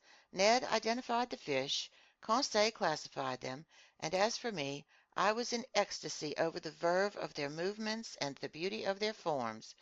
Never before had I been given the chance to glimpse these animals alive and at large in their native element. Given such a complete collection from the seas of Japan and China, I won't mention every variety that passed before our dazzled eyes. More numerous than birds in the air, these fish raced right up to us, no doubt attracted by the brilliant glow of our electric beacon. Suddenly daylight appeared in the lounge. The sheet iron panels slid shut. The magical vision disappeared. But for a good while I kept dreaming away, until the moment my eyes focused on the instruments hanging on the wall. The compass still showed our heading as east-northeast. The pressure gauge indicated a pressure of 5 atmospheres, corresponding to a depth of 50 meters, and the electric log gave our speed as 15 miles per hour. I waited for Captain Nemo, but he didn't appear. The clock marked the hour of 5. Ned Land and Conseil returned to their cabin. As for me, I repaired to my stateroom. There I found dinner ready for me. It consisted of turtle soup made from the daintiest hawksbill, a red mullet with white, slightly flaky flesh, whose liver, when separately prepared, makes delicious eating, plus loin of imperial angelfish, whose flavor struck me as even better than salmon. I spent the evening in reading, writing, and thinking. Then drowsiness overtook me. I stretched out on my eelgrass mattress and fell into a deep slumber while the Nautilus glided through the swiftly flowing black currents. End of chapter 14.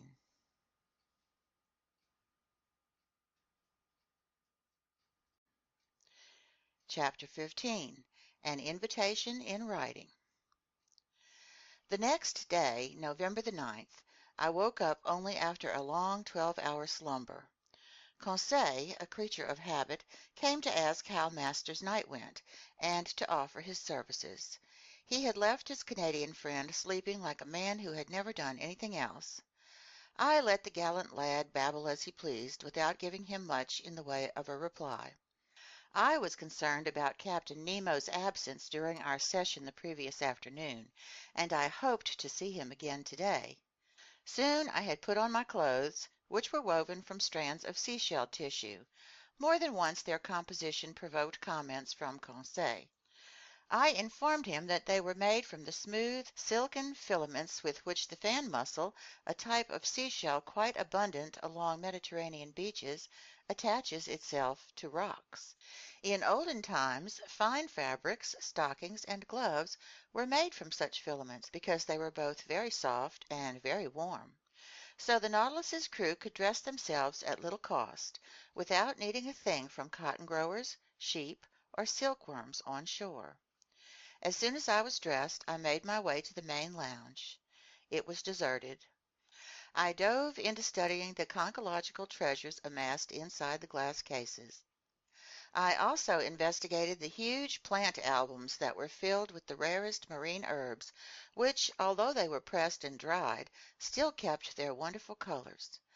Among these valuable water plants I noted various seaweed, some Cladostephus verticillus, peacock's tails, fig-leafed caulerpa, grain-bearing beauty bushes, delicate rose-tangle tinted scarlet, sea colander arranged into fan shapes, mermaids' cups that looked like the caps of squat mushrooms and for years had been classified among the zoophytes, in short, a complete series of algae. The entire day passed without my being honored by a visit from Captain Nemo. The panels in the lounge didn't open. Perhaps they didn't want us to get tired of these beautiful things. The Nautilus kept to an east-northeasterly heading, a speed of 12 miles per hour, and a depth between 50 and 60 meters. Next day, November 10, the same neglect, the same solitude. I didn't see a soul from the crew. Ned and Conseil spent the better part of the day with me. They were astonished at the captain's inexplicable absence. Was this eccentric man ill? Did he want to change his plans concerning us?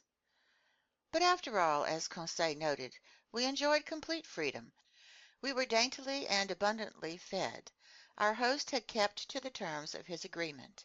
We couldn't complain, and moreover the very uniqueness of our situation had such generous rewards in store for us, we had no grounds for criticism. That day I started my diary of these adventures, which has enabled me to narrate them with the most scrupulous accuracy, and one odd detail. I wrote it on paper manufactured from marine eelgrass. Early in the morning on November 11th, fresh air poured through the Nautilus's interior, informing me that we had returned to the surface of the ocean to renew our oxygen supply. I headed for the central companionway and climbed onto the platform. It was 6 o'clock. I found the weather overcast, the sea gray but calm, hardly a billow. I hoped to encounter Captain Nemo there. Would he come? I saw only the helmsman imprisoned in his glass-windowed pilot-house. Seated on the ledge furnished by the hull of the skiff, I inhaled the sea's salty aroma with great pleasure.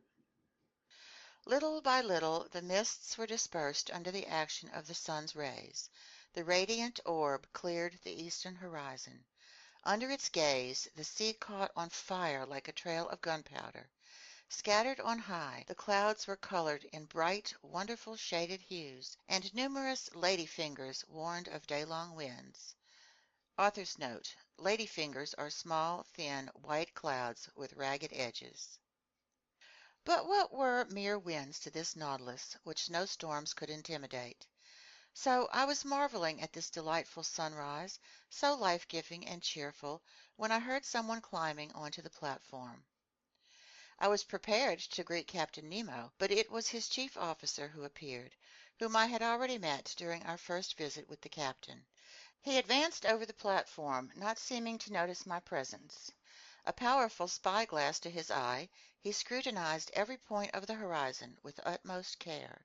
Then, his examination over, he approached the hatch and pronounced a phrase whose exact wording follows below. I remember it because every morning it was repeated under the same circumstances. It ran like this: Natron, Respach, Lorni, Virch.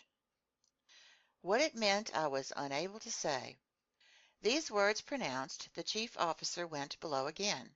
I thought the Nautilus was about to resume its underwater navigating, so I went down the hatch and back through the gangways to my stateroom. 5 days passed in this way with no change in our situation. Every morning I climbed onto the platform. The same phrase was pronounced by the same individual. Captain Nemo did not appear. I was pursuing the policy that we had seen the last of him, when, on November 16th, while re-entering my stateroom with Ned and Conseil, I found a note addressed to me on the table. I opened it impatiently. It was written in a script that was clear and neat, but a bit Old English in style, its characters reminding me of German calligraphy. The note was worded as follows: Professor Aronnax, aboard the Nautilus, November 16, 1867. Captain Nemo invites Professor Aronnax on a hunting trip that will take place tomorrow morning in his Crespo Island forests. He hopes nothing will prevent the professor from attending, and he looks forward with pleasure to the professor's companions joining him. Captain Nemo, commander of the Nautilus. "A hunting trip!" Ned Land exclaimed. "And in his forests on Crespo Island," Conseil added. "But does this mean the old boy goes ashore?" Ned Land went on.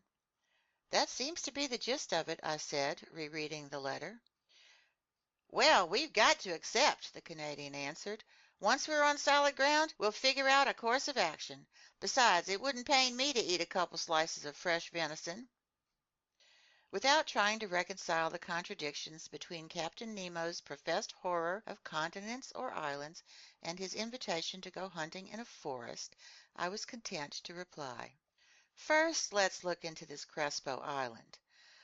I consulted the world map, and in latitude 32 degrees 40 minutes north and longitude 167 degrees 50 minutes west, I found an islet that had been discovered in 1801 by Captain Crespo, which old Spanish charts called Roca de la Plata, in other words, Silver Rock.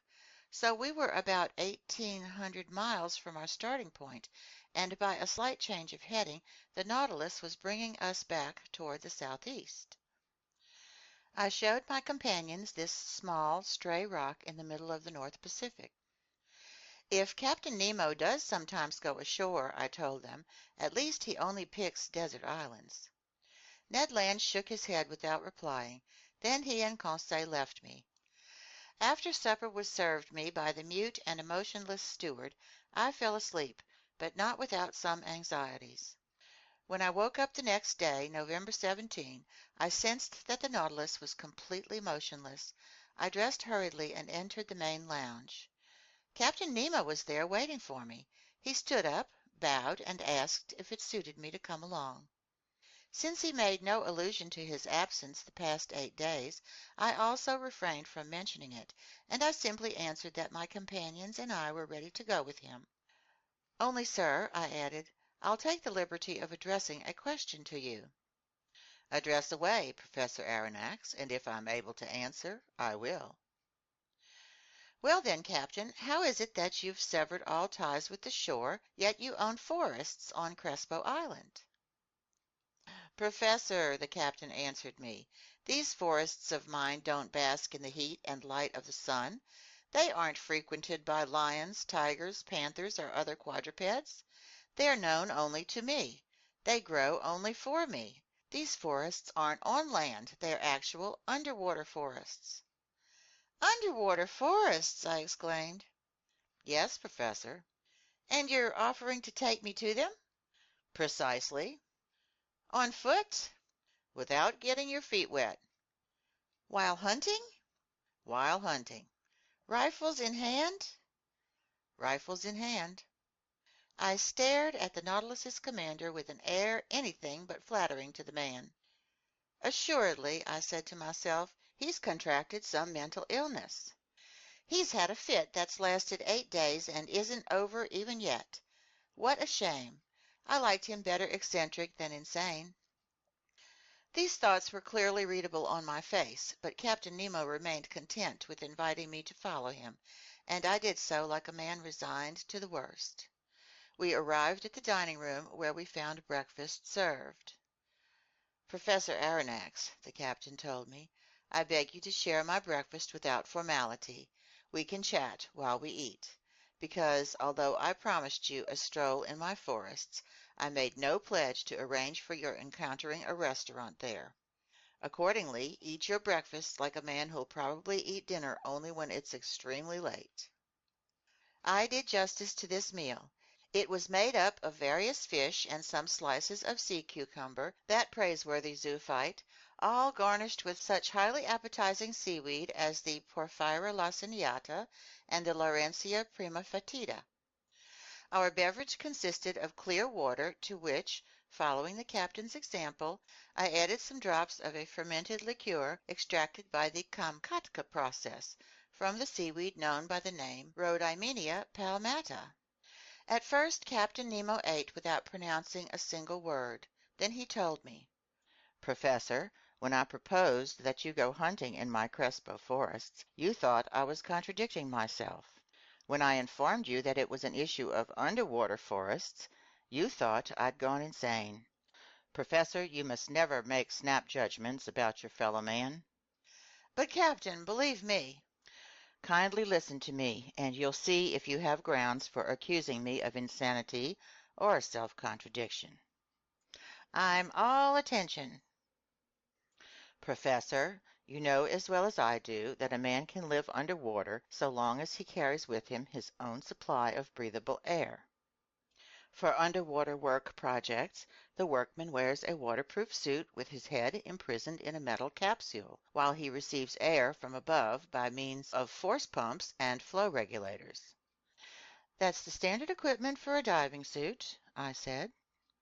Correct, but under such conditions the man has no freedom. He's attached to a pump that sends him air through an India rubber hose. It's an actual chain that fetters him to the shore, and if we were to be bound in this way to the Nautilus, we couldn't go far either. Then how do you break free? I asked. We use the Rouquayrol-Denneroux device, invented by 2 of your fellow countrymen, but refined by me for my own special uses, thereby enabling you to risk these new physiological conditions without suffering any organic disorders. It consists of a tank built from heavy sheet iron, in which I store air under pressure of 50 atmospheres. This tank is fastened to the back by means of straps, like a soldier's knapsack. Its top part forms a box, where the air is regulated by a bellows mechanism and can be released only at its proper tension. In the Rouquayrol device that has been in general use, 2 India rubber hoses leave this box and feed to a kind of tent that imprisons the operator's nose and mouth. One hose is for the entrance of air to be inhaled, the other for the exit of air to be exhaled, and the tongue closes off the former or the latter, depending on the breather's needs. But in my case, since I face considerable pressures at the bottom of the sea, I needed to enclose my head in a copper sphere, like those found on standard diving suits, and the 2 hoses for inhalation and exhalation now feed to that sphere. That's perfect, Captain Nemo, But the air you carry must be quickly depleted, and once it contains no more than 15% oxygen, it becomes unfit for breathing. Surely, but as I told you, Professor Aronnax, the Nautilus's pumps enable me to store air under considerable pressure, and given this circumstance, the tank on my diving equipment can supply breathable air for 9 or 10 hours. I've no more objections to raise, I replied. I'll only ask you, Captain, how can you light your way at the bottom of the ocean? With the Ruhmkorff device, Professor Aronnax. If the first is carried on the back, the second is fastened to the belt. It consists of a Bunsen battery that I activate, not with potassium dichromate, but with sodium. An induction coil gathers the electricity generated and directs it to a specially designed lantern. In this lantern, one finds a glass spiral that contains only a residue of carbon dioxide gas. When the device is operating, this gas becomes luminous and gives off a continuous whitish light. Thus provided for, I breathe and I see. Captain Nemo, to my every objection you give such crushing answers. I'm afraid to entertain a single doubt. However, though I have no choice but to accept both the Rouquayrol and Ruhmkorff devices, I'd like to register some reservations about the rifle with which you'll equip me. But it isn't a rifle that uses gunpowder, the captain replied. Then it's an air gun? Surely. How can I make gunpowder on my ship when I have no saltpeter, sulfur, or charcoal? Even so, I replied, to fire underwater in a medium that's 855 times denser than air, you'd have to overcome considerable resistance. That doesn't necessarily follow. There are certain Fulton-style guns perfected by the Englishmen Philippe Coles and Burly, the Frenchman Fursy, and the Italian Landi. They are equipped with a special system of airtight fastenings and can fire in underwater conditions. But I repeat, having no gunpowder, I've replaced it with air at high pressure, which is abundantly supplied me by the Nautilus's pumps. But this air must be swiftly depleted. Well, in a pinch, can't my Rouquayrol tank supply me with more? All I have to do is draw it from an ad hoc spigot. Editor's note, Latin, a spigot just for that purpose. Besides, Professor Aronnax, you'll see for yourself that during these underwater hunting trips we make no great expenditure of either air or bullets. But it seems to me that in this semi-darkness, amid this liquid that's so dense in comparison to the atmosphere, a gunshot couldn't carry far and would prove fatal only with difficulty. On the contrary, sir, with this rifle every shot is fatal, and as soon as the animal is hit, no matter how lightly, it falls as if struck by lightning. Why? Because this rifle doesn't shoot ordinary bullets, but little glass capsules invented by the Austrian chemist Leniebroek, and I have a considerable supply of them.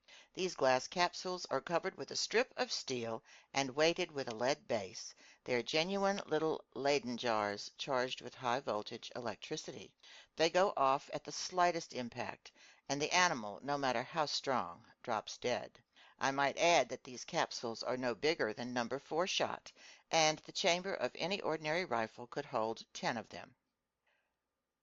I'll quit debating, I replied, getting up from the table, and all that's left is for me to shoulder my rifle. So where you go, I'll go.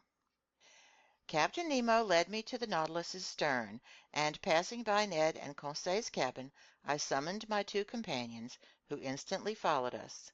Then we arrived at a cell located within easy access of the engine room. In this cell we were to get dressed for our stroll. End of chapter 15.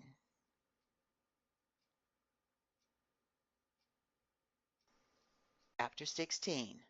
Strolling the Plains. This cell, properly speaking, was the Nautilus's arsenal and wardrobe. Hanging from its walls, a dozen diving outfits were waiting for anybody who wanted to take a stroll. After seeing these, Ned Land exhibited an obvious distaste for the idea of putting one on. But my gallant Ned, I told him, the forests of Crespo Island are simply underwater forests. Oh, great, put in the disappointed harpooner, watching his dreams of fresh meat fade away. And you, Professor Aronnax, are you going to stick yourself inside these clothes? It has to be, Mr. Ned. Have it your way, sir, the harpooner replied, shrugging his shoulders. But speaking for myself, I'll never get into those things unless they force me. No one will force you, Mr. Land, Captain Nemo said. And is Conseil going to risk it? Ned asked. Where master goes, I go, Conseil replied. At the captain's summons, two crewmen came to help us put on these heavy, waterproof clothes made from seamless India rubber and expressly designed to bear considerable pressures. They were like suits of armor that were both yielding and resistant, you might say. These clothes consisted of jacket and pants. The pants ended in bulky footwear adorned with heavy lead soles. The fabric of the jacket was reinforced with copper mail that shielded the chest, protected it from the water's pressure, and allowed the lungs to function freely. The sleeves ended in supple gloves that didn't impede hand movements. These perfected diving suits, it was easy to see, were a far cry from such misshapen costumes as the cork breastplates, leather jumpers, sea-going tunics, barrel helmets, etc., invented and acclaimed in the 18th century. Conseil and I were soon dressed in these diving suits, as were Captain Nemo and one of his companions, a Herculean type who must have been prodigiously strong. All that remained was to encase one's head in its metal sphere. But before proceeding with this operation, I asked the captain for permission to examine the rifles set aside for us. One of the Nautilus's men presented me with a streamlined rifle whose butt was boilerplate steel, hollow inside, and of fairly large dimensions. This served as a tank for the compressed air, which the trigger-operated valve could release into the metal chamber. In a groove where the butt was heaviest, a cartridge clip held some 20 electric bullets that, by means of a spring, automatically took their places in the barrel of the rifle. As soon as one shot had been fired, another was ready to go off. Captain Nemo, I said, this is an ideal, easy-to-use weapon. I ask only to put it to the test. But how will we reach the bottom of the sea? Right now, Professor, the Nautilus is aground in 10 meters of water, and we've only to depart. But how will we set out? You'll see. Captain Nemo inserted his cranium into its spherical headgear. Conseil and I did the same, but not without hearing the Canadian toss us a sarcastic, "Happy hunting!" On top, the suit ended in a collar of threaded copper onto which the metal helmet was screwed. 3 holes, protected by heavy glass, allowed us to see in any direction with simply a turn of the head inside the sphere. Placed on our backs, the Roquereau device went into operation as soon as it was in position, and for my part I could breathe with ease. The Ruhmkorff lamp hanging from my belt, my rifle in hand, I was ready to go forth. But in all honesty, while imprisoned in these heavy clothes and nailed to the deck by my lead soles, it was impossible for me to take a single step. But this circumstance had been foreseen, because I felt myself propelled into a little room adjoining the wardrobe. Towed in the same way, my companions went with me. I heard a door with watertight seals close after us, and we were surrounded by profound darkness. After some minutes a sharp hissing reached my ears. I felt a distinct sensation of cold rising from my feet to my chest. Apparently, a stopcock inside the boat was letting in water from outside, which overran us and soon filled up the room. Contrived in the Nautilus's side, a second door then opened. We were lit by a subdued light. An instant later, our feet were treading the bottom of the sea. And now, how can I convey the impressions left on me by this stroll under the waters? Words are powerless to describe such wonders. When even the painter's brush can't depict the effects unique to the liquid element, how can the writer's pen hope to reproduce them? Captain Nemo walked in front, and his companion followed us a few steps to the rear. Conseil and I stayed next to each other, as if daydreaming that through our metal carapaces a little polite conversation might still be possible. Already I no longer felt the bulkiness of my clothes, footwear, and air tank, nor the weight of the heavy sphere inside which my head was rattling like an almond in its shell. Once immersed in water, all these objects lost a part of their weight equal to the weight of the liquid they displaced, and thanks to this law of physics discovered by Archimedes, I did just fine. I was no longer an inert mass, and I had, comparatively speaking, great freedom of movement. Lighting up the seafloor even 30 feet beneath the surface of the ocean, the sun astonished me with its power. The solar rays easily crossed this aqueous mass and dispersed its dark colors. I could easily distinguish objects 100 meters away. Farther on, the bottom was tinted with fine shades of ultramarine. Then, off in the distance, it turned blue and faded in the midst of a hazy darkness. Truly, this water surrounding me was just a kind of air, denser than the atmosphere on land, but almost as transparent. Above me I could see the calm surface of the ocean. We were walking on sand that was fine-grained and smooth, not wrinkled like beach sand, which preserves the impressions left by the waves. This dazzling carpet was a real mirror, throwing back the sun's rays with startling intensity. The outcome, an immense vista of reflections that penetrated every liquid molecule. Will anyone believe me if I assert that at this 30-foot depth I could see as if it was broad daylight? For a quarter of an hour I trod this blazing sand, which was strewn with tiny crumbs of seashell. Looming like a long reef, the Nautilus's hull disappeared little by little, but when night fell in the midst of the waters, the ship's beacon would surely facilitate our return on board, since its rays carried with perfect distinctness. This effect is difficult to understand for anyone who has never seen light beams so sharply defined on shore. There the dust that saturates the air gives such rays the appearance of a luminous fog, but above water as well as under water, shafts of electric light are transmitted with incomparable clarity. Meanwhile we went ever onward, and these vast plains of sand seemed endless. My hands parted liquid curtains that closed again behind me, and my footprints faded swiftly under the water's pressure. Soon, scarcely blurred by their distance from us, the forms of some objects took shape before my eyes. I recognized the lower slopes of some magnificent rocks, carpeted by the finest zoophyte specimens, and right off I was struck by an effect unique to this medium. By then it was 10 o'clock in the morning. The sun's rays hit the surface of the waves at a fairly oblique angle, decomposing by refraction as though passing through a prism, and when this light came in contact with flowers, rocks, buds, seashells, and polyps, the edges of these objects were shaded with all 7 hues of the solar spectrum. This riot of rainbow tints was a wonder, a feast for the eyes, a genuine kaleidoscope of red, green, yellow, orange, violet, indigo, and blue, in short, the whole palette of a color-happy painter. If only I had been able to share with Conseil the intense sensations rising in my brain, competing with him in exclamations of wonderment. If only I had known, like Captain Nemo and his companion, how to exchange thoughts by means of prearranged signals. So, for lack of anything better, I talked to myself. I declaimed inside this copper box that topped my head, spending more air on empty words than was perhaps advisable. Conseil, like me, had stopped before this splendid sight.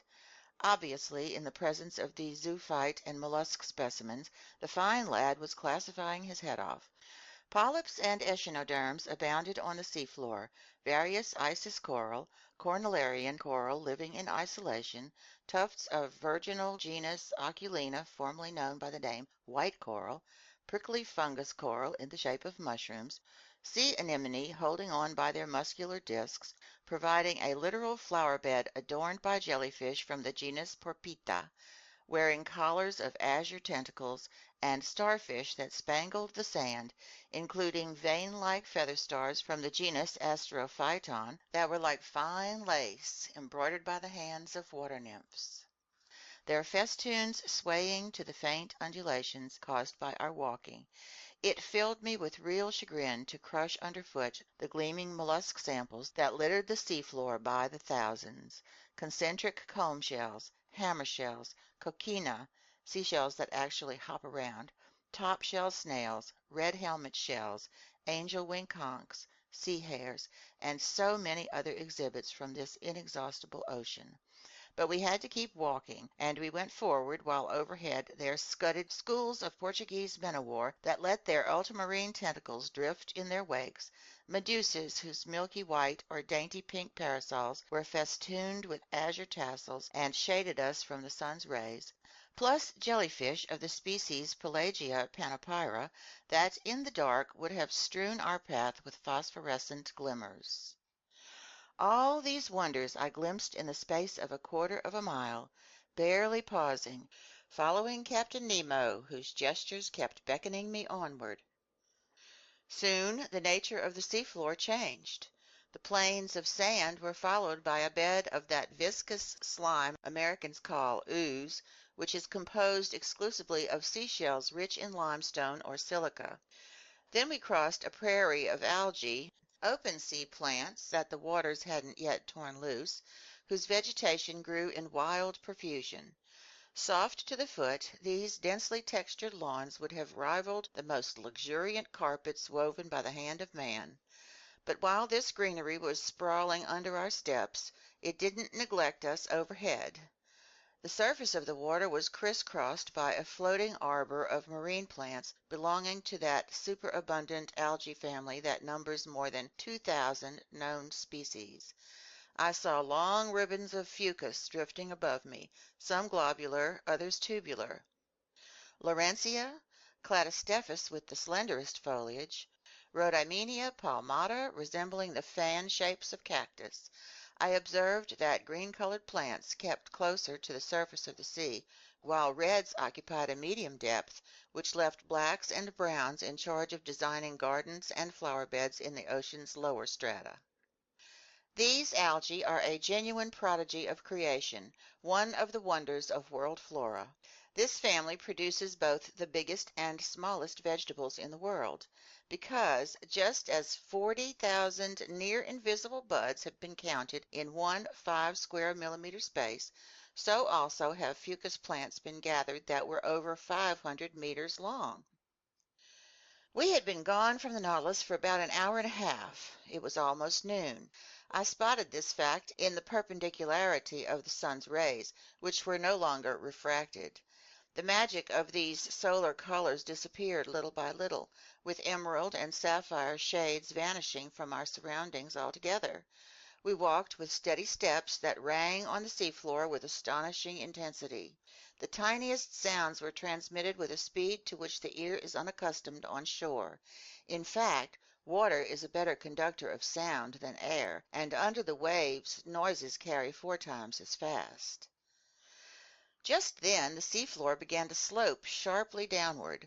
The light took on a uniform hue. We reached a depth of 100 meters, by which point we were undergoing a pressure of 10 atmospheres. But my diving clothes were built along such lines that I never suffered from this pressure. I felt only a certain tightness in the joints of my fingers, and even this discomfort soon disappeared.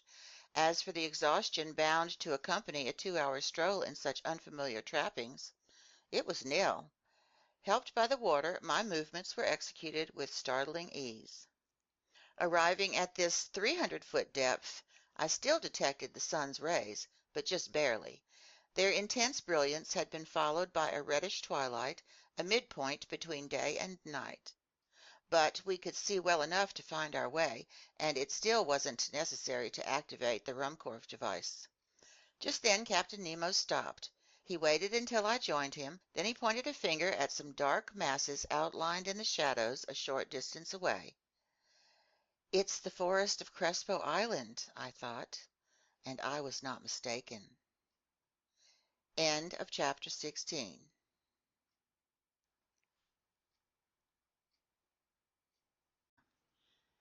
Chapter 17. An Underwater Forest. We had finally arrived on the outskirts of this forest, surely one of the finest in Captain Nemo's immense domains. He regarded it as his own, and had laid the same claim to it that, in the first days of the world, the first men had to their forests on land. Besides, who else could dispute his ownership of this underwater property? What other bolder pioneer would come, axe in hand, to clear away its dark underbrush? This forest was made up of big tree-like plants, and when we entered beneath their huge arches, my eyes were instantly struck by the unique arrangement of their branches, an arrangement that I had never before encountered. None of the weeds carpeting the seafloor, none of the branches bristling from the shrubbery, crept or leaned or stretched on a horizontal plane. They all rose straight up towards the surface of the ocean. Every filament or ribbon, no matter how thin, stood ramrod straight. Fucus plants and creepers were growing in stiff perpendicular lines, governed by the density of the element that generated them. After I parted them with my hands, these otherwise motionless plants would shoot right back to their original positions. It was the regimen of verticality. I soon grew accustomed to this bizarre arrangement, likewise to the comparative darkness surrounding us. The seafloor in this forest was strewn with sharp chunks of stone that were hard to avoid. Here the range of underwater flora seemed pretty comprehensive to me, as well as more abundant than it might have been in the Arctic or tropical zones, where such exhibits are less common. But for the few minutes I kept accidentally confusing the two kingdoms, mistaking zoophytes for water plants, animals for vegetables. And who hasn't made the same blunder? Flora and fauna are so closely associated in the underwater world. I observed that all these exhibits from the vegetable kingdom were attached to the seafloor by only the most makeshift methods. They had no roots and didn't care which solid objects secured them. Sand, shells, husks, or pebbles. They didn't ask their hosts for sustenance, just a point of purchase. These plants are entirely self-propagating, and the principle of their existence lies in the water that sustains and nourishes them. In place of leaves, most of them sprouted blades of unpredictable shape, which were confined to a narrow gamut of colors consisting only of pink, crimson, green, olive, tan, and brown. There I saw again, but not yet pressed and dried like the Nautilus's specimens, some peacocks' tails spread open like fans to stir up a cooling breeze, scarlet rose tangle, sea tangles stretching out their young and edible shoots, twisting strings of kelp from the genus Nereocystis that bloomed to a height of 15 meters, bouquets of mermaids' cups whose stems grew wider at the top, and a number of other open sea plants, all without flowers. It's an odd anomaly in this bizarre element, as one witty naturalist puts it. The animal kingdom blossoms and the vegetable kingdom doesn't. These various types of shrubbery were as big as trees in the temperate zones. In the damp shade between them there were clustered actual bushes of moving flowers, hedges of zoophytes, in which there grew stony coral striped with twisting furrows, yellowish sea anemone from the genus Caryophylla with translucent tentacles, plus anemone with grassy tufts from the genus Zoantheria, and to complete the illusion, minnows flitted from branch to branch like a swarm of hummingbirds, while there rose underfoot, like a covey of snipe, yellowfish from the genus Lepisocanthus with bristling jaws and sharp scales, flying gurnards, and pinecone fish. Near 1 o'clock Captain Nemo gave the signal to halt. Speaking for myself, I was glad to oblige, and we stretched out beneath an arbor of winged kelp whose long, thin tendrils stood up like arrows. This short break was a delight. It lacked only the charm of conversation. But it was impossible to speak, impossible to reply. I simply nudged my big copper headpiece against Conseil's headpiece. I saw a happy gleam in the gallant lad's eyes, and to communicate his pleasure, he jiggled around inside his carapace in the world's silliest way. After 4 hours of strolling, I was quite astonished not to feel any intense hunger. What kept my stomach in such a good mood I'm unable to say. But in exchange, I experienced that irresistible desire for sleep that comes over every diver. Accordingly, my eyes soon closed behind the heavy glass windows, and I fell into an uncontrollable doze, which until then I had been able to fight off only through the movements of our walking. Captain Nemo and his muscular companion were already stretched out in this clear crystal, setting us a fine nap-time example. How long I was sunk in this torpor I cannot estimate, but when I awoke it seemed as if the sun were setting toward the horizon. Captain Nemo was already up, and I had started to stretch my limbs, when an unexpected apparition brought me sharply to my feet. A few paces away, a monstrous, meter-high sea spider was staring at me with beady eyes, poised to spring on me. Although my diving suit was heavy enough to protect me from this animal's bites, I couldn't keep back a shudder of horror. Just then Conseil woke up, together with the Nautilus's sailor. Captain Nemo alerted his companion to this hideous crustacean, which a swing of the rifle butt quickly brought down, and I watched the monster's horrible legs writhing in dreadful convulsions. This encounter reminded me that other, more daunting animals must be lurking in these dark reaches, and my diving suit might not be adequate protection against their attacks. Such thoughts hadn't previously crossed my mind, and I was determined to keep on my guard. Meanwhile, I had assumed this rest period would be the turning point in our stroll, but I was mistaken, and instead of heading back to the Nautilus, Captain Nemo continued his daring excursion. The seafloor kept sinking, and its significantly steeper slope took us to greater depths. It must have been nearly 3 o'clock when we reached a narrow valley gorged between high vertical walls and located 150 meters down. Thanks to the perfection of our equipment, we had thus gone 90 meters below the limit that nature had, until then, set on man's underwater excursions. I say 150 meters, although I had no instruments for estimating this distance, but I knew that the sun's rays, even in the clearest seas, could reach no deeper. So at precisely this point the darkness became profound. Not a single object was visible past 10 paces. Consequently, I had begun to grope my way when suddenly I saw the glow of an intense white light.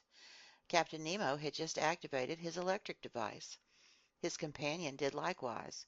Conseil and I followed suit. By turning a switch, I established contact between the induction coil and the glass spiral, and the sea, lit up by our 4 lanterns, was illuminated for a radius of 25 meters. Captain Nemo continued to plummet into the dark depths of this forest, whose shrubbery grew even more sparse. I observed that vegetable life was disappearing more quickly than animal life. The open sea plants had already left behind the increasingly arid seafloor, where a prodigious number of animals were still swarming, zoophytes, articulates, mollusks, and fish. While we were walking, I thought the lights of our Ruhmkorff devices would automatically attract some inhabitants of these dark strata. But if they did approach us, at least they kept at a distance regrettable from the hunter's standpoint. Several times I saw Captain Nemo stop and take aim with his rifle, then, after sighting down its barrel for a few seconds, he would straighten up and resume his walk. Finally, at around 4 o'clock, this marvelous excursion came to an end. A wall of superb rocks stood before us, imposing in its sheer mass, a pile of gigantic stone blocks, an enormous granite cliffside pitted with dark caves, but not offering a single gradient we could climb up. This was the underpinning of Crespo Island. This was land. The captain stopped suddenly. A gesture from him brought us to a halt, and however much I wanted to clear this wall, I had to stop. Here ended the domains of Captain Nemo. He had no desire to pass beyond them. Farther on lay a part of the globe he would no longer tread underfoot. Our return journey began. Captain Nemo resumed the lead in our little band, always heading forward without hesitation. I noted that we didn't follow the same path in returning to the Nautilus. This new route, very steep and hence very arduous, quickly took us close to the surface of the sea. But this return to the upper strata wasn't so sudden that decompression took place too quickly, which could have led to serious organic disorders and given us those internal injuries so fatal to divers. With great promptness the light reappeared and grew stronger, and the refraction of the sun, already low on the horizon, again ringed the edges of various objects with the entire color spectrum. At a depth of 10 meters, we walked amid a swarm of small fish from every species, more numerous than birds in the air, more agile too, but no aquatic game worthy of a gunshot had yet been offered to our eyes. Just then I saw the captain's weapon spring to his shoulder and track a moving object through the bushes. A shot went off. I heard a faint hissing, and an animal dropped a few paces away, literally struck by lightning. It was a magnificent sea otter from the genus Enhydra, the only exclusively marine quadruped. 1½ meters long, this otter had to be worth a good high price. Its coat, chestnut brown above and silver below, would have made one of those wonderful fur pieces so much in demand in the Russian and Chinese markets. The fineness and luster of its pelt guaranteed that it would go for at least 2,000 francs. I was full of wonderment at this unusual mammal, with its circular head adorned by short ears, its round eyes, its white whiskers like those on a cat, its webbed and clawed feet, its bushy tail. Hunted and trapped by fishermen, this valuable carnivore has become extremely rare, and it takes refuge chiefly in the northernmost parts of the Pacific, where in all likelihood its species will soon be facing extinction. Captain Nemo's companion picked up the animal, loaded it on his shoulder, and we took to the trail again. For an hour plains of sand unrolled before our steps. Often the sea floor rose to within 2 meters of the surface of the water. I could then see our images clearly mirrored on the underside of the waves, but reflected upside down. Above us there appeared an identical band that duplicated our every movement and gesture. In short, a perfect likeness of the quartet near which it walked, but with heads down and feet in the air. Another unusual effect. Heavy clouds passed above us, forming and fading swiftly. But after thinking it over, I realized that these so-called clouds were caused simply by the changing densities of the long ground swells, and I even spotted the foaming whitecaps that their breaking crests were proliferating over the surface of the water. Lastly, I couldn't help seeing the actual shadows of large birds passing over our heads, swiftly skimming the surface of the sea. On this occasion I witnessed one of the finest gunshots ever to thrill the marrow of a hunter. A large bird with a wide wingspan, quite clearly visible, approached and hovered over us. When it was just a few meters above the waves, Captain Nemo's companion took aim and fired. The animal dropped, electrocuted, and its descent brought it within reach of our adroit hunter, who promptly took possession of it. It was an albatross of the finest species, a wonderful specimen of these open sea fowl. This incident did not interrupt our walk. For 2 hours we were sometimes led over plains of sand, sometimes over prairies of seaweed that were quite arduous to cross. In all honesty, I was dead tired by the time I spotted a hazy glow half a mile away, cutting through the darkness of the waters. It was the Nautilus's beacon. Within 20 minutes we would be on board, and there I could breathe easy again, because my tank's current air supply seemed to be quite low in oxygen. But I was reckoning without an encounter that slightly delayed our arrival. I was lagging behind some 20 paces when I saw Captain Nemo suddenly come back toward me. With his powerful hands he sent me buckling to the ground, while his companion did the same to Conseil. At first I didn't know what to make of this sudden assault, but I was reassured to observe the captain lying motionless beside me. I was stretched out on the seafloor directly beneath some bushes of algae, when I raised my head and spied 2 enormous masses hurtling by, throwing off phosphorescent glimmers. My blood turned cold in my veins.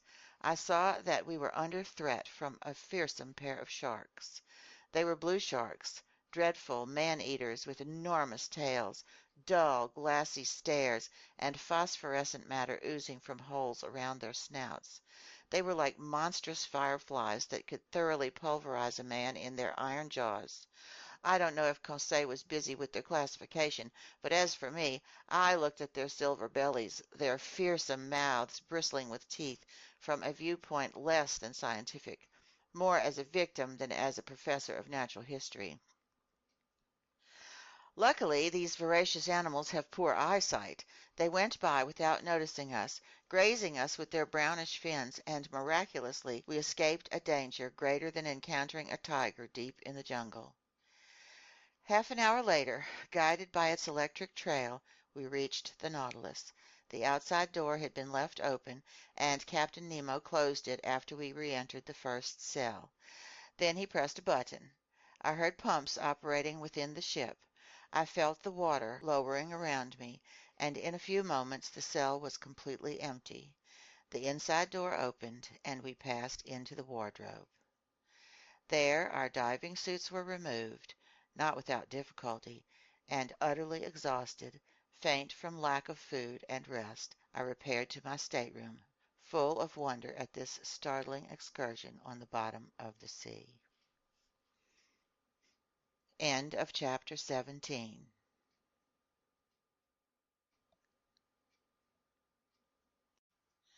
Chapter 18. 4,000 Leagues Under the Pacific.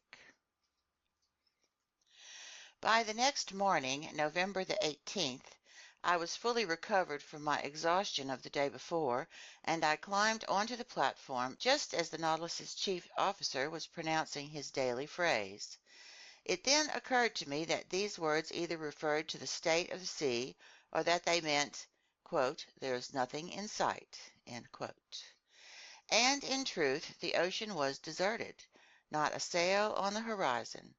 The tips of Crespo Island had disappeared during the night. The sea, absorbing every color of the prism except its blue rays, reflected the latter in every direction and sported a wonderful indigo tint. The undulating waves regularly took on the appearance of watered silk with wide stripes. I was marveling at this magnificent ocean view when Captain Nemo appeared. He didn't seem to notice my presence and began a series of astronomical observations. Then, his operations finished, he went and leaned his elbows on the beacon housing, his eyes straying over the surface of the ocean. Meanwhile, some 20 of the Nautilus's sailors, all energetic, well-built fellows, climbed onto the platform.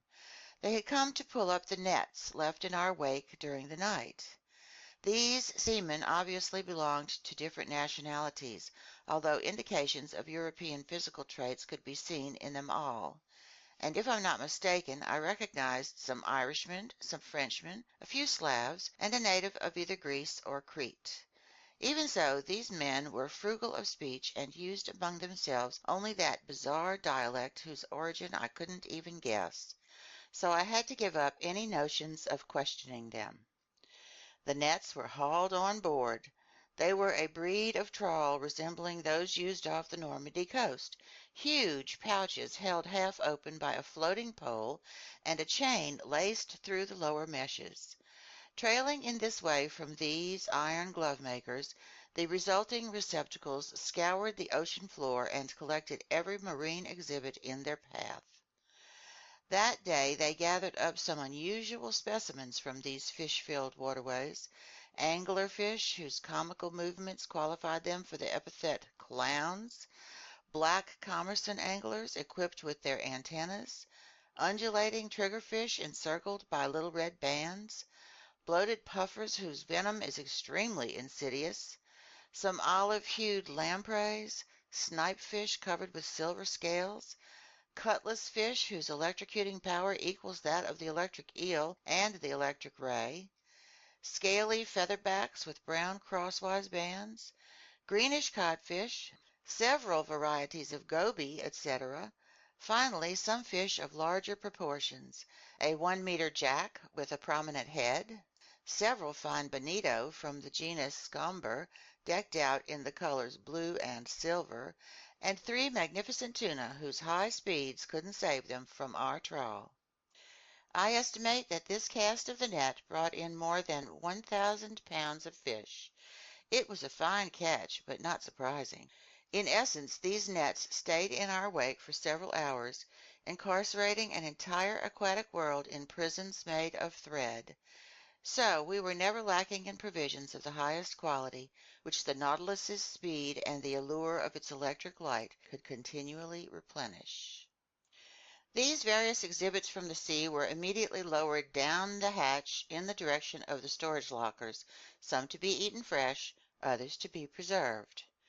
After its fishing was finished and its air supply renewed, I thought the Nautilus would resume its underwater excursion, and I was getting ready to return to my stateroom when Captain Nemo turned to me and said without further preamble, "Look at this ocean, Professor. Doesn't it have the actual gift of life? Doesn't it experience both anger and affection? Last evening it went to sleep, just as we did. And there it is, waking up after a peaceful night." No hellos or good mornings for this gent. You would have thought this eccentric individual was simply continuing a conversation we'd already started. "See," he went on, "it's waking up under the sun's caresses. It's going to relive its daily existence. What a fascinating field of study lies in watching the play of its organism. It owns a pulse and arteries.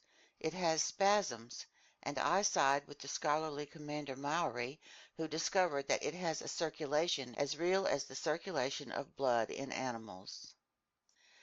I'm sure that Captain Nemo expected no replies from me, and it seemed pointless to pitch in with "Ah, yes, exactly," or "How right you are." Rather, he was simply talking to himself, with long pauses between sentences. He was meditating out loud. "Yes," he said, "the ocean owns a genuine circulation, and to start it going, the Creator of all things has only to increase its heat, salt, and microscopic animal life. In essence, heat creates the different densities that leads to currents and countercurrents. Evaporation, which is nil in the high Arctic regions and very active in equatorial zones, brings about a constant interchange of tropical and polar waters. What's more, I've detected those falling and rising currents that make up the ocean's true breathing. I've seen a molecule of salt water heat up at the surface, sink into the depths, reach maximum density at -2 degrees centigrade, then cool off, grow lighter, and rise again. At the poles you'll see the consequences of this phenomenon, and through this law of far-seeing nature you'll understand why water can freeze only at the surface. As the captain was finishing his sentence, I said to myself, "The pole? Is this brazen individual claiming he'll take us even to that location?" Meanwhile the captain fell silent and stared at the element he had studied so thoroughly and unceasingly. Then, going on, "Salts," he said, "fill the sea in considerable quantities, Professor, and if you removed all its dissolved saline content, you'd create a mass measuring 4,500,000 cubic leagues, which if it were spread all over the globe would form a layer more than 10 meters high. And don't think that the presence of these salts is due merely to some whim of nature. No. They make ocean water less open to evaporation and prevent winds from carrying off excessive amounts of steam, which, when condensing, would submerge the temperate zones. Salts play a leading role, the role of stabilizer for the general ecology of the globe." Captain Nemo stopped, straightened up, took a few steps along the platform, and returned to me. "As for those billions of tiny animals," he went on, "those infusoria that live by the millions in one droplet of water, 800,000 of which are needed to weigh 1 milligram, their role is no less important. They absorb the marine salts, they assimilate the solid elements in the water, and since they create coral and madrepores, they're the true builders of limestone continents. And so, after they've finished depriving our water drop of its mineral nutrients, The droplet gets lighter, rises to the surface, there absorbs more salts left behind through evaporation, gets heavier, sinks again, and brings those tiny animals new elements to absorb. The outcome? A double current, rising and falling, constant movement, constant life, more intense than on land, more abundant, more infinite. Such life blooms in every part of this ocean, an element fatal to man, they say, but vital to myriads of animals, and to me. When Captain Nemo spoke in this way, he was transfigured, and he filled me with extraordinary excitement. There, he added, out there lies true existence, and I can imagine the founding of nautical towns, clusters of underwater households that, like the Nautilus, would return to the surface of the sea to breathe each morning. Free towns, if ever there were. Independent cities. Then again, who knows whether some tyrant— Captain Nemo finished his sentence with a vehement gesture. Then, addressing me directly, as if to drive away an ugly thought, "Professor Aronnax," he asked me, "do you know the depth of the ocean floor?" "At least, Captain, I know what the major soundings tell us." "Could you quote them to me, so I can double-check them as the need arises?" "Here," I replied, "are a few of them that stick in my memory. If I'm not mistaken, an average depth of 8,200 meters was found in the North Atlantic, and 2,500 meters in the Mediterranean. The most remarkable soundings were taken in the South Atlantic near the 35th parallel, and they gave 12,000 meters, 14,091 meters, and 15,149 meters. All in all, it's estimated that if the sea bottom were made level, its average depth would be about 7 kilometers." "Well, Professor," Captain Nemo replied, "we'll show you better than that, I hope. As for the average depth of this part of the Pacific, I'll inform you that it's a mere 4,000 meters." This said, Captain Nemo headed to the hatch and disappeared down the ladder. I followed him and went back to the main lounge. The propeller was instantly set in motion, and the log gave our speed as 20 miles per hour. Over the ensuing days and weeks, Captain Nemo was very frugal with his visits. I saw him only at rare intervals. His chief officer regularly fixed the positions I found reported on the chart, and in such a way that I could exactly plot the Nautilus's course. Conseil and Land spent the long hours with me. Conseil had told his friend about the wonders of our undersea stroll, and the Canadian was sorry he hadn't gone along. But I hoped an opportunity would arise for a visit to the forests of Oceania. Almost every day the panels in the lounge were open for some hours, and our eyes never tired of probing the mysteries of the underwater world. The Nautilus's general heading was southeast, and it stayed at a depth between 100 and 150 meters. However, from Lord knows what whim, one day it did a diagonal dive by means of its slanting fins, reaching strata located 2,000 meters underwater. The thermometer indicated a temperature of 4.25 degrees centigrade, which at this depth seemed to be a temperature common to all latitudes. On November 26th, at 3 o'clock in the morning, the Nautilus cleared the Tropic of Cancer at longitude 172 degrees.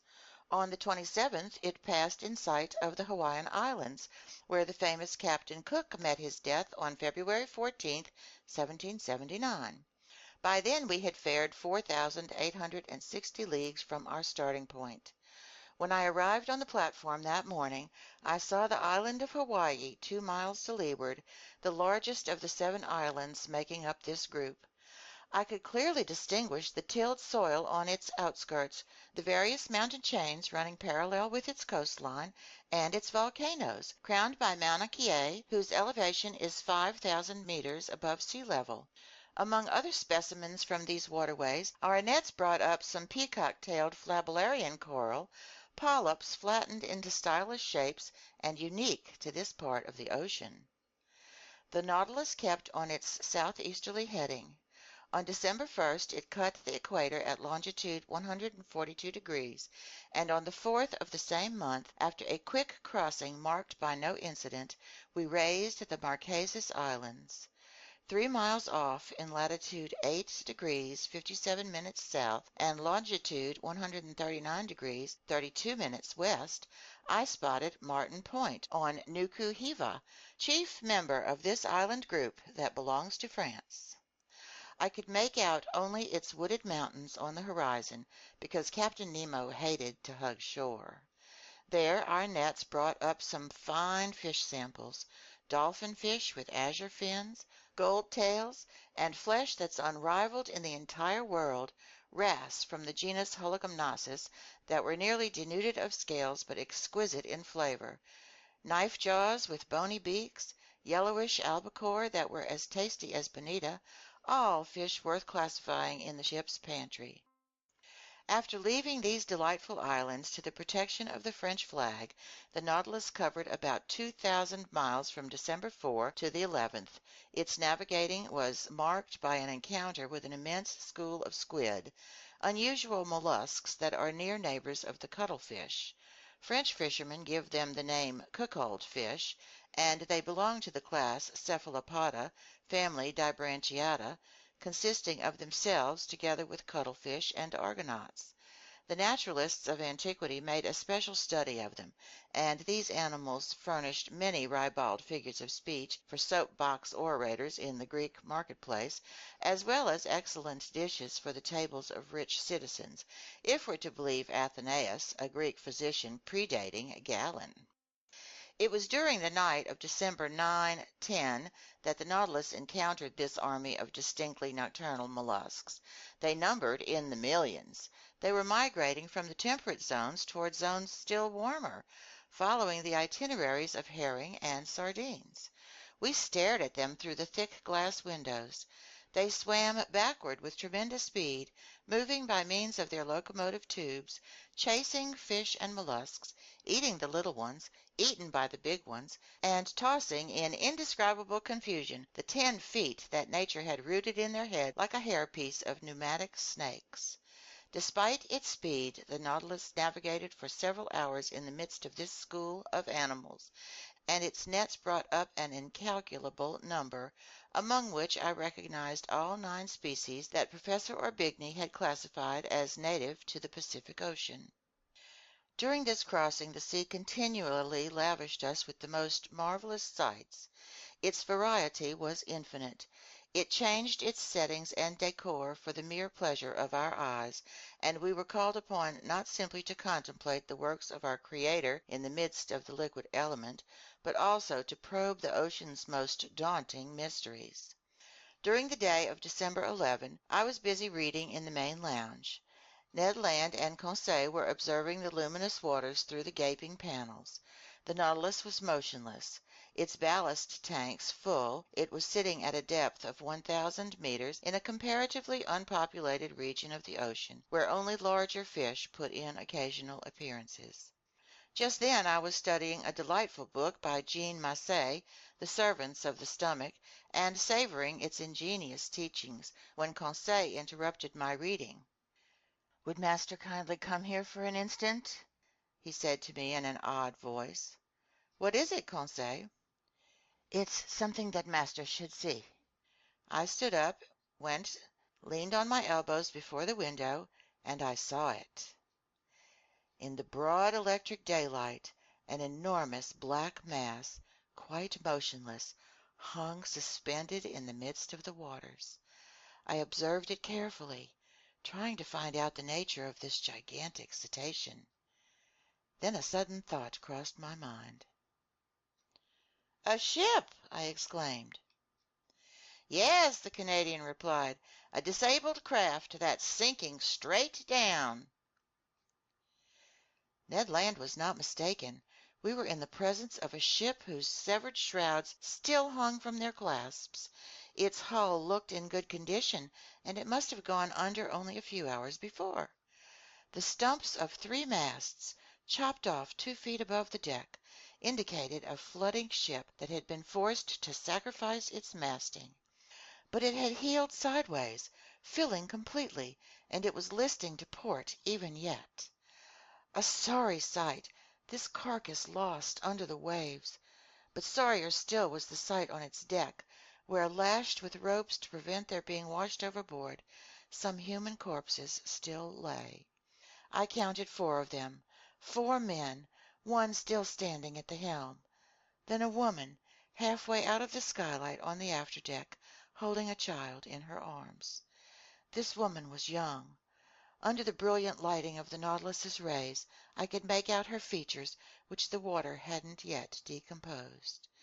With a supreme effort she had lifted her child above her head, and the poor little creature's arms were still twined around its mother's neck. The postures of the 4 seamen seemed ghastly to me, twisted from convulsive movements, as if making a last effort to break loose from the ropes that bound them to their ship. And the helmsman, standing alone, calmer, his face smooth and serious, his grizzled hair plastered to his brow, his hands clutching the wheel, seemed even yet to be guiding his wrecked 3-master through the ocean depths. What a scene! We stood dumbstruck, hearts pounding, before this shipwreck caught in the act, as if it had been photographed in its final moments, so to speak. And already I could see enormous sharks moving in, eyes ablaze, drawn by the lure of human flesh. Meanwhile, turning, the Nautilus made a circle around the sinking ship, and for an instant I could read the board on its stern. The Florida, Sunderland, England. End of chapter 18.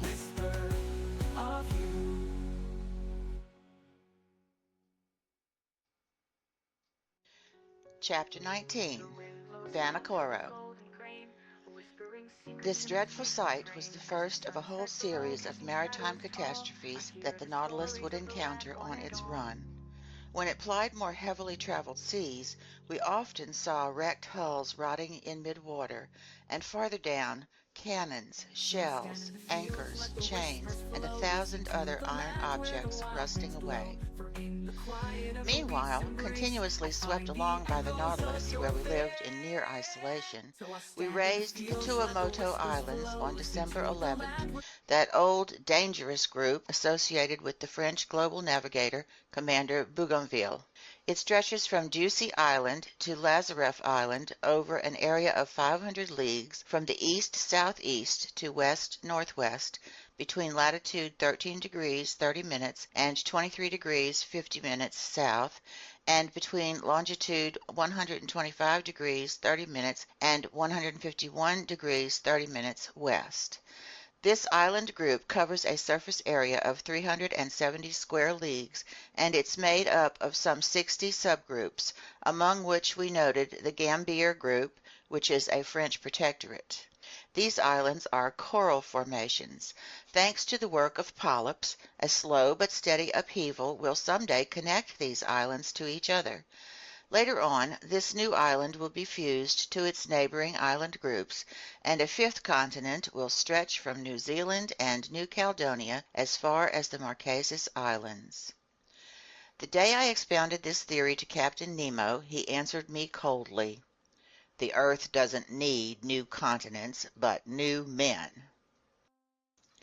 Sailor's luck led the Nautilus straight to Rayo Island, one of the most unusual in this group, which was discovered in 1822 by Captain Bell aboard the Minerva. So I was able to study the madreporic process that has created the islands in this ocean. Madrepores, which one must guard against confusing with precious coral, clothe their tissue in a limestone crust, and their variations in structure have led my famous mentor, Professor Milne Edwards, to classify them into 5 divisions. The tiny microscopic animals that secrete this polypary live by the billions in the depths of their cells.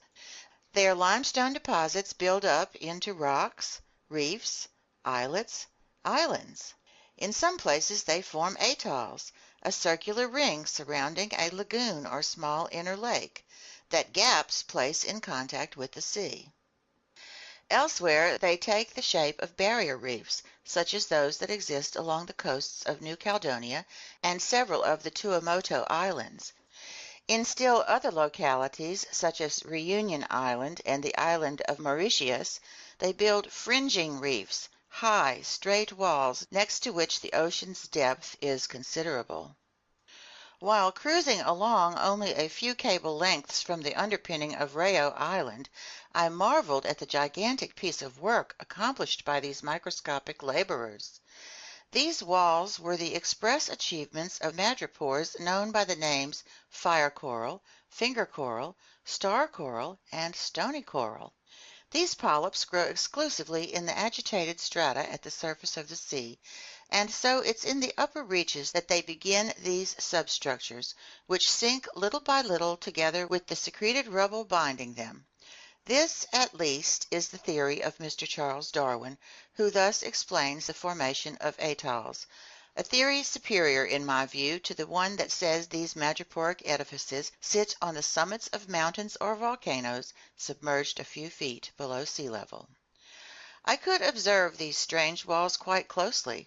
Our sounding lines indicated that they dropped perpendicularly for more than 300 meters, and our electric beams made the bright limestone positively sparkle. In reply to a question Conseil asked me about the growth rates of these colossal barriers, I thoroughly amazed him by saying that scientists put it at an eighth of an inch per biennium. Therefore, he said to me, to build these walls it took 192,000 years, my gallant Conseil, which significantly extends the biblical days of creation. What's more, the formation of coal, in other words, the petrification of forests swallowed by floods, and the cooling of basaltic rocks likewise call for a much longer period of time. I might add that those days in the Bible must represent whole epochs, and not literally the lapse of time between two sunrises, because according to the Bible itself, the sun doesn't date from the first day of creation.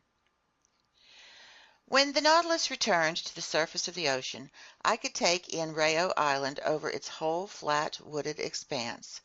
Obviously, its madreporic rocks had been made fertile by tornadoes and thunderstorms.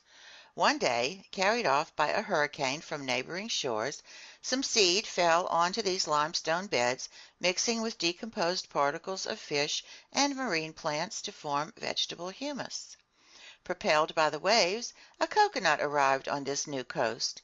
Its germ took root, its tree grew tall, catching steam off the water. A brook was born. Little by little, vegetation spread.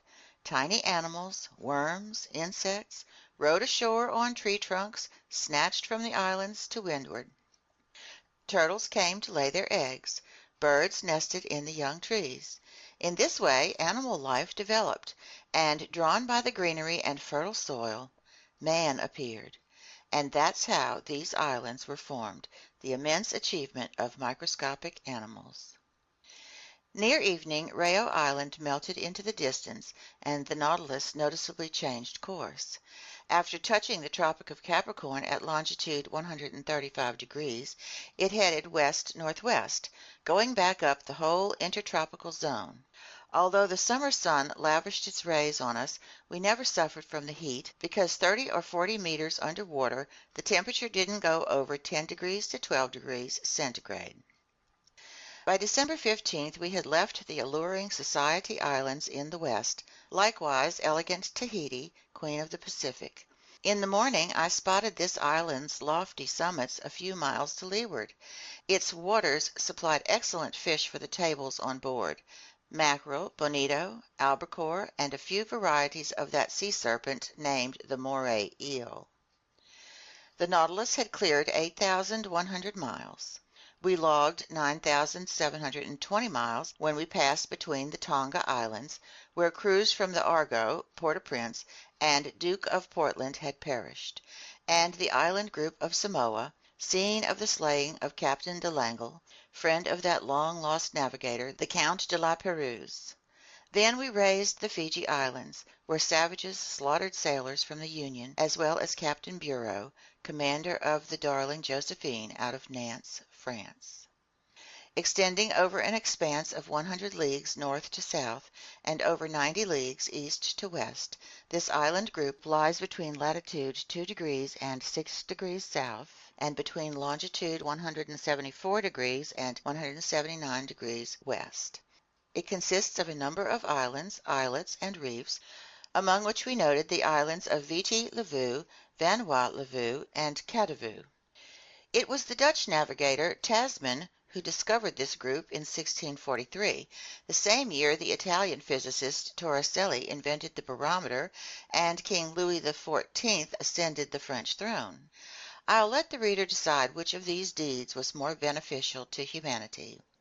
Coming later, Captain Cook in 1774, Rear Admiral d'Entrecasteaux in 1793, and finally Captain Dumont d'Urville in 1827, untangled the whole chaotic geography of this island group.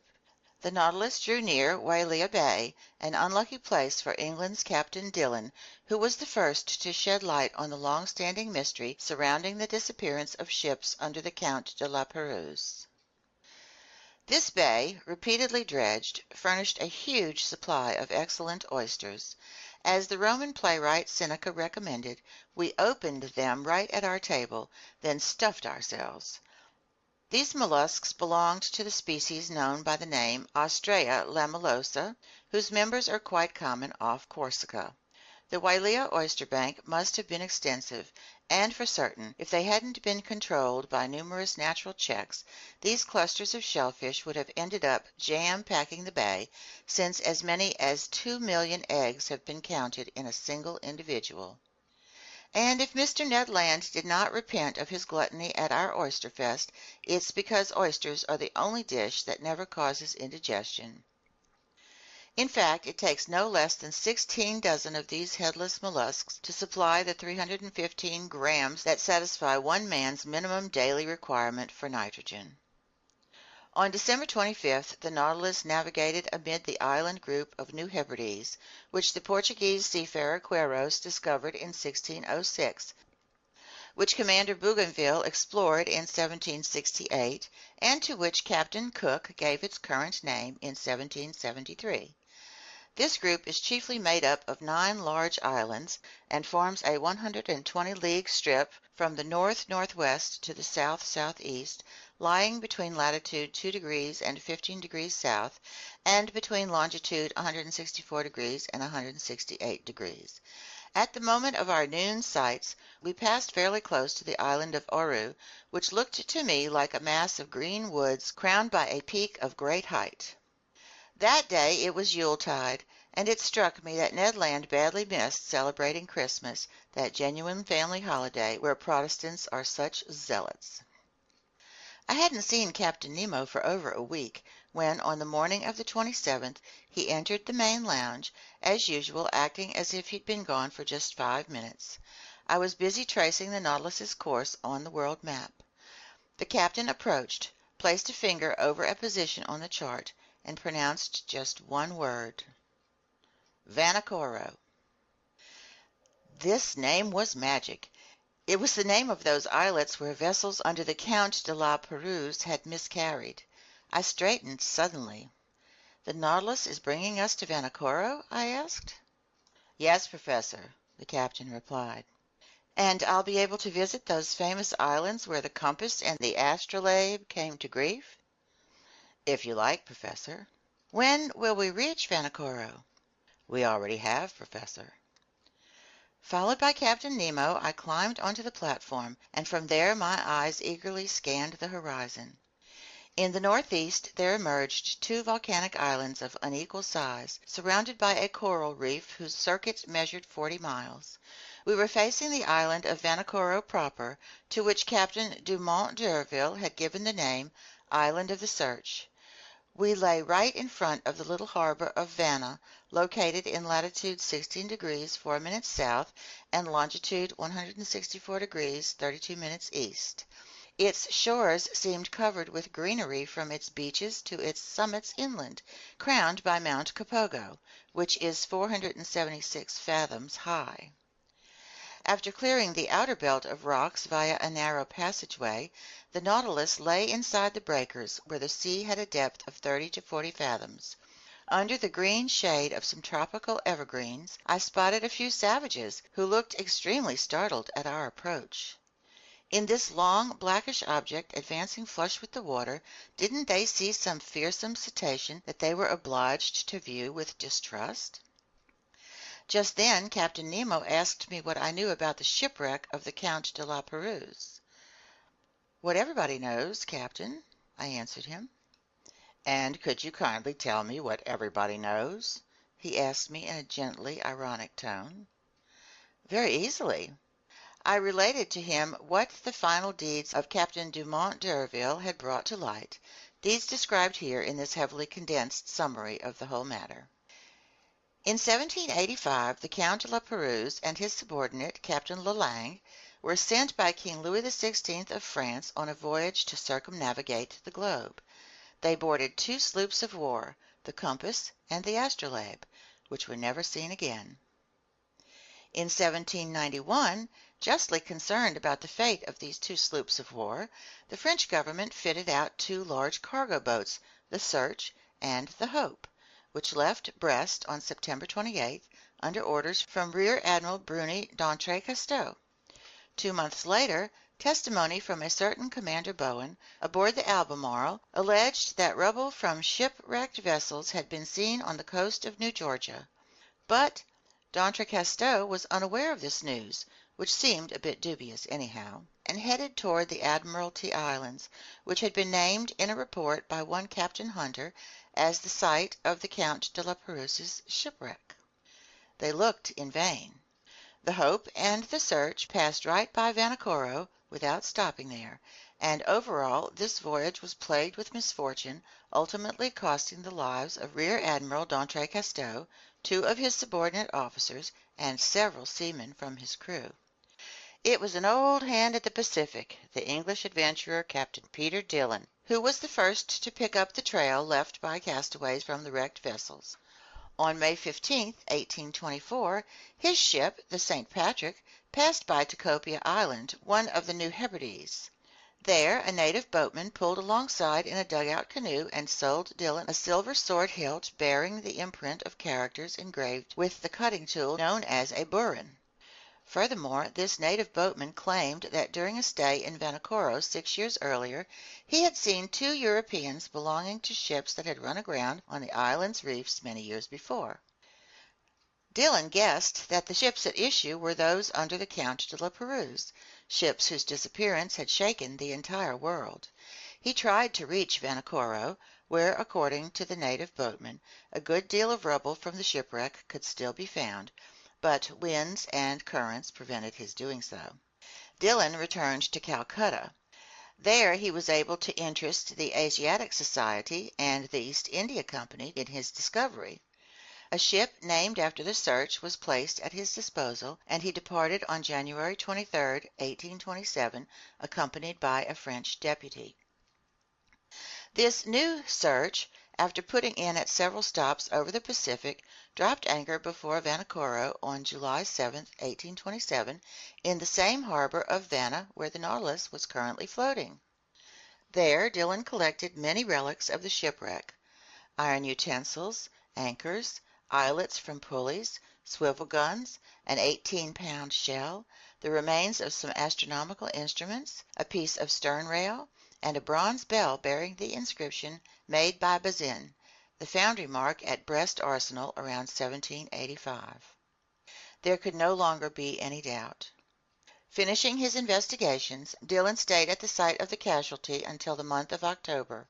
Then he left Vanikoro, headed toward New Zealand, dropped anchor at Calcutta on April 7, 1828, and returned to France, where he received a very cordial welcome from King Charles X. But just then the renowned French explorer Captain Dumont d'Urville, unaware of Dillon's activities, had already set sail to search elsewhere for the site of the shipwreck. In essence, a whaling vessel had reported that some medals and a cross of St. Louis had been found in the hands of savages in the Louisade Islands and New Caledonia. So Captain Dumont d'Urville had put to sea in command of a vessel named after the astrolabe. And just 2 months after Dillon had left Vanikoro, Dumont d'Urville dropped anchor before Hobart. There he heard about Dillon's findings, and he further learned that a certain James Hobbs, chief officer on the Union out of Calcutta, had put to shore on an island located in latitude 8 degrees 18 minutes south and longitude 156 degrees 30 minutes east, and had noted the natives of those waterways making use of iron bars and red fabrics. Pretty perplexed, Dumont d'Urville didn't know if he should give credence to these reports, which had been carried in some of the less reliable newspapers. Nevertheless, he decided to start on Dillon's trail. On February 10, 1828, the new astrolabe hove before Tecopa Island, took on a guide and interpreter in the person of a deserter who had settled there, plied a course toward Vanikoro, raised it on February the 12th, sailed along its reefs until the 14th, and only on the 20th dropped anchor inside its barrier in the harbor of Vanna. On the 23rd, several officers circled the island and brought back some rubble of little importance. The natives, adopting a system of denial and evasion, refused to guide them to the site of the casualty. This rather shady conduct aroused the suspicion that the natives had mistreated the castaways, and in truth, the natives seemed afraid that Dumont d'Urville had come to avenge the Count de la Pérouse and his unfortunate companions. But on the 26th, appeased with gifts and seeing that they didn't need to fear any reprisals, the natives led the chief officer, Mr. Jacquinot, to the site of the shipwreck. At this location, in 3 or 4 fathoms of water between the Payou and Vanna reefs, there lay some anchors, cannons, and ingots of iron and lead, all caked with limestone concretions. A launch and whaleboat from the new astrolabe were steered to this locality, and after going to exhausting lengths, their crews managed to dredge up an anchor weighing 1,800 pounds, a cast iron 8-pounder cannon, a lead ingot, and 2 copper swivel guns. Questioning the natives, Captain Dumont d'Urville also learned that after La Pérouse's 2 ships had miscarried on the island's reefs, the Count had built a smaller craft, only to go off and miscarry a second time. Where? Nobody knew. The commander of the new astrolabe then had a monument erected under a tuft of mangrove, in memory of the famous navigator and his companions. It was a simple quadrangular pyramid, set on a coral base, with no ironwork to tempt the natives' avarice. Then Dumont d'Urville tried to depart, but his crews were run down from the fevers raging on these unsanitary shores, and quite ill himself, he was unable to weigh anchor until March 17th. Meanwhile, fearing that Dumont d'Urville wasn't abreast of Dillon's activities, the French government sent a sloop of war to Vanikoro, the Bayonnaise, under Commander Legourat de Tromelin, who had been stationed on the American west coast. Dropping anchor before Vanikoro a few months after the new astrolabe's departure, the Bayonnaise didn't find any additional evidence, but verified that the savages hadn't disturbed the memorial honoring the Count de la Pérouse. This is the substance of the account I gave Captain Nemo. "So," he said to me, "the castaways built a 3rd ship on Vanikoro Island, and to this day nobody knows where it went and perished?" "Nobody knows." Captain Nemo didn't reply, but signaled me to follow him to the main lounge. The Nautilus sank a few meters beneath the waves, and the panels opened. I rushed to the window and saw crusts of coral. Fungus coral, Siphonoula coral, Alcyon coral, sea anemone from the genus Caryophylla, plus myriads of charming fish, including greenfish, damselfish, sweepers, snappers, and squirrelfish. Underneath this coral covering I detected some rubble the old dredges hadn't been able to tear free.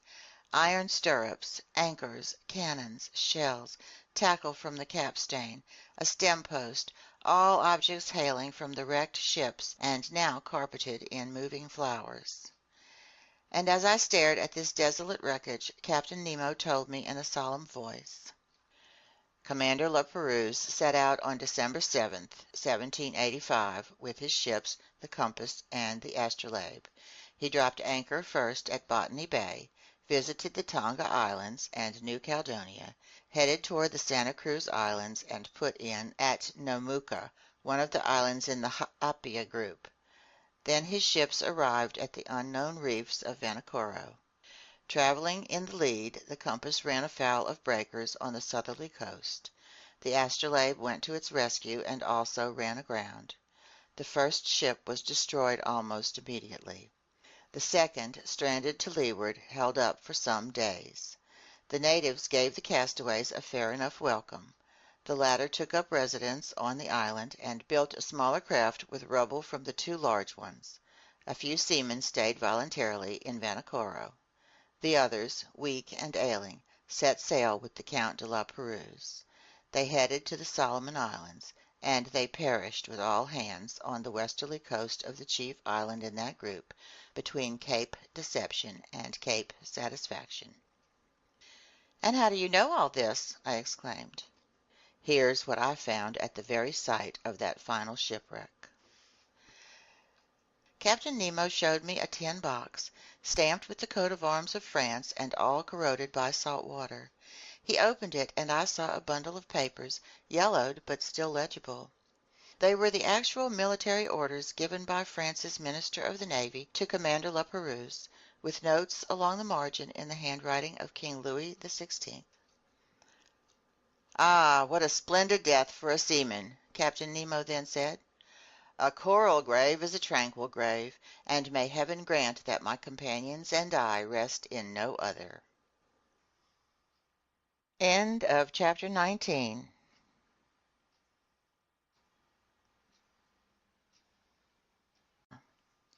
Chapter 20. The Torres Strait.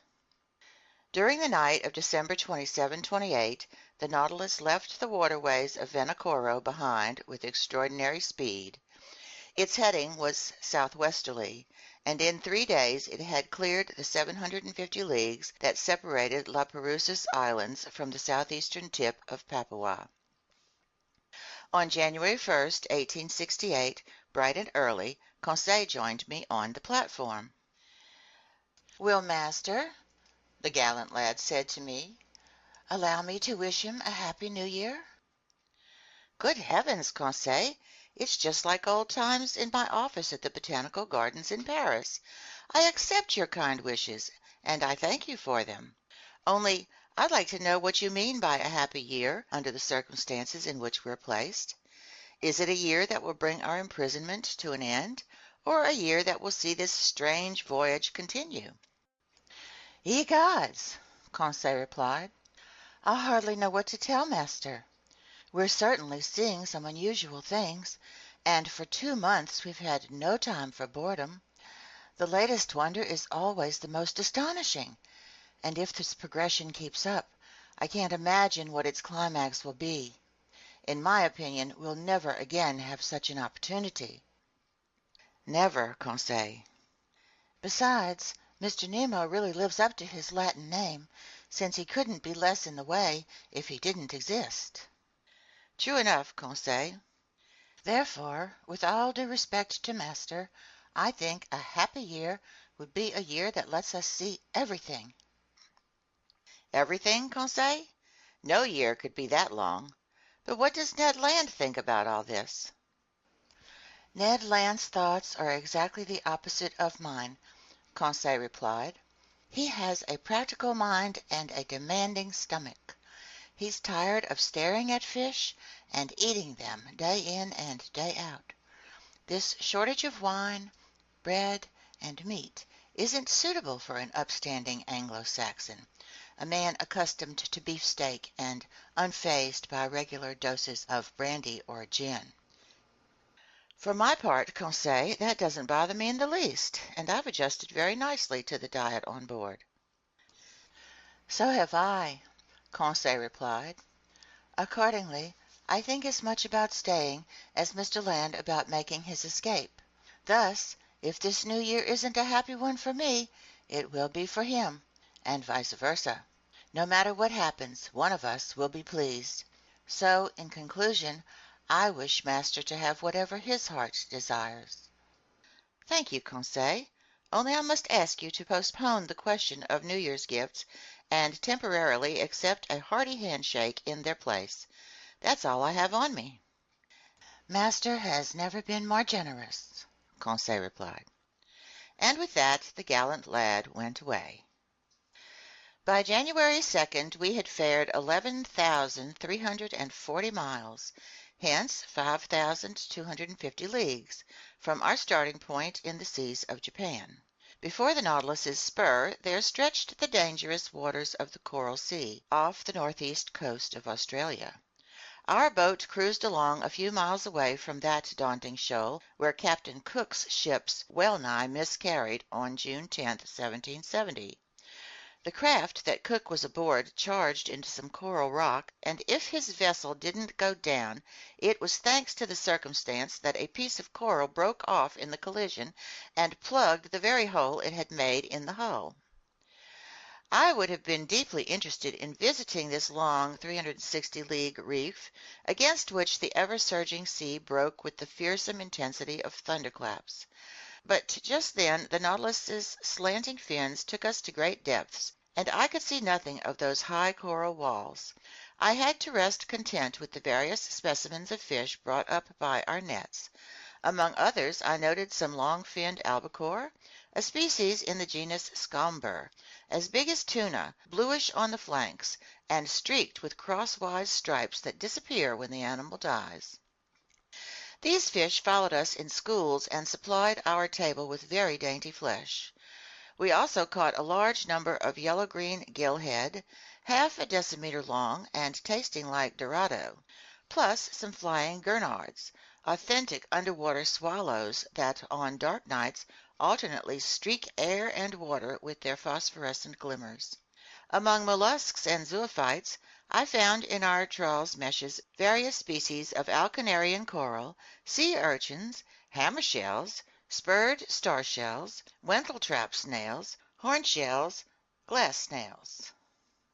The local flora was represented by fine floating algae, sea tangle, and kelp from the genus Macrocystis, saturated with the mucilage their pores perspire, from which I selected a wonderful Nemastoma gelineroidea, classifying it with the natural curiosities in the museum.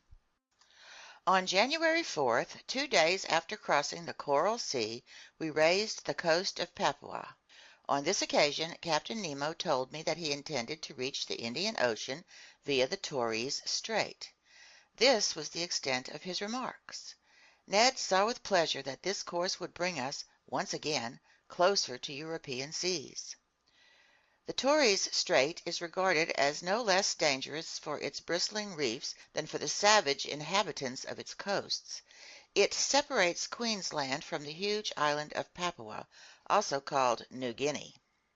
Papua is 400 leagues long by 130 leagues wide, with a surface area of 40,000 geographical leagues.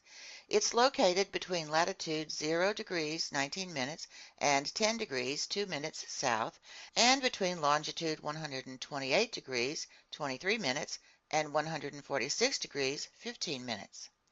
At noon, while the chief officer was taking the sun's altitude, I spotted the summits of the Arfak Mountains, rising in terraces and ending in sharp peaks.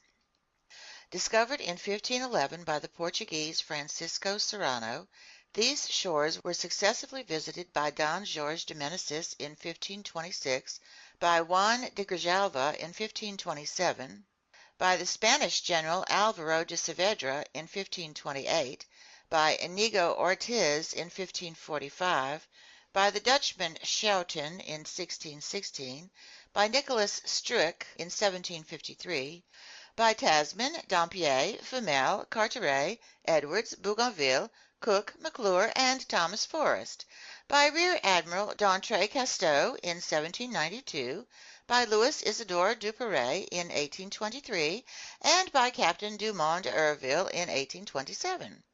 It's the heartland of the blacks who occupy all Malaysia, Monsieur de Rienzi has said, and I hadn't the foggiest inkling that sailor's luck was about to bring me face to face with these daunting Andaman aborigines. So the Nautilus hove before the entrance to the world's most dangerous strait, a passageway that even the boldest navigators hesitated to clear, the strait that Louis Vaez de Torres faced on returning from the South Seas in Melanesia, a strait in which sloops of war under Captain Dumont d'Urville ran aground in 1840 and nearly miscarried with all hands. And even the Nautilus, rising superior to every danger in the sea, was about to become intimate with its coral reefs. The Torres Strait is about 34 leagues wide, but it's obstructed by an incalculable number of islands, islets, breakers, and rocks that make it nearly impossible to navigate. Consequently, Captain Nemo took every desired precaution in crossing it. Floating flush with the water, the Nautilus moved ahead at a moderate pace. Like a cetacean's tail, its propeller churned the waves slowly. Taking advantage of this situation, my two companions and I found seats on the ever-deserted platform. In front of us stood the pilot house, and unless I'm extremely mistaken, Captain Nemo must have been inside, steering the Nautilus himself. Under my eyes I had the excellent charts of the Torres Strait that had been surveyed and drawn up by the hydrographer engineer Vincendant Dumoulin and Sub-Lieutenant, now Admiral, Couvent de Bois, who were part of Dumont d'Urville's general staff during his final voyage to circumnavigate the globe.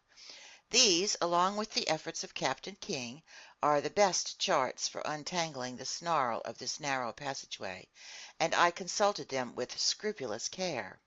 Around the Nautilus the sea was boiling furiously. A stream of waves, bearing from southeast to northwest at a speed of 2½ miles per hour, broke over heads of coral emerging here and there. "That's one rough sea," Ned Land told me. "Abominable indeed," I replied, "and hardly suitable for a craft like the Nautilus."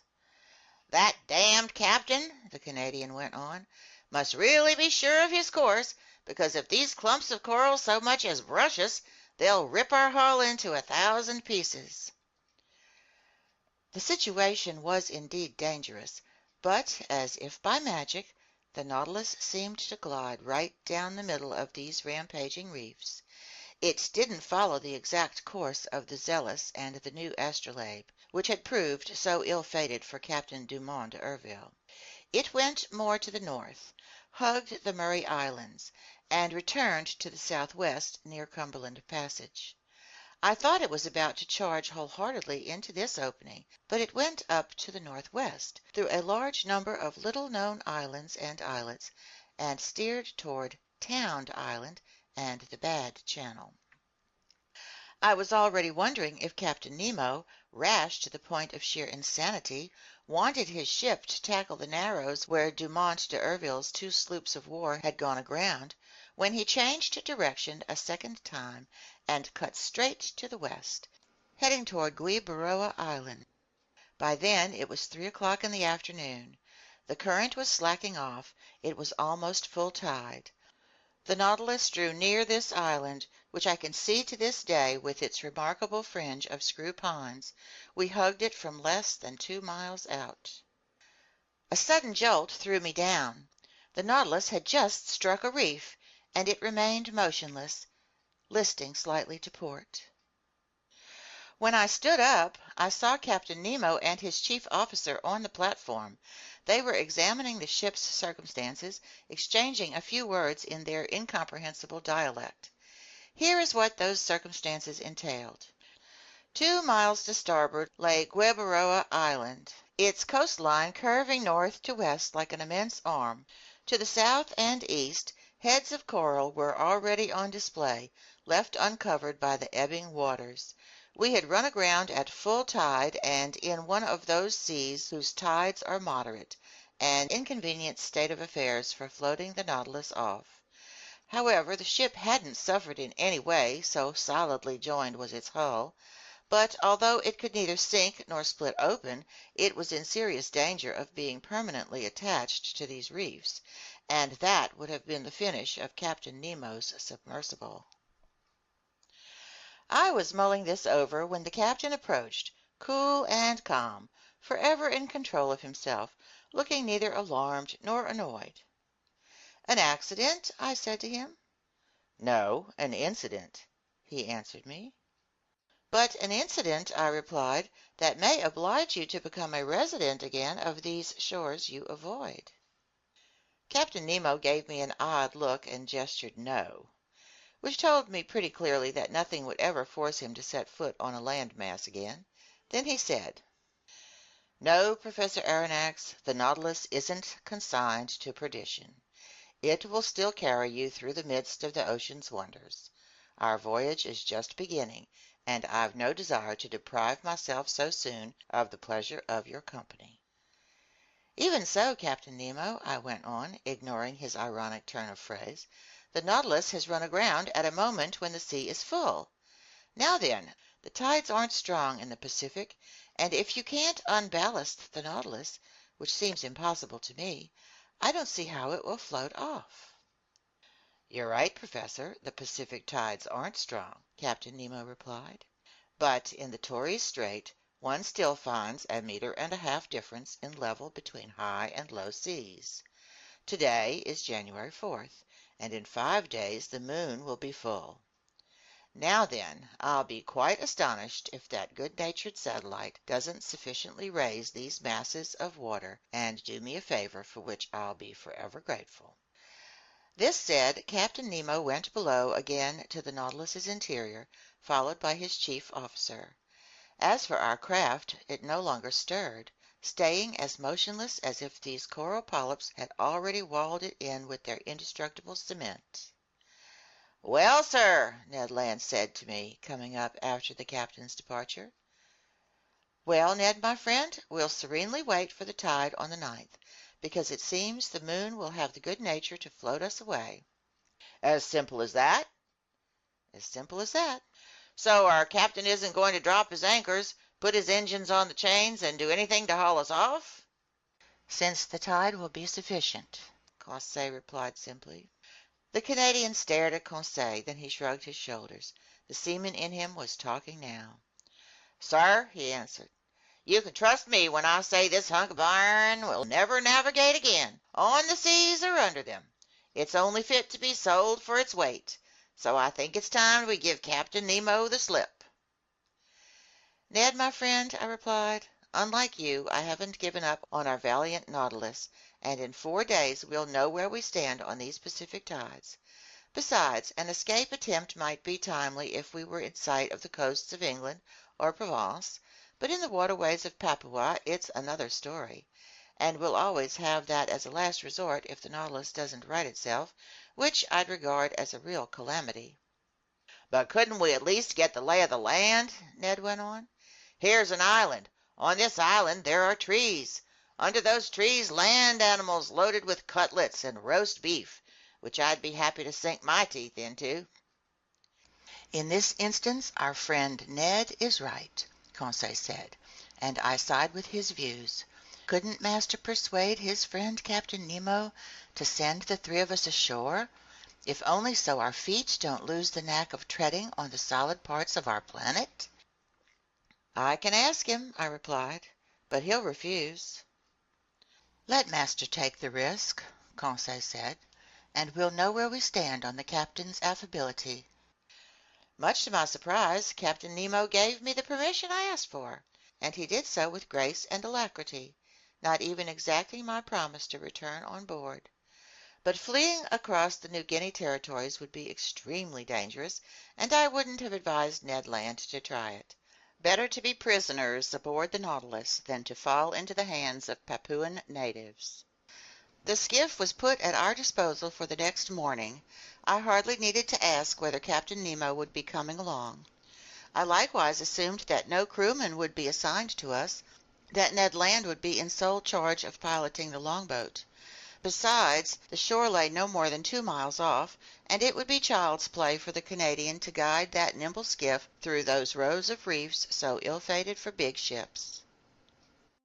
The next day, January 5th, After its deck paneling was opened, the skiff was wrenched from its socket and launched to sea from the top of the platform. 2 men were sufficient for this operation. The oars were inside the longboat, and we had only to take our seats. At 8 o'clock, armed with rifles and axes, we pulled clear of the Nautilus. The sea was fairly calm. A mild breeze blew from shore. In place by the oars, Conseil and I rowed vigorously, and Ned steered us into the narrow lanes between the breakers. The skiff handled easily and sped swiftly. Ned Land couldn't conceal his glee. He was a prisoner escaping from prison, and never dreaming he would need to re-enter it. "Meat!" he kept repeating. "Now we'll eat red meat. Actual game. A real mess call, by thunder! I'm not saying fish aren't good for you, but we mustn't overdo 'em, and a slice of fresh venison grilled over live coals will be a nice change from our standard fare." You glutton, Conseil replied. You're making my mouth water. "It remains to be seen," I said, "whether these forests do contain game, and if the types of game aren't of such size that they can hunt the hunter." "Fine, Professor Aronnax," replied the Canadian, whose teeth seemed to be as honed as the edge of an axe. "But if there's no other quadruped on this island, I'll eat tiger. Tiger sirloin." Our friend Ned grows disturbing, Conseil replied. "Whatever it is," Ned Land went on, "any animal having 4 feet without feathers, or 2 feet with feathers, will be greeted by my very own one-gun salute." "Oh, good," I replied. "The reckless Mr. Land is at it again." "Don't worry, Professor Aronnax. Just keep rowing," the Canadian replied. "I only need 25 minutes to serve you one of my own special creations." By 8:30 the Nautilus's skiff had just run gently aground on a sandy strand, after successfully clearing the ring of coral that surrounds Gueboroa Island. End of chapter 20.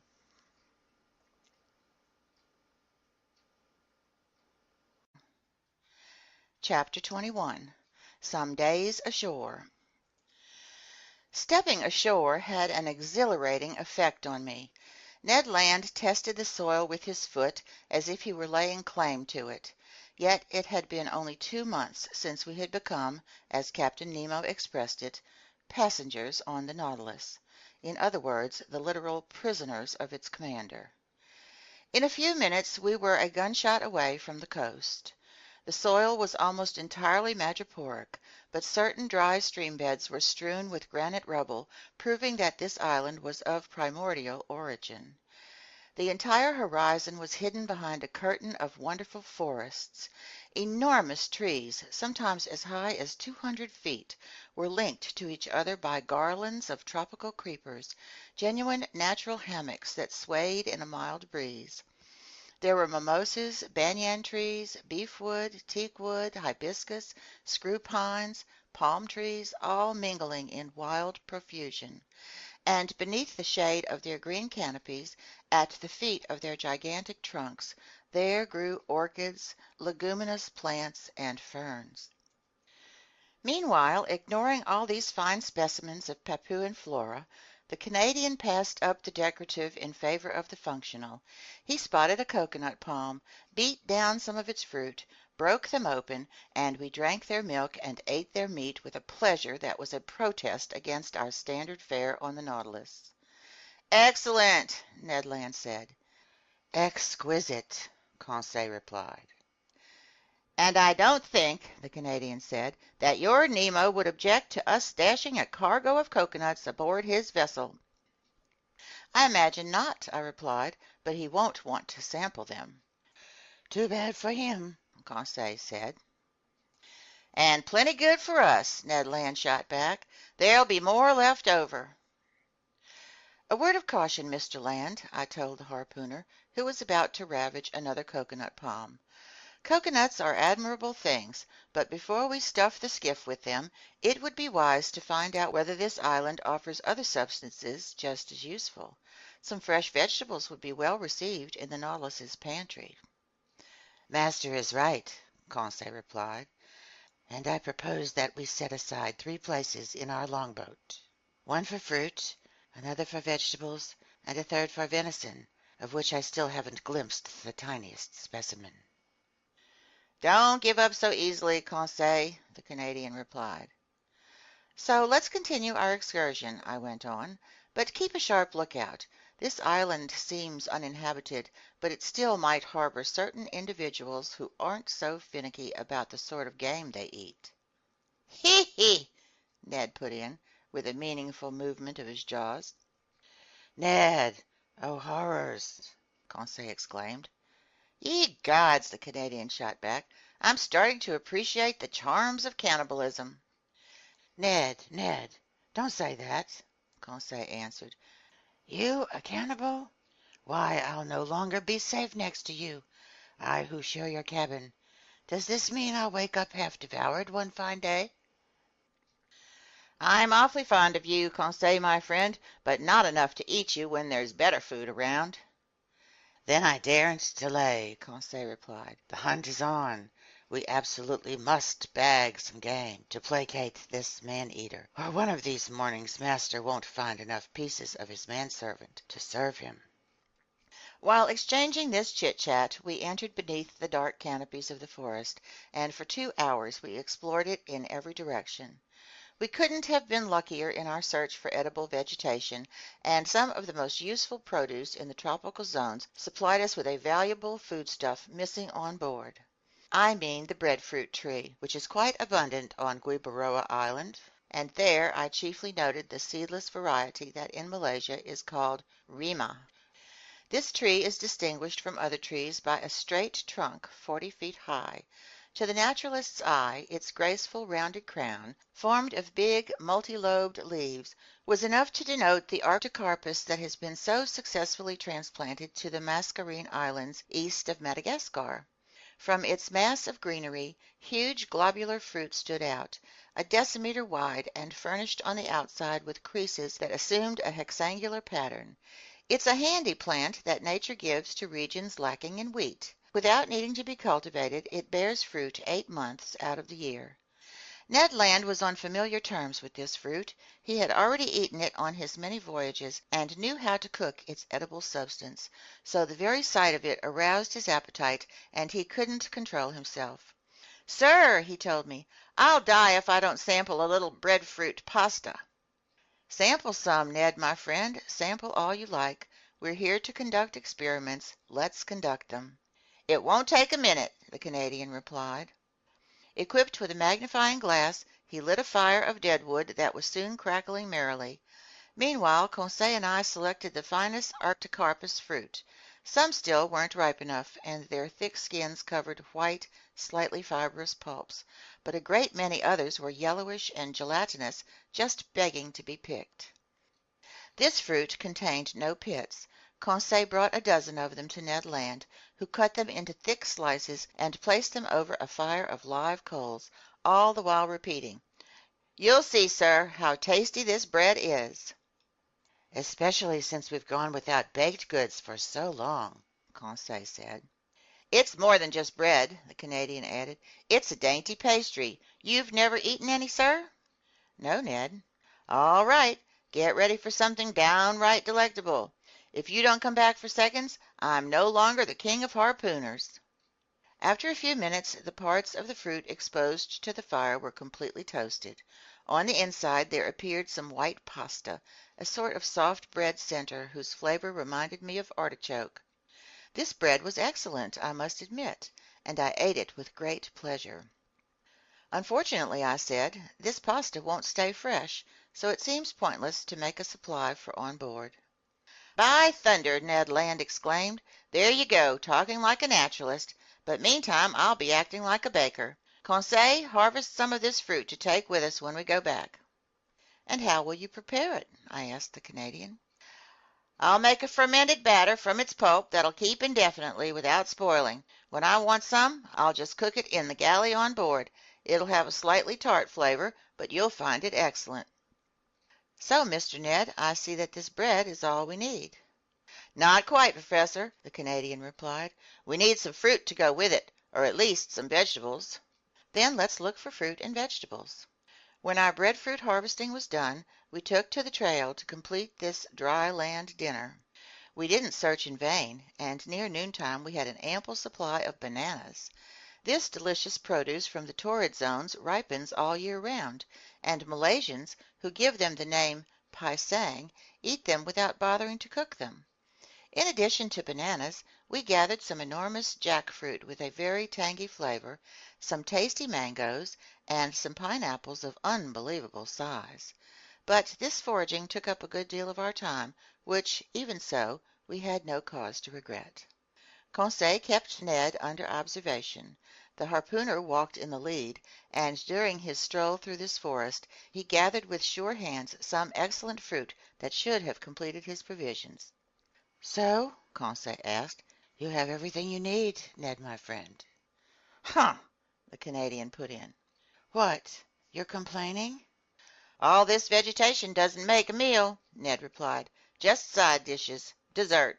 But where's the soup course? Where's the roast?" "Right," I said. "Ned promised us cutlets, which seems highly questionable to me." "Sir," the Canadian replied, "our hunting not only isn't over, it hasn't even started. Patience! We're sure to end up bumping into some animal with either feathers or fur, if not in this locality, then in another." "And if not today, then tomorrow, because we mustn't wander too far off," Conseil added. "That's why I propose we return to the skiff." "What? Already?" Ned exclaimed. "We ought to be back before nightfall," I said. "But what hour is it then?" the Canadian replied. 2 o'clock, at least," Conseil replied. "How time flies on solid ground!" exclaimed Ned Land with a sigh of regret. "Off we go," Conseil replied.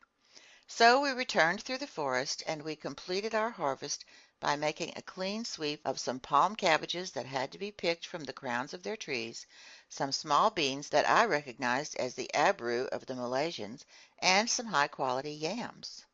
We were overloaded when we arrived at the skiff. However, Ned Land still found these provisions inadequate. But fortune smiled on him. Just as we were boarding, he spotted several trees 25 to 30 feet high, belonging to the palm species. As valuable as the Actocarpus, these trees are justly ranked among the most useful produce in Malaysia. They were sago palms, vegetation that grows without being cultivated, like mulberry trees. They reproduce by means of shoots and seeds. Ned Land knew how to handle these trees. Taking his axe and wielding it with great vigor, he soon stretched out on the ground 2 or 3 sago palms, whose maturity was revealed by the white dust sprinkled over their palm fronds. I watched him more as a naturalist than as a man in hunger. He began by removing from each trunk an inch-thick strip of bark that covered a network of long, hopelessly tangled fibers that were puttied with a sort of gummy flour. This flour was the starch-like sago, an edible substance chiefly consumed by the Melanesian peoples. For the time being, Ned Land was content to chop these trunks into pieces as if he were making firewood. Later he would extract the flour by sifting it through cloth to separate it from its fibrous ligaments, let it dry out in the sun, and leave it to harden inside molds. Finally, at 5 o'clock in the afternoon, laden with all our treasures, we left the island beach, and half an hour later pulled alongside the Nautilus. Nobody appeared on our arrival. The enormous sheet-iron cylinder seemed deserted. Our provisions loaded on board, I went below to my stateroom. There I found my supper ready. I ate and then fell asleep. The next day, January 6th, nothing new on board, not a sound inside, not a sign of life. The skiff stayed alongside in the same place we had left it. We decided to return to Guibaroa Island. Ned Land hoped for better luck in his hunting than on the day before, and he wanted to visit a different part of the forest. By sunrise we were off. Carried by an inbound current, the longboat reached the island in a matter of moments. We disembarked, and thinking it best to abide by the Canadian's instincts, we followed Ned Land, whose long legs threatened to outpace us. Ned Land went westward up the coast. Then, fording some stream beds, he reached open plains that were bordered by wonderful forests. Some kingfishers lurked along the watercourses, but they didn't let us approach. Their cautious behavior proved to me that these winged creatures knew where they stood on bipeds of our species, and I concluded that if this island wasn't inhabited, at least human beings paid it frequent visits. After crossing a pretty lush prairie, we arrived on the outskirts of a small wood, enlivened by the singing and soaring of a large number of birds. "Still, they're merely birds," Conseil said. "But some are edible," the harpooner replied.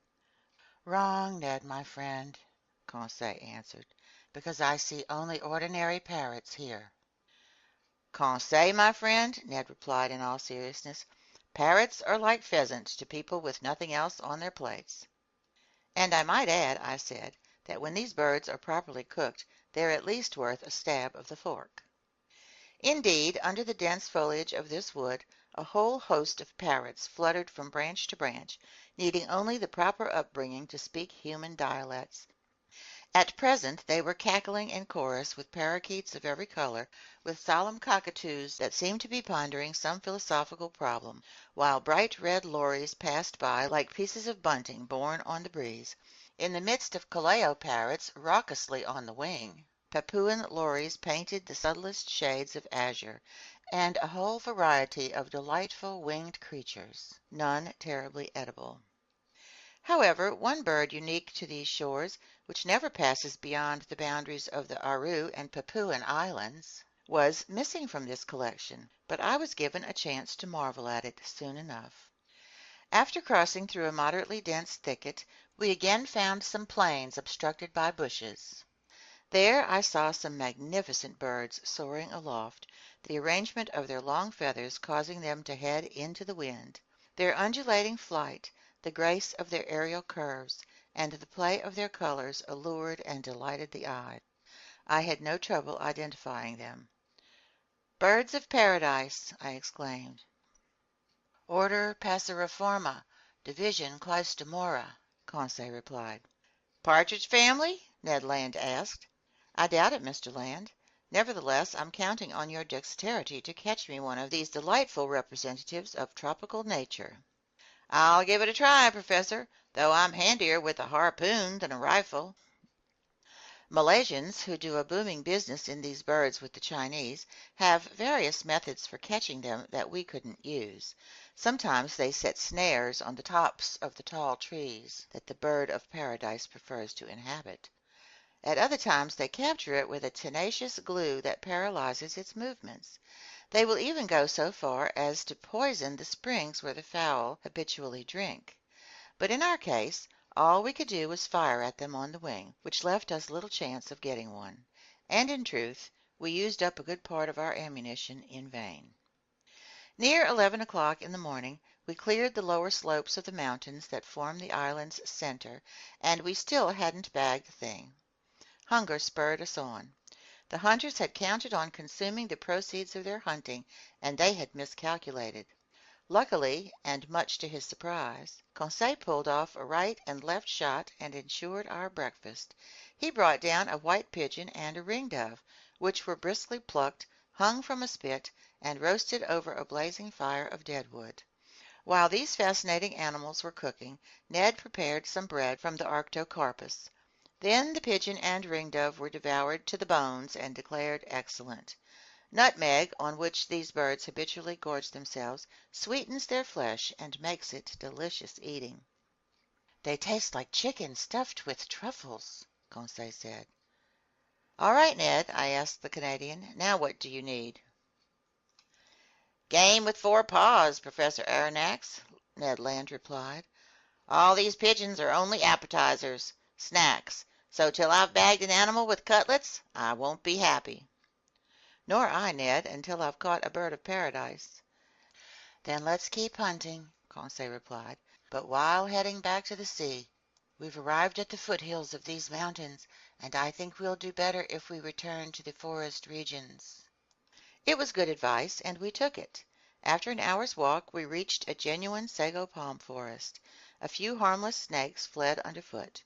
Birds of paradise stole off at our approach, and I was in real despair of catching one, when Conseil, walking in the lead, stooped suddenly, gave a triumphant shout, and came back to me carrying a magnificent bird of paradise. "Oh, bravo, Conseil!" I exclaimed. "Master is too kind," Conseil replied. "Not at all, my boy. That was a stroke of genius. Catching one of these live birds with your bare hands?" "If master will examine it closely, he'll see that I deserve no great praise." "And why not, Conseil?" "Because this bird is as drunk as a lord."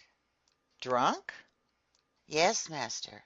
Drunk from the nutmegs it was devouring under that nutmeg tree where I caught it.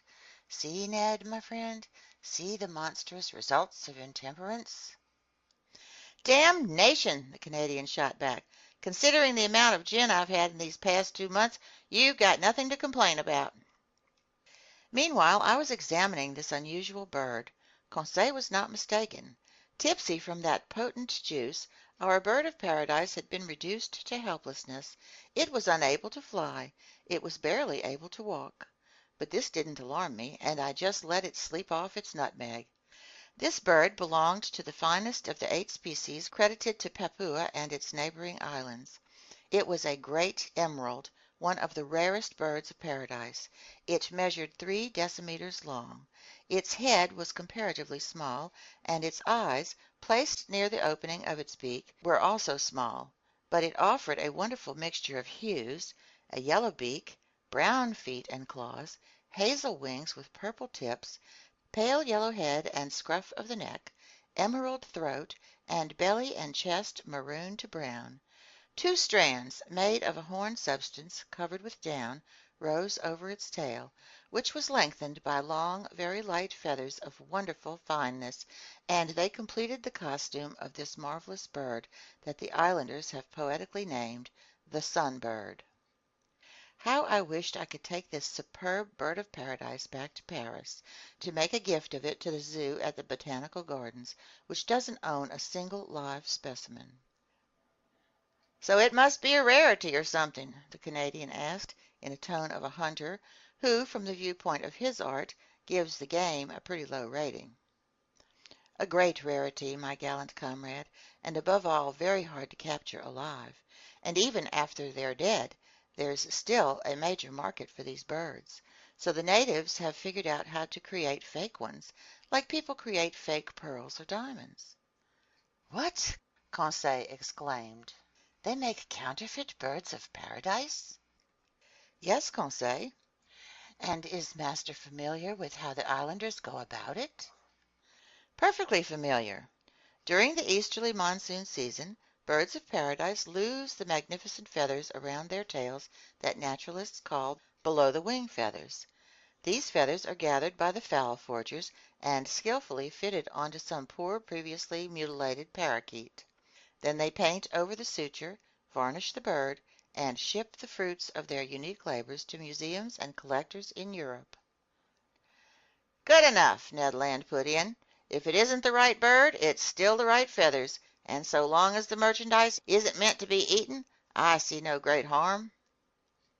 But if my desires were fulfilled by the capture of this bird of paradise, those of our Canadian huntsmen remained unsatisfied. Luckily, near 2 o'clock, Ned Land brought down a magnificent wild pig of the type the natives call bari outang. This animal came in the nick of time for us to bag some real quadruped meat, and it was warmly welcomed. Ned Land proved himself quite gloriously with his gunshot. Hit by an electric bullet, the pig dropped dead on the spot. The Canadian properly skinned and cleaned it, after removing half a dozen cutlets destined to serve as the grilled meat course of our evening meal. Then the hunt was on again, and once more would be marked by the exploits of Ned and Conseil. In essence, beating the bushes, the 2 friends flushed a herd of kangaroos that fled by bounding away on their elastic paws. But these animals didn't flee so swiftly that our electric capsules couldn't catch up with them. "Oh, Professor!" shouted Ned Land, whose hunting fever had gone to his brain. "What excellent game! Especially in a stew. What a supply for the Nautilus! 2, 3, 5 down! And just think how we'll devour all this meat ourselves, while those numbskulls on board won't get a shred." In his uncontrollable glee, I think the Canadian might have slaughtered the whole horde if he hadn't been so busy talking. But he was content with a dozen of these fascinating marsupials, which made up the first order of aplacental mammals, as Conseil just had to tell us. These animals were small in stature.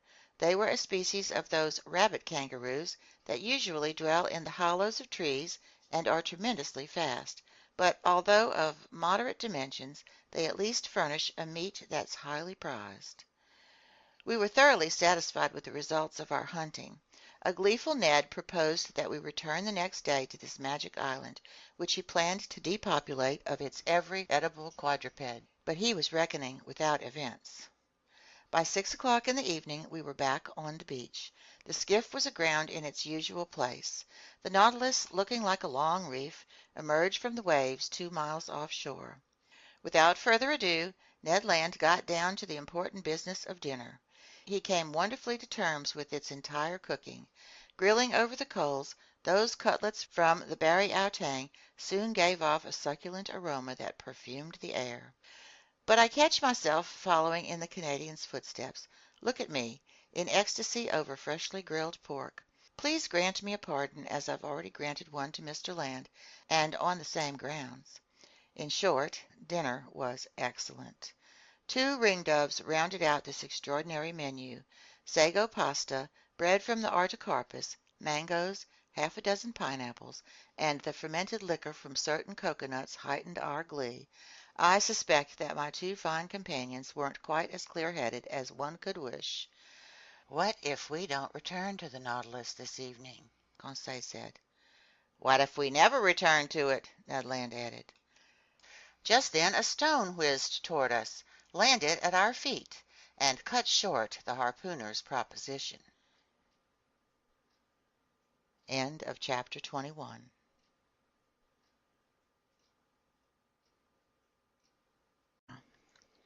Chapter 22. The Lightning Bolts of Captain Nemo. Without standing up, we stared in the direction of the forest, my hand stopping halfway to my mouth, Ned Land's completing its assignment. "Stones don't fall from the sky," Conseil said, "or else they deserve to be called meteorites." A second well-polished stone removed a tasty ring-dove leg from Conseil's hand, giving still greater relevance to his observation. We all 3 stood up, rifles to our shoulders, ready to answer any attack. "Apes, maybe?" Ned Land exclaimed. "Nearly," Conseil replied. "Savages." "Head for the skiff," I said, moving toward the sea. Indeed, it was essential to beat a retreat because some 20 natives, armed with bows and slings, appeared barely 100 paces off on the outskirts of a thicket that masked the horizon to our right. The skiff was aground 10 fathoms away from us. The savages approached without running, but they favored us with a show of the greatest hostility. It was raining stones and arrows. Ned Land was unwilling to leave his provisions behind, and despite the impending danger, he clutched his pig on one side, his kangaroos on the other, and scampered off with respectable speed. In 2 minutes we were on the strand, loading provisions and weapons into the skiff, pushing it to sea, and positioning its 2 oars were the work of an instant. We hadn't gone 2 cable lengths when 100 savages, howling and gesticulating, entered the water up to their waists. I looked to see if their appearance might draw some of the Nautilus's men onto the platform, but no, lying well out, that enormous machine still seemed completely deserted. 20 minutes later we boarded ship. The hatches were open. After mooring the skiff, we re-entered the Nautilus's interior. I went below to the lounge, from which some chords were wafting.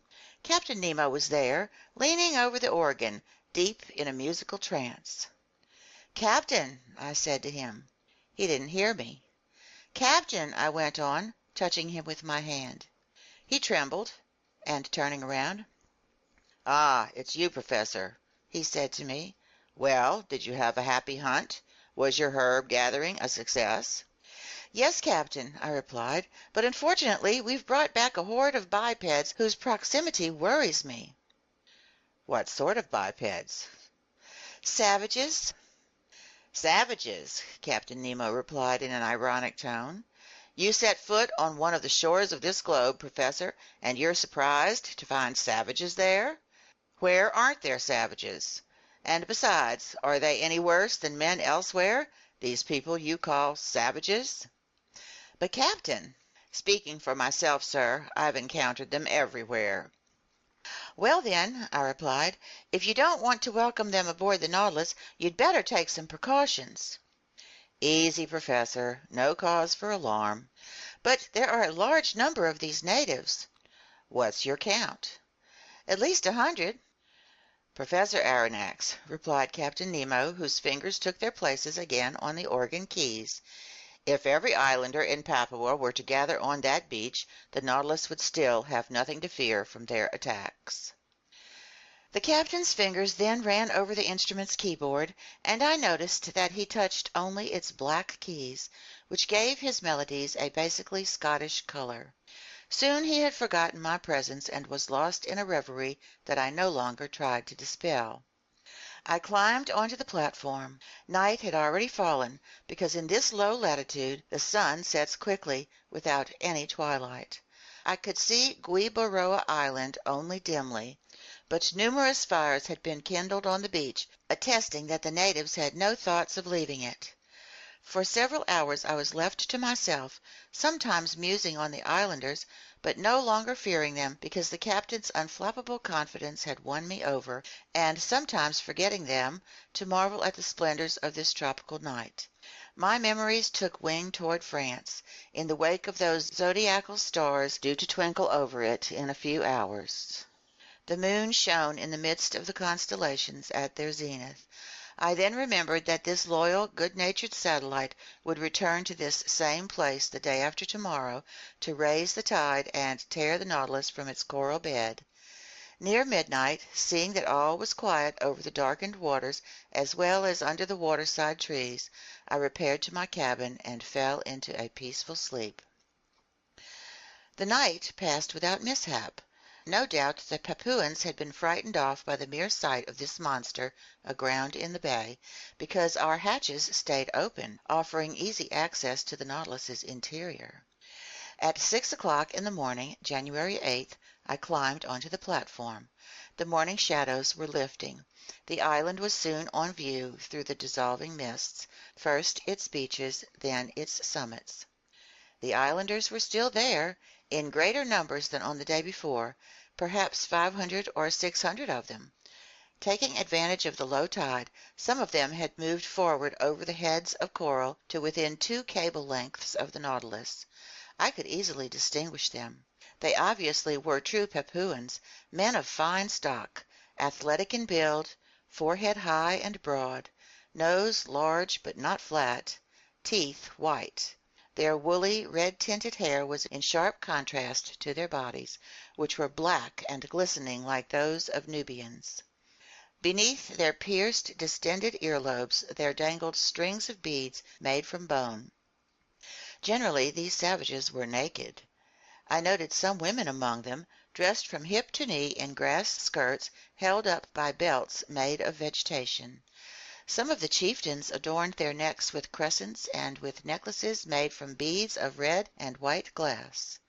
Armed with bows, arrows, and shields, nearly all of them carried from their shoulders a sort of net, which held those polished stones their slings hurl with such dexterity. One of these chieftains came fairly close to the Nautilus, examining it with care. He must have been a Mado of high rank, because he paraded in a mat of banana leaves that had ragged edges and was accented with bright colors. I could easily have picked off this islander, he stood at such close range, but I thought it best to wait for an actual show of hostility. Between Europeans and savages, it's acceptable for Europeans to shoot back, but not to attack first. During this whole time of low tide, the islanders lurked near the Nautilus, but they weren't boisterous. I often heard them repeat the word "Assai," and from their gestures I understood they were inviting me to go ashore, an invitation I felt obliged to decline. So the skiff didn't leave shipside that day, much to the displeasure of Mr. Land, who couldn't complete his provisions. The adroit Canadian spent his time preparing the meat and flour products he had brought from Guiboria Island. As for the savages, they went back to shore near 11 o'clock in the morning, when the heads of coral began to disappear under the waves of the rising tide. But I saw their numbers swell considerably on the beach. It was likely that they had come from neighboring islands or from the mainland of Papua proper. However, I didn't see one local dugout canoe. Having nothing better to do, I decided to dredge these beautiful clear waters, which exhibited a profusion of shells, zoophytes, and open sea plants. Besides, it was the last day the Nautilus would spend in these waterways, if, tomorrow, it still floated off to open sea as Captain Nemo had promised. So I summoned Conseil, who brought me a small, light dragnet, similar to those used in oyster fishing. "What about these savages?" Conseil asked me. "With all due respect to master, they don't strike me as very wicked." "They're cannibals, even so, my boy." "A person can be both a cannibal and a decent man," Conseil replied, "just as a person can be both gluttonous and honorable. The one doesn't exclude the other." "Fine, Conseil, and I agree that there are honorable cannibals who decently devour their prisoners. However, I'm opposed to being devoured, even in all decency, so I'll keep on my guard, especially since the Nautilus's commander seems to be taking no precautions. And now let's get to work." For 2 hours our fishing proceeded energetically, but without bringing up any rarities. Our dragnet was filled with Midas abalone, harp shells, obelisk snails, and especially the finest hammer shells I had seen to that day. We also gathered in a few sea cucumbers, some pearl oysters, and a dozen small turtles that we saved for the ship's pantry. But just when I least expected it, I laid my hands on a wonder, a natural deformity I'd have to call it, something very seldom encountered. Conseil had just made a cast of the dragnet, and his gear had come back up loaded with a variety of fairly ordinary seashells, when suddenly he saw me plunge my arms swiftly into the net, pull out a shelled animal, and give a conchological yell, in other words, the most piercing yell a human throat can produce. "Hey, what happened to master?" Conseil asked, very startled. "Did master get bitten?" "No, my boy, but I'd gladly have sacrificed a finger for such a find." "What find?" "This shell," I said, displaying the subject of my triumph. "But that's simply an olive shell of the tent olive species, genus Oliva, order Pectinobranchia, class Gastropoda, branch Mollusca." "Yes, yes, Conseil, but instead of coiling from right to left, this olive shell rolls from left to right." "It can't be!" Conseil exclaimed. "Yes, my boy, it's a left-handed shell." "A left-handed shell," Conseil repeated, his heart pounding. "Look at its spiral." "Oh, master can trust me on this," Conseil said, taking the valuable shell in trembling hands. "But never have I felt such excitement." And there was good reason to be excited. In fact, as naturalists have ventured to observe, dexterality is a well-known law of nature. In their rotational and orbital movements, stars and their satellites go from right to left. Man uses his right hand more often than his left, and consequently his various instruments and equipment, staircases, locks, watch springs, etc., are designed to be used in a right-to-left manner. Now then, nature has generally obeyed this law in coiling her shells. They are right-handed, with only rare exceptions, and when by chance a shell's spiral is left-handed, collectors will pay its weight in gold for it. So Conseil and I were deep in the contemplation of our treasure, and I was solemnly promising myself to enrich the Paris Museum with it, when an ill-timed stone, hurled by one of the islanders, whizzed over and shattered the valuable object in Conseil's hands. I gave a yell of despair. Conseil pounced on his rifle and aimed at the savage, swinging a sling just 10 meters away from him. I tried to stop him, but his shot went off and shattered a bracelet of amulets dangling from the islander's arm. "Conseil!" I shouted. "Conseil!" "Eh, what?" Didn't Master see that this man-eater initiated the attack? A shell isn't worth a human life, I told him. Oh, the rascal! Conseil exclaimed. I'd rather he cracked my shoulder. Conseil was in dead earnest, but I didn't subscribe to his views. However, the situation had changed in only a short time, and we hadn't noticed. Now some 20 dugout canoes were surrounding the Nautilus. Hollowed from tree trunks, these dugouts were long, narrow, and well designed for speed, keeping their balance by means of 2 bamboo poles that floated on the surface of the water. They were maneuvered by skillful, half-naked paddlers, and I viewed their advance with definite alarm. It was obvious these Papuans had already entered into relations with Europeans and knew their ships. But this long iron cylinder lying in the bay, with no masts or funnels, what were they to make of it?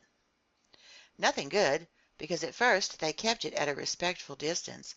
However, seeing that it stayed motionless, they regained confidence little by little and tried to become more familiar with it. Now then, it was precisely this familiarity that we needed to prevent. Since our weapons made no sound when they went off, they would have only a moderate effect on these islanders, who reputedly respect nothing but noisy mechanisms. Without thunderclaps, lightning bolts would be much less frightening, although the danger lies in the flash, not the noise. Just then the dugout canoes drew nearer to the Nautilus, and a cloud of arrows burst over us. "Fire and brimstone! It's hailing," Conseil said, "and poisoned hail, perhaps." "We've got to alert Captain Nemo," I said, re-entering the hatch. I went below to the lounge. I found no one there. I ventured a knock at the door opening into the captain's stateroom. The word "Enter" answered me. I did so, and found Captain Nemo busy with calculations in which there was no shortage of x and other algebraic signs. "Am I disturbing you?" I said out of politeness. "Correct, Professor Aronnax," the captain answered me, "but I imagine you have pressing reasons for looking me up." "Very pressing. Native dugout canoes are surrounding us, and in a few minutes we're sure to be assaulted by several hundred savages."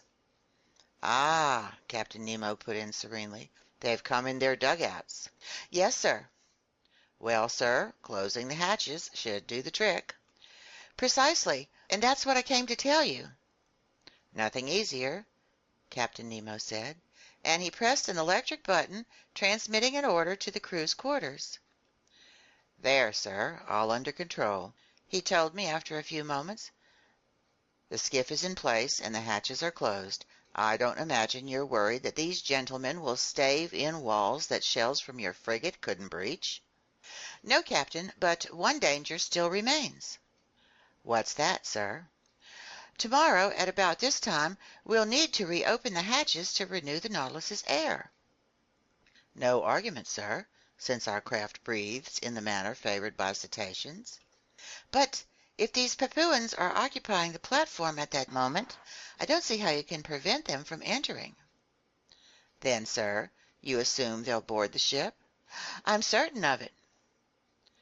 "Well, sir, let them come aboard. I see no reason to prevent them. Deep down they're just poor devils, these Papuans, and I don't want my visit to Gueboroa Island to cost the life of a single one of these unfortunate people." On this note I was about to withdraw, but Captain Nemo detained me and invited me to take a seat next to him. He questioned me with interest on our excursions ashore and on our hunting, but seemed not to understand the Canadian's passionate craving for red meat. Then our conversation skimmed various subjects, and without being more forthcoming, Captain Nemo proved more affable. Among other things, we came to talk of the Nautilus's circumstances, aground in the same strait where Captain Dumont d'Urville had nearly miscarried. Then, pertinent to this, "He was one of your great seamen," the captain told me, "one of your shrewdest navigators, that d'Urville. He was the Frenchman's Captain Cook, a man wise but unlucky, braving the ice banks of the South Pole, the coral of Oceania, the cannibals of the Pacific, only to perish wretchedly in a train wreck. If that energetic man was able to think about his life in its last seconds, imagine what his final thoughts must have been." As he spoke, Captain Nemo seemed deeply moved. An emotion, I felt, was to his credit. Then, chart in hand, we returned to the deeds of the French navigator, his voyages to circumnavigate the globe, his double attempt at the South Pole, which led to his discovery of the Adélie coast and the Louis Philippe Peninsula, finally his hydrographic surveys of the chief islands in Oceania. "What your d'Urville did on the surface of the sea," Captain Nemo told me, "I've done in the ocean's interior, but more easily, more completely than he.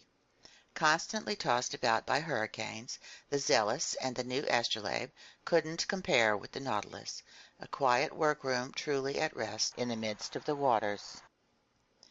"Even so, Captain," I said, "there is one major similarity between Dumont d'Urville's sloops of war and the Nautilus." "What's that, sir?" "Like them, the Nautilus has run aground." "The Nautilus is not aground, sir," Captain Nemo replied icily. "The Nautilus was built to rest on the ocean floor, and I don't need to undertake the arduous labors, the maneuvers d'Urville had to attempt in order to float off his sloops of war. The Zealous and the new Astrolabe well nigh perished, but my Nautilus is in no danger. Tomorrow, on the day stated and at the hour stated, the tide will peacefully lift it off, and it will resume its navigating through the seas." "Captain," I said, "I don't doubt—" "Tomorrow," Captain Nemo added, standing up, "tomorrow at 2:40 in the afternoon, the Nautilus will float off and exit the Torres Strait undamaged." Pronouncing these words in an extremely sharp tone, Captain Nemo gave me a curt bow. This was my dismissal, and I re-entered my stateroom. There I found Conseil, who wanted to know the upshot of my interview with the captain. "My boy," I replied, "when I expressed the belief that these Papuan natives were a threat to his Nautilus, the captain answered me with great irony. So I've just one thing to say to you. Have faith in him and sleep in peace." "Master has no need for my services?" "No, my friend. What's Ned Land up to?" "Begging master's indulgence," Conseil replied, "but our friend Ned is concocting a kangaroo pie that will be the eighth wonder." I was left to myself. I went to bed, but slept pretty poorly. I kept hearing noises from the savages, who were stamping on the platform and letting out deafening yells. The night passed in this way, without the crew ever emerging from their usual inertia. They were no more disturbed by the presence of these man-eaters than soldiers in an armored fortress are troubled by ants running over the armor plate. I got up at 6 o'clock in the morning. The hatches weren't open, so the air inside hadn't been renewed, but the air tanks were kept full for any eventuality and would function appropriately to shoot a few cubic meters of oxygen into the Nautilus's thin atmosphere. I worked in my stateroom until noon without seeing Captain Nemo even for an instant. Nobody on board seemed to be making any preparations for departure. I still waited for a while, then I made my way to the main lounge. Its timepiece marked 2:30. In 10 minutes the tide would reach its maximum elevation, and if Captain Nemo hadn't made a rash promise, the Nautilus would immediately break free. If not, many months might pass before we could leave its coral bed. But some preliminary vibrations could soon be felt over the boat's hull. I heard its plating grind against the limestone roughness of that coral base. At 2:35, Captain Nemo appeared in the lounge. "We're about to depart," he said. "Ah," I put in. "I've given orders to open the hatches." "What about the Papuans?" "What about them?" Captain Nemo replied with a slight shrug of his shoulders. "Won't they come inside the Nautilus?" "How will they manage that?" "By jumping down the hatches you're about to open?" "Professor Aronnax," Captain Nemo replied serenely, "the Nautilus's hatches aren't to be entered in that fashion, even when they're open." I gaped at the captain. "You don't understand," he said to me. "Not in the least." "Well, come along and you'll see." I headed to the central companionway. There, very puzzled, Ned Land and Conseil watched the crewmen opening the hatches, while a frightful clamor and furious shouts resounded outside. The hatch lids fell back onto the outer plating. 20 horrible faces appeared. But when the first islander laid hands on the companionway railing, he was flung backward by some invisible power, Lord knows what. He ran off, howling in terror and wildly prancing around. 10 of his companions followed him. All 10 met the same fate. Conseil was in ecstasy. Carried away by his violent instincts, Ned Land leaped up the companionway. But as soon as his hands seized the railing, he was thrown backward in his turn.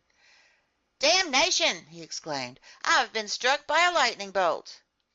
These words explained everything to me. It wasn't just a railing that led to the platform. It was a metal cable fully charged with the ship's electricity. Anyone who touched it got the fearsome shock, and such a shock would have been fatal if Captain Nemo had thrown the full current from his equipment into this conducting cable. It could honestly be said that he had stretched between himself and his assailants a network of electricity no one could clear with impunity. Meanwhile, crazed with terror, the unhinged Papuans beat a retreat. As for us, half laughing, we massaged and comforted poor Ned Land, who was swearing like one possessed. But just then, lifted off by the tide's final undulations, the Nautilus left its coral bed at exactly that 40th minute pinpointed by the captain. Its propeller churned the waves with lazy majesty. Gathering speed little by little, the ship navigated on the surface of the ocean, and, safe and sound, it left behind the dangerous narrows of the Torres Strait. End of chapter 22.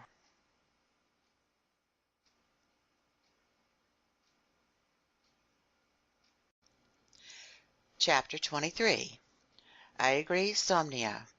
Editor's note, Latin for troubled dreams. The following day, January 10th, the Nautilus resumed its travels in mid-water, but at a remarkable speed that I estimated to be at least 35 miles per hour. The propeller was going so fast I could neither follow nor count its revolutions. I thought about how this marvelous electric force not only gave motion, heat, and light to the Nautilus, but even protected it against outside attack, transforming it into a sacred ark no profane hand could touch without being blasted. My wonderment was boundless, and it went from the submersible itself to the engineer who had created it. We were traveling due west, and on January 11 we doubled Cape Wessel, located in longitude 135 degrees and latitude 10 degrees north, the western tip of the Gulf of Carpentaria. Reefs were still numerous, but more widely scattered, and were fixed on the chart with the greatest accuracy. The Nautilus easily avoided the money breakers to the port and the Victoria reefs to starboard, positioned at longitude 130 degrees on the 10th parallel, which we went along rigorously.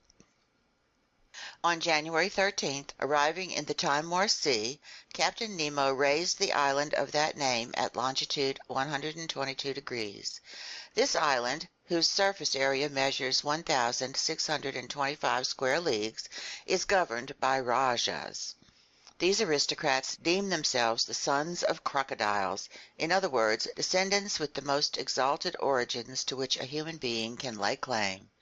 Accordingly, their scaly ancestors infest the island's rivers and are the subjects of special veneration. They are sheltered, nurtured, flattered, pampered, and offered a ritual diet of nubile maidens. And woe to the foreigner who lifts a finger against these sacred saurians! But the Nautilus wanted nothing to do with these nasty animals. Timor Island was visible for barely an instant at noon while the chief officer determined his position. I also caught only a glimpse of little Roti Island, part of this same group, whose women have a well-established reputation for beauty in the Malaysian marketplace. After our position fix, the Nautilus's latitude bearings were modulated to the southwest. Our prow pointed to the Indian Ocean. Where would Captain Nemo's fancies take us? Would he head up to the shores of Asia? Would he pull nearer to the beaches of Europe? Unlikely choices for a man who avoided populated areas. So would he go down south? Would he double the Cape of Good Hope, then Cape Horn, and push on to the Antarctic Pole? Finally, would he return to the seas of the Pacific, where his Nautilus could navigate freely and easily? Time would tell. After cruising along the Cartier, Hibernia, Seringapatam, and Scott reefs, the solid element's last exertions against the liquid element, we were beyond all sight of shore by January 14th. The Nautilus slowed down in an odd manner, and very unpredictable in its ways. It sometimes swam in the midst of the waters, sometimes drifted on their surface. During this phase of our voyage, Captain Nemo conducted interesting experiments on the different temperatures in various strata of the sea. Under ordinary conditions, such readings are obtained using some pretty complicated instruments whose findings are dubious to say the least, whether they're thermometric sounding lines whose glass often shatters under the water's pressure, or those devices based on the varying resistance of metals to electric currents. The results so obtained can't be adequately double-checked. By contrast, Captain Nemo would seek the sea's temperature by going himself into its depths, and when he placed his thermometer in contact with the various layers of liquid, he found the sought-for degree immediately and with certainty.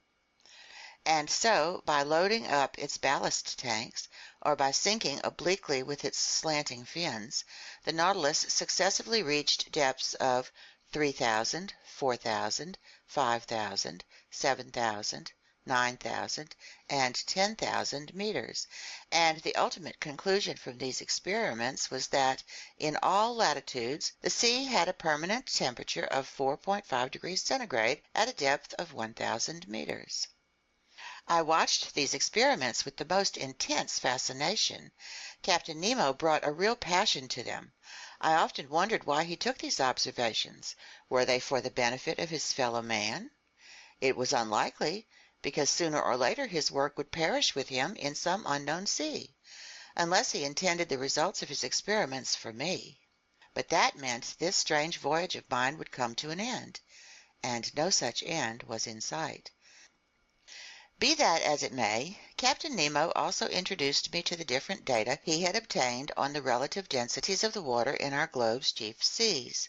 From this news I derived some personal enlightenment, having nothing to do with science. It happened the morning of January 15th. The captain, with whom I was strolling on the platform, asked me if I knew how salt water differs in density from sea to sea. I said no, adding that there was a lack of rigorous scientific observations on this subject. "I've taken such observations," he told me, "and I can vouch for their reliability." "Fine," I replied, "but the Nautilus lives in a separate world, and the secrets of its scientists don't make their way ashore." "You're right, Professor," he told me after a few moments of silence. "This is a separate world. It's as alien to the Earth as the planets accompanying our globe around the sun, and we'll never become familiar with the work of scientists on Saturn or Jupiter. But since fate has linked our two lives, I can reveal the results of my observations to you." "I'm all attention, Captain." "You're aware, Professor, that salt water is denser than fresh water, but this density isn't uniform. In essence, if I represent the density of fresh water by 1,000, then I find 1.028 for the waters of the Atlantic, 1.026 for the waters of the Pacific, 1.030 for the waters of the Mediterranean. Aha, I thought, so he ventures into the Mediterranean. 1.018 for the waters of the Ionian Sea, and 1.029 for the waters of the Adriatic. Assuredly, the Nautilus didn't avoid the heavily traveled seas of Europe, and from this insight I concluded that the ship would take us back, perhaps very soon, to more civilized shores. I expected Ned Land to greet this news with unfeigned satisfaction. For several days our work hours were spent in all sorts of experiments on the degree of salinity in waters of different depths, or on their electric properties, coloration, and transparency, and in every instance Captain Nemo displayed an ingenuity equaled only by his graciousness toward me. Then I saw no more of him for some days, and again lived on board in seclusion. On January 16th, the Nautilus seemed to have fallen asleep just a few meters beneath the surface of the water. Its electric equipment had been turned off, and the motionless propeller let it ride with the waves. I assumed that the crew were busy with interior repairs, required by the engine's strenuous mechanical action. My companions and I then witnessed an unusual sight. The panels in the lounge were open, and since the Nautilus's beacon was off, a hazy darkness reigned in the midst of the waters. Covered with heavy clouds, the stormy sky gave only the faintest light to the ocean's upper strata. I was observing the state of the sea under these conditions, and even the largest fish were nothing more than ill-defined shadows, when the Nautilus was suddenly transferred into broad daylight. At first I thought the beacon had gone back on and was casting its electric light into the liquid mass. I was mistaken, and after a hasty examination I discovered my error. The Nautilus had drifted into the midst of some phosphorescent strata, which, in this darkness, came off as positively dazzling. This effect was caused by myriads of tiny, luminous animals whose brightness increased when they glided over the metal hull of our submersible. In the midst of these luminous sheets of water I then glimpsed flashes of light, like those seen inside a blazing furnace from streams of molten lead or from masses of metal brought to a white heat, flashes so intense that certain areas of the light became shadows by comparison, in a fiery setting from which every shadow would seemingly have been banished. No, this was no longer the calm emission of our usual lighting. This light throbbed with unprecedented vigor and activity. You sensed that it was alive. In essence, it was a cluster of countless open-sea infusoria, of noctiluca, an eighth of an inch wide, actual globules of transparent jelly equipped with a thread-like tentacle, up to 25,000 of which have been counted in 30 cubic centimeters of water. And the power of their light was increased by those glimmers unique to medusas, starfish, common jellyfish, angel-wing clams, and other phosphorescent zoophytes, which were saturated with grease from organic matter decomposed by the sea, and perhaps with mucus secreted by fish. For several hours the Nautilus drifted in this brilliant tide, and our wonderment grew when we saw huge marine animals cavorting in it, like the fire-dwelling salamanders of myth. In the midst of these flames that didn't burn, I could see swift, elegant porpoises, the tireless pranksters of the seas, and sailfish 3 meters long, those shrewd heralds of hurricanes, whose fearsome broadswords sometimes banged against the lounge window. Then smaller fish appeared, miscellaneous triggerfish, leatherjacks, unicorn fish, and 100 others that left stripes on this luminous atmosphere in their course. Some magic lay behind this dazzling sight. Perhaps some atmospheric condition had intensified this phenomenon. Perhaps a storm had been unleashed on the surface of the waves. But only a few meters down, the Nautilus felt no tempest's fury, and the ship rocked peacefully in the midst of the calm waters. And so it went, some new wonder constantly delighting us. Conseil observed and classified his zoophytes, articulates, mollusks, and fish. The days passed quickly, and I no longer kept track of them. Ned, as usual, kept looking for changes of pace from our standard fare. Like actual snails, we were at home in our shell, and I can vouch that it's easy to turn into a full-fledged snail. So this way of living began to seem simple and natural to us, and we no longer envisioned a different lifestyle on the surface of the planet Earth, when something happened to remind us of our strange circumstances. On January 18th the Nautilus lay in longitude 105 degrees and latitude 15 degrees south. The weather was threatening, the sea rough and billowy. The wind was blowing a strong gust from the east. The barometer, which had been falling for some days, forecast an approaching struggle of the elements. I had climbed onto the platform just as the chief officer was taking his reading of hour angles. Out of habit, I waited for him to pronounce his daily phrase. But that day it was replaced by a different phrase, just as incomprehensible. Almost at once I saw Captain Nemo appear, lift his spyglass, and inspect the horizon. For some minutes the captain stood motionless, rooted to the spot contained within the field of his lens. Then he lowered his spyglass and exchanged about 10 words with his chief officer. The latter seemed to be in the grip of an excitement he tried in vain to control. More in command of himself, Captain Nemo remained cool. Furthermore, he seemed to be raising certain objections that his chief officer kept answering with flat assurances. At least, that's what I gathered from their differences in tone and gesture. As for me, I stared industriously in the direction under observation, but without spotting a thing. Sky and water merged into a perfectly clear horizon line. Meanwhile, Captain Nemo strolled from one end of the platform to the other, not glancing at me, perhaps not even seeing me. His step was firm, but less regular than usual. Sometimes he would stop, cross his arms over his chest, and observe the sea. What could he be looking for over that immense expanse? By then, the Nautilus lay hundreds of miles from the nearest coast. The chief officer kept lifting his spyglass and stubbornly examining the horizon, walking up and down, stamping his foot, in his nervous agitation a sharp contrast to his superior. But this mystery would inevitably be cleared up, and soon, because Captain Nemo gave orders to increase speed. At once the engine stepped up its drive power, setting the propeller in swifter rotation. Just then the chief officer drew the captain's attention anew. The latter interrupted his strolling and aimed his spyglass at the point indicated. He observed it a good while. As for me, deeply puzzled, I went below to the lounge and brought back an excellent long-range telescope I habitually used. Leaning my elbows on the beacon housing, which jutted from the stern of the platform, I got set to scour the whole stretch of sky and sea. But no sooner had I peered into the eyepiece than the instrument was snatched from my hands.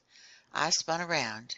Captain Nemo was standing before me, but I almost didn't recognize him. His facial features were transfigured. Gleaming with dark fire, his eyes had shrunk beneath his frowning brow. His teeth were half bared. His rigid body, clenched fists, and head drawn down between his shoulders, all attested to a fierce hate breathing from every pore. He didn't move. My spyglass fell from his hand and rolled at his feet. Had I accidentally caused these symptoms of anger? Did this incomprehensible individual think I had detected some secret forbidden to guests on the Nautilus? No, I wasn't the subject of his hate, because he wasn't even looking at me. His eyes stayed stubbornly focused on that inscrutable point of the horizon. Finally, Captain Nemo regained his self-control. His facial appearance, so profoundly changed, now resumed its usual calm. He addressed a few words to his chief officer in their strange language, then he turned to me. "Professor Aronnax," he told me in a tone of some urgency, "I ask that you now honor one of the binding agreements between us." "Which one, Captain?" "You and your companions must be placed in confinement until I see fit to set you free." "You're in command," I answered, gaping at him. "But may I address a question to you?" "You may not, sir." After that I stopped objecting and started obeying, since resistance was useless. I went below to the cabin occupied by Ned Land and Conseil, and I informed them of the captain's decision. I'll let the reader decide how this news was received by the Canadian. In any case, there was no time for explanations. 4 crewmen were waiting at the door, and they led us to the cell where we had spent our first night aboard the Nautilus. Ned Land tried to lodge a complaint, but the only answer he got was a door shut in his face. "Will master tell me what this means?" Conseil asked me.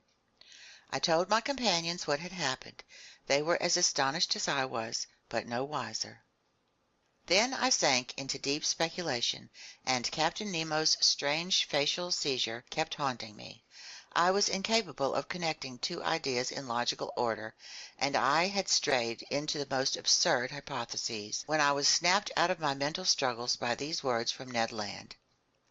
"Well, look here. Lunch is served." Indeed, a table had been laid. Apparently Captain Nemo had given this order at the same time he commanded the Nautilus to pick up speed. "Will master allow me to make him a recommendation?" Conseil asked me. "Yes, my boy," I replied. "Well, master needs to eat his lunch. It's prudent, because we have no idea what the future holds." "You're right, Conseil." "Unfortunately," Ned Land said, "they've only given us the standard menu." "Ned, my friend," Conseil answered, "what would you say if they'd given us no lunch at all?" This dose of sanity cut the harpooner's complaints clean off. We sat down at the table. Our meal proceeded pretty much in silence. I ate very little. Conseil, everlastingly prudent, force-fed himself, and, despite the menu, Ned Land didn't waste a bite. Then, lunch over, each of us propped himself in a corner. Just then the luminous globe lighting our cell went out, leaving us in profound darkness. Ned Land soon dozed off, and to my astonishment, Conseil also fell into a heavy slumber. I was wondering what could have caused this urgent need for sleep, when I felt a dense torpor saturate my brain. I tried to keep my eyes open, but they closed in spite of me. I was in the grip of anguished hallucinations. Obviously, some sleep-inducing substance had been laced into the food we had just eaten. So imprisonment wasn't enough to conceal Captain Nemo's plans for us. Sleep was needed as well. Then I heard the hatches close. The sea's undulations, which had been creating a gentle rocking motion, now ceased. Had the Nautilus left the surface of the ocean? Was it re-entering the motionless strata deep in the sea? I tried to fight off this drowsiness. It was impossible. My breathing grew weaker. I felt a mortal chill freeze my dull, nearly paralyzed limbs. Like little domes of lead, my lids fell over my eyes. I couldn't raise them. A morbid sleep, full of hallucinations, seized my whole being. Then the visions disappeared and left me in utter oblivion. End of chapter 23.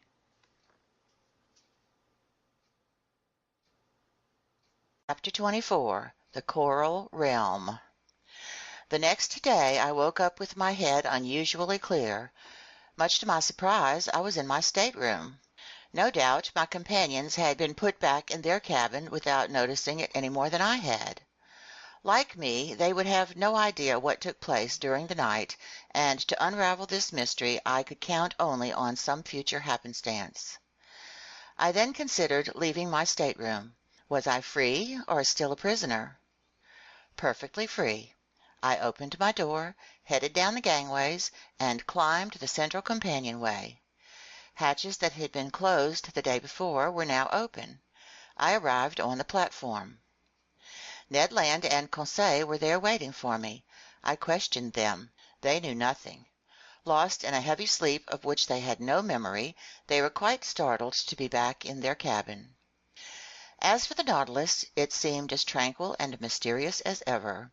It was cruising on the surface of the waves at a moderate speed. Nothing seemed to have changed on board. Ned Land observed the sea with his penetrating eyes. It was deserted. The Canadians sighted nothing new on the horizon, neither sail nor shore. A breeze was blowing noisily from the west, and, disheveled by the wind, long billows made the submersible roll very noticeably. After renewing its air, the Nautilus stayed at an average depth of 15 meters, enabling it to return quickly to the surface of the waves. And, contrary to custom, it executed such a maneuver several times during that day of January 19.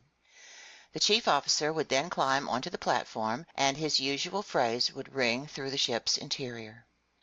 As for Captain Nemo, he didn't appear.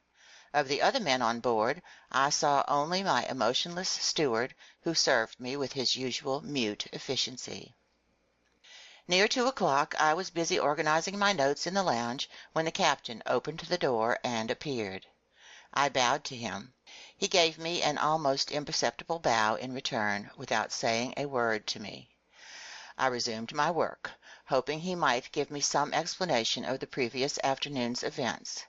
He did nothing of the sort. I stared at him. His face looked exhausted. His reddened eyes hadn't been refreshed by sleep.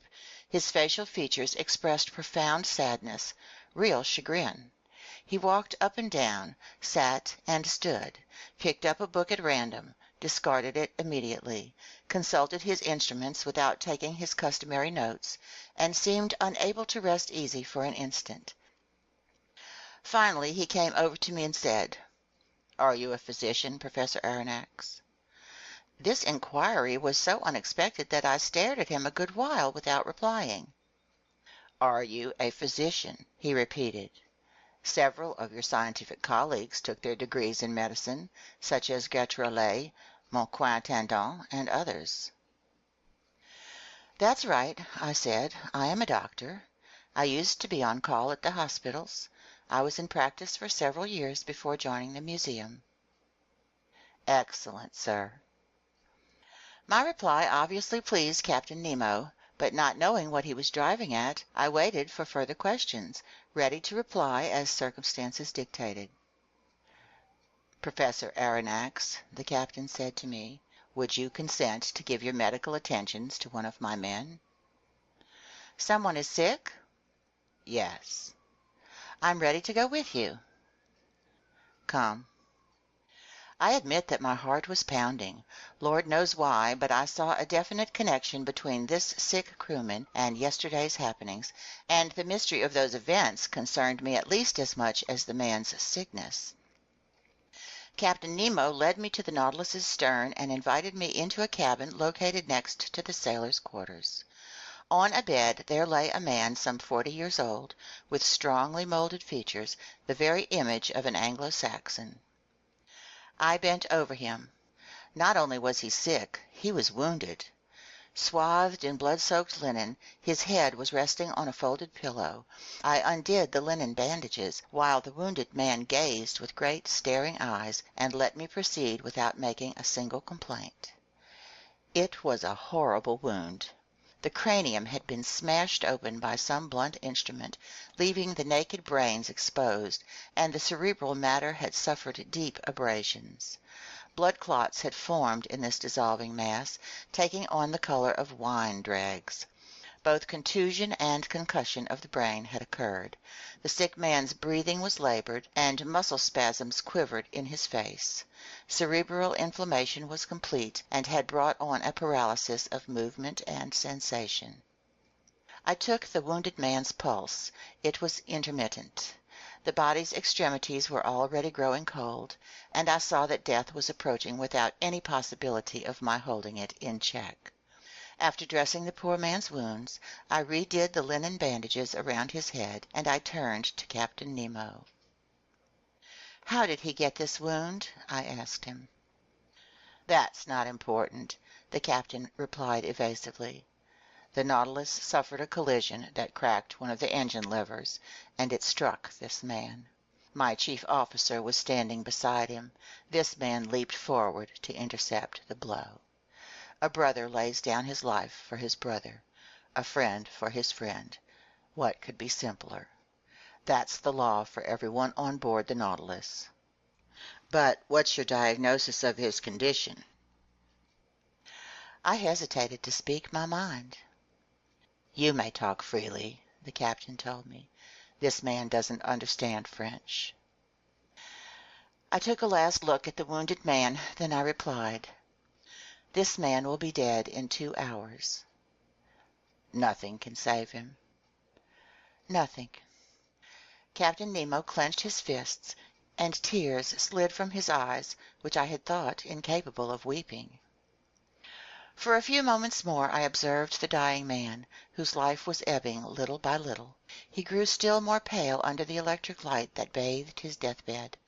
I looked at his intelligent head, furrowed with premature wrinkles that misfortune, perhaps misery, had etched long before. I was hoping to detect the secret of his life in the last words that might escape from his lips. "You may go, Professor Aronnax," Captain Nemo told me. I left the captain in the dying man's cabin, and I repaired to my stateroom, very moved by this scene. All day long I was aquiver with gruesome forebodings. That night I slept poorly, and between my fitful dreams I thought I heard a distant moaning like a funeral dirge. Was it a prayer for the dead, murmured in that language I couldn't understand? The next morning I climbed on deck. Captain Nemo was already there. As soon as he saw me, he came over. "Professor," he said to me, "would it be convenient for you to make an underwater excursion today?" "With my companions?" I asked. "If they're agreeable." "We're yours to command, Captain." "Then kindly put on your diving suits." As for the dead or dying man, he hadn't come into the picture. I rejoined Ned Land and Conseil. I informed them of the captain's proposition. Conseil was eager to accept, and this time the Canadian proved perfectly amenable to going with us. It was 8 o'clock in the morning. By 8:30 we were suited up for this new stroll and equipped with our two devices for lighting and breathing. The double door opened, and accompanied by Captain Nemo with a dozen crewmen following, we set foot on the firm seafloor where the Nautilus was resting, 10 meters down. A gentle slope gravitated to an uneven bottom whose depth was about 15 fathoms. This bottom was completely different from the one I had visited during my first excursions under the waters of the Pacific Ocean.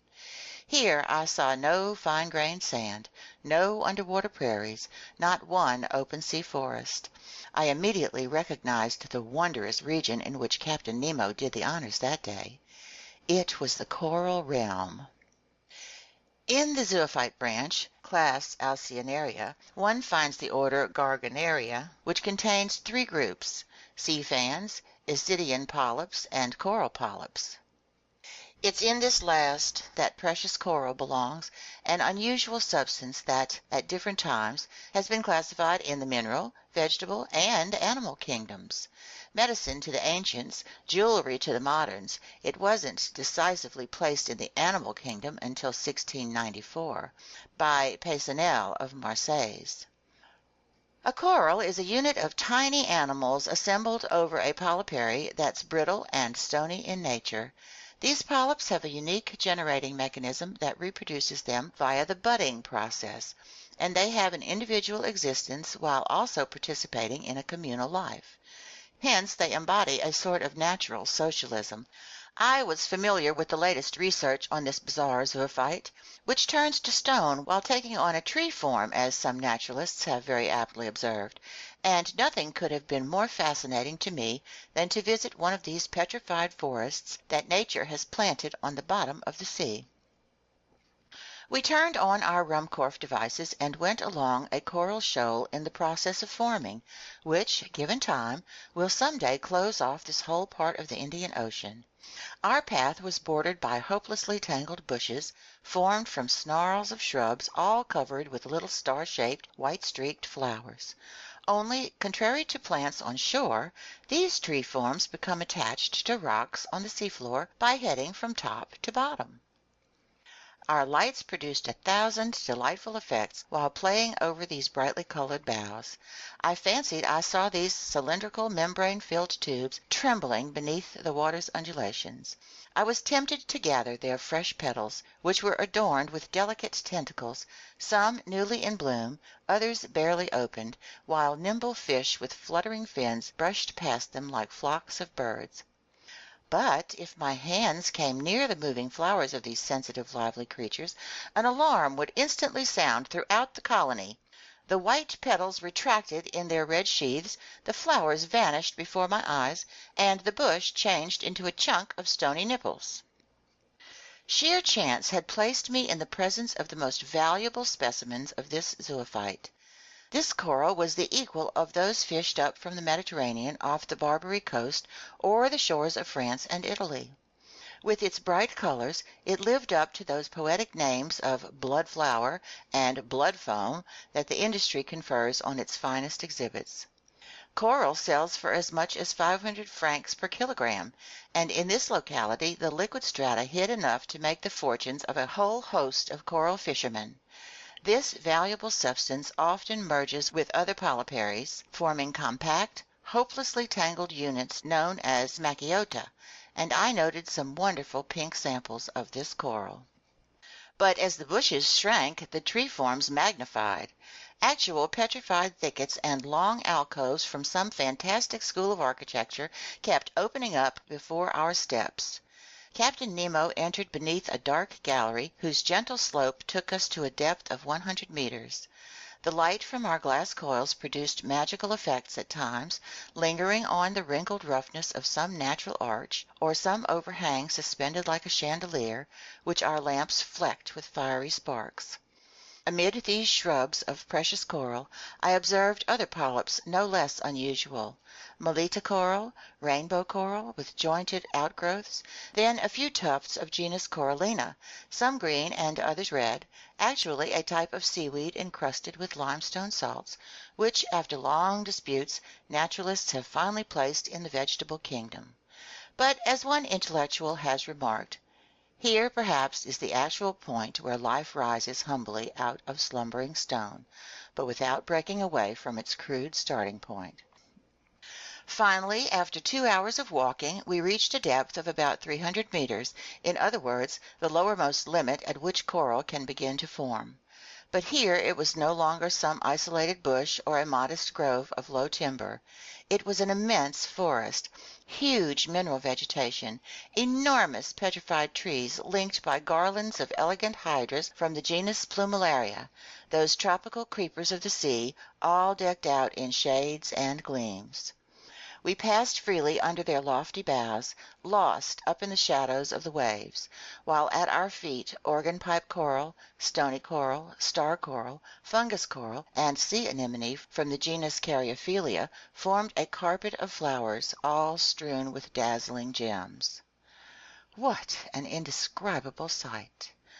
Oh, if only we could share our feelings! Why were we imprisoned behind these masks of metal and glass? Why were we forbidden to talk with each other?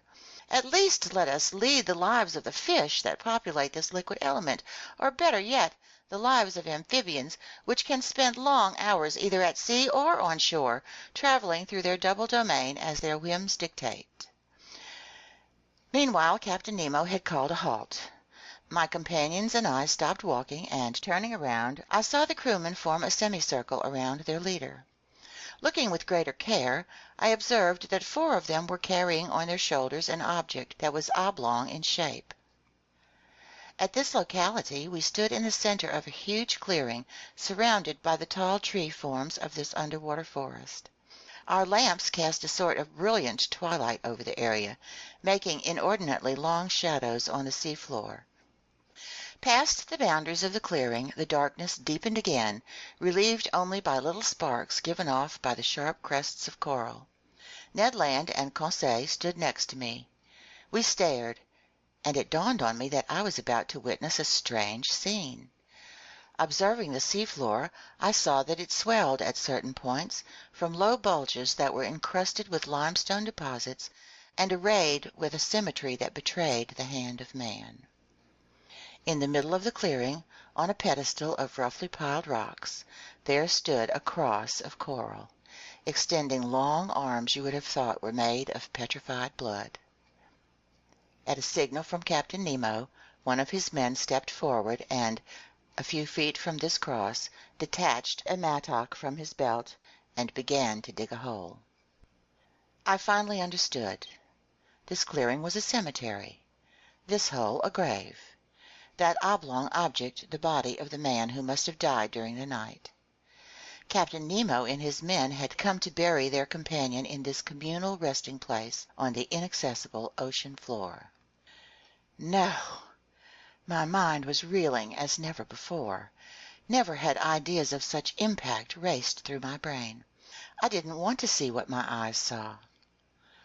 Meanwhile, the grave digging went slowly. Fish fled here and there as their retreat was disturbed. I heard the pick ringing on the limestone soil, its iron tip sometimes giving off sparks when it hit a stray piece of flint on the sea bottom. The hole grew longer, wider, and soon was deep enough to receive the body. Then the pallbearers approached. Wrapped in white fabric made from filaments of the fan mussel, the body was lowered into its watery grave.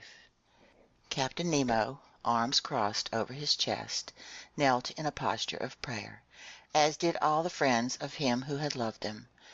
My two companions and I bowed reverently. The grave was then covered over with the rubble dug from the seafloor, and it formed a low mound. When this was done, Captain Nemo and his men stood up.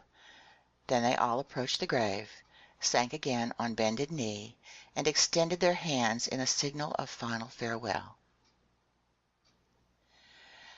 Then the funeral party went back up the path to the Nautilus, returning beneath the arches of the forest, through the thickets, along the coral bushes, going steadily higher. Finally the ship's rays appeared. Their luminous trail guided us to the Nautilus. By 1 o'clock we had returned. After changing clothes, I climbed onto the platform, and in the grip of dreadfully obsessive thoughts, I sat next to the beacon. Captain Nemo joined me. I stood up and said to him, "So, as I predicted, that man died during the night?" "Yes, Professor Aronnax," Captain Nemo replied. "And now he rests beside his companions in that coral cemetery?" "Yes, forgotten by the world, but not by us.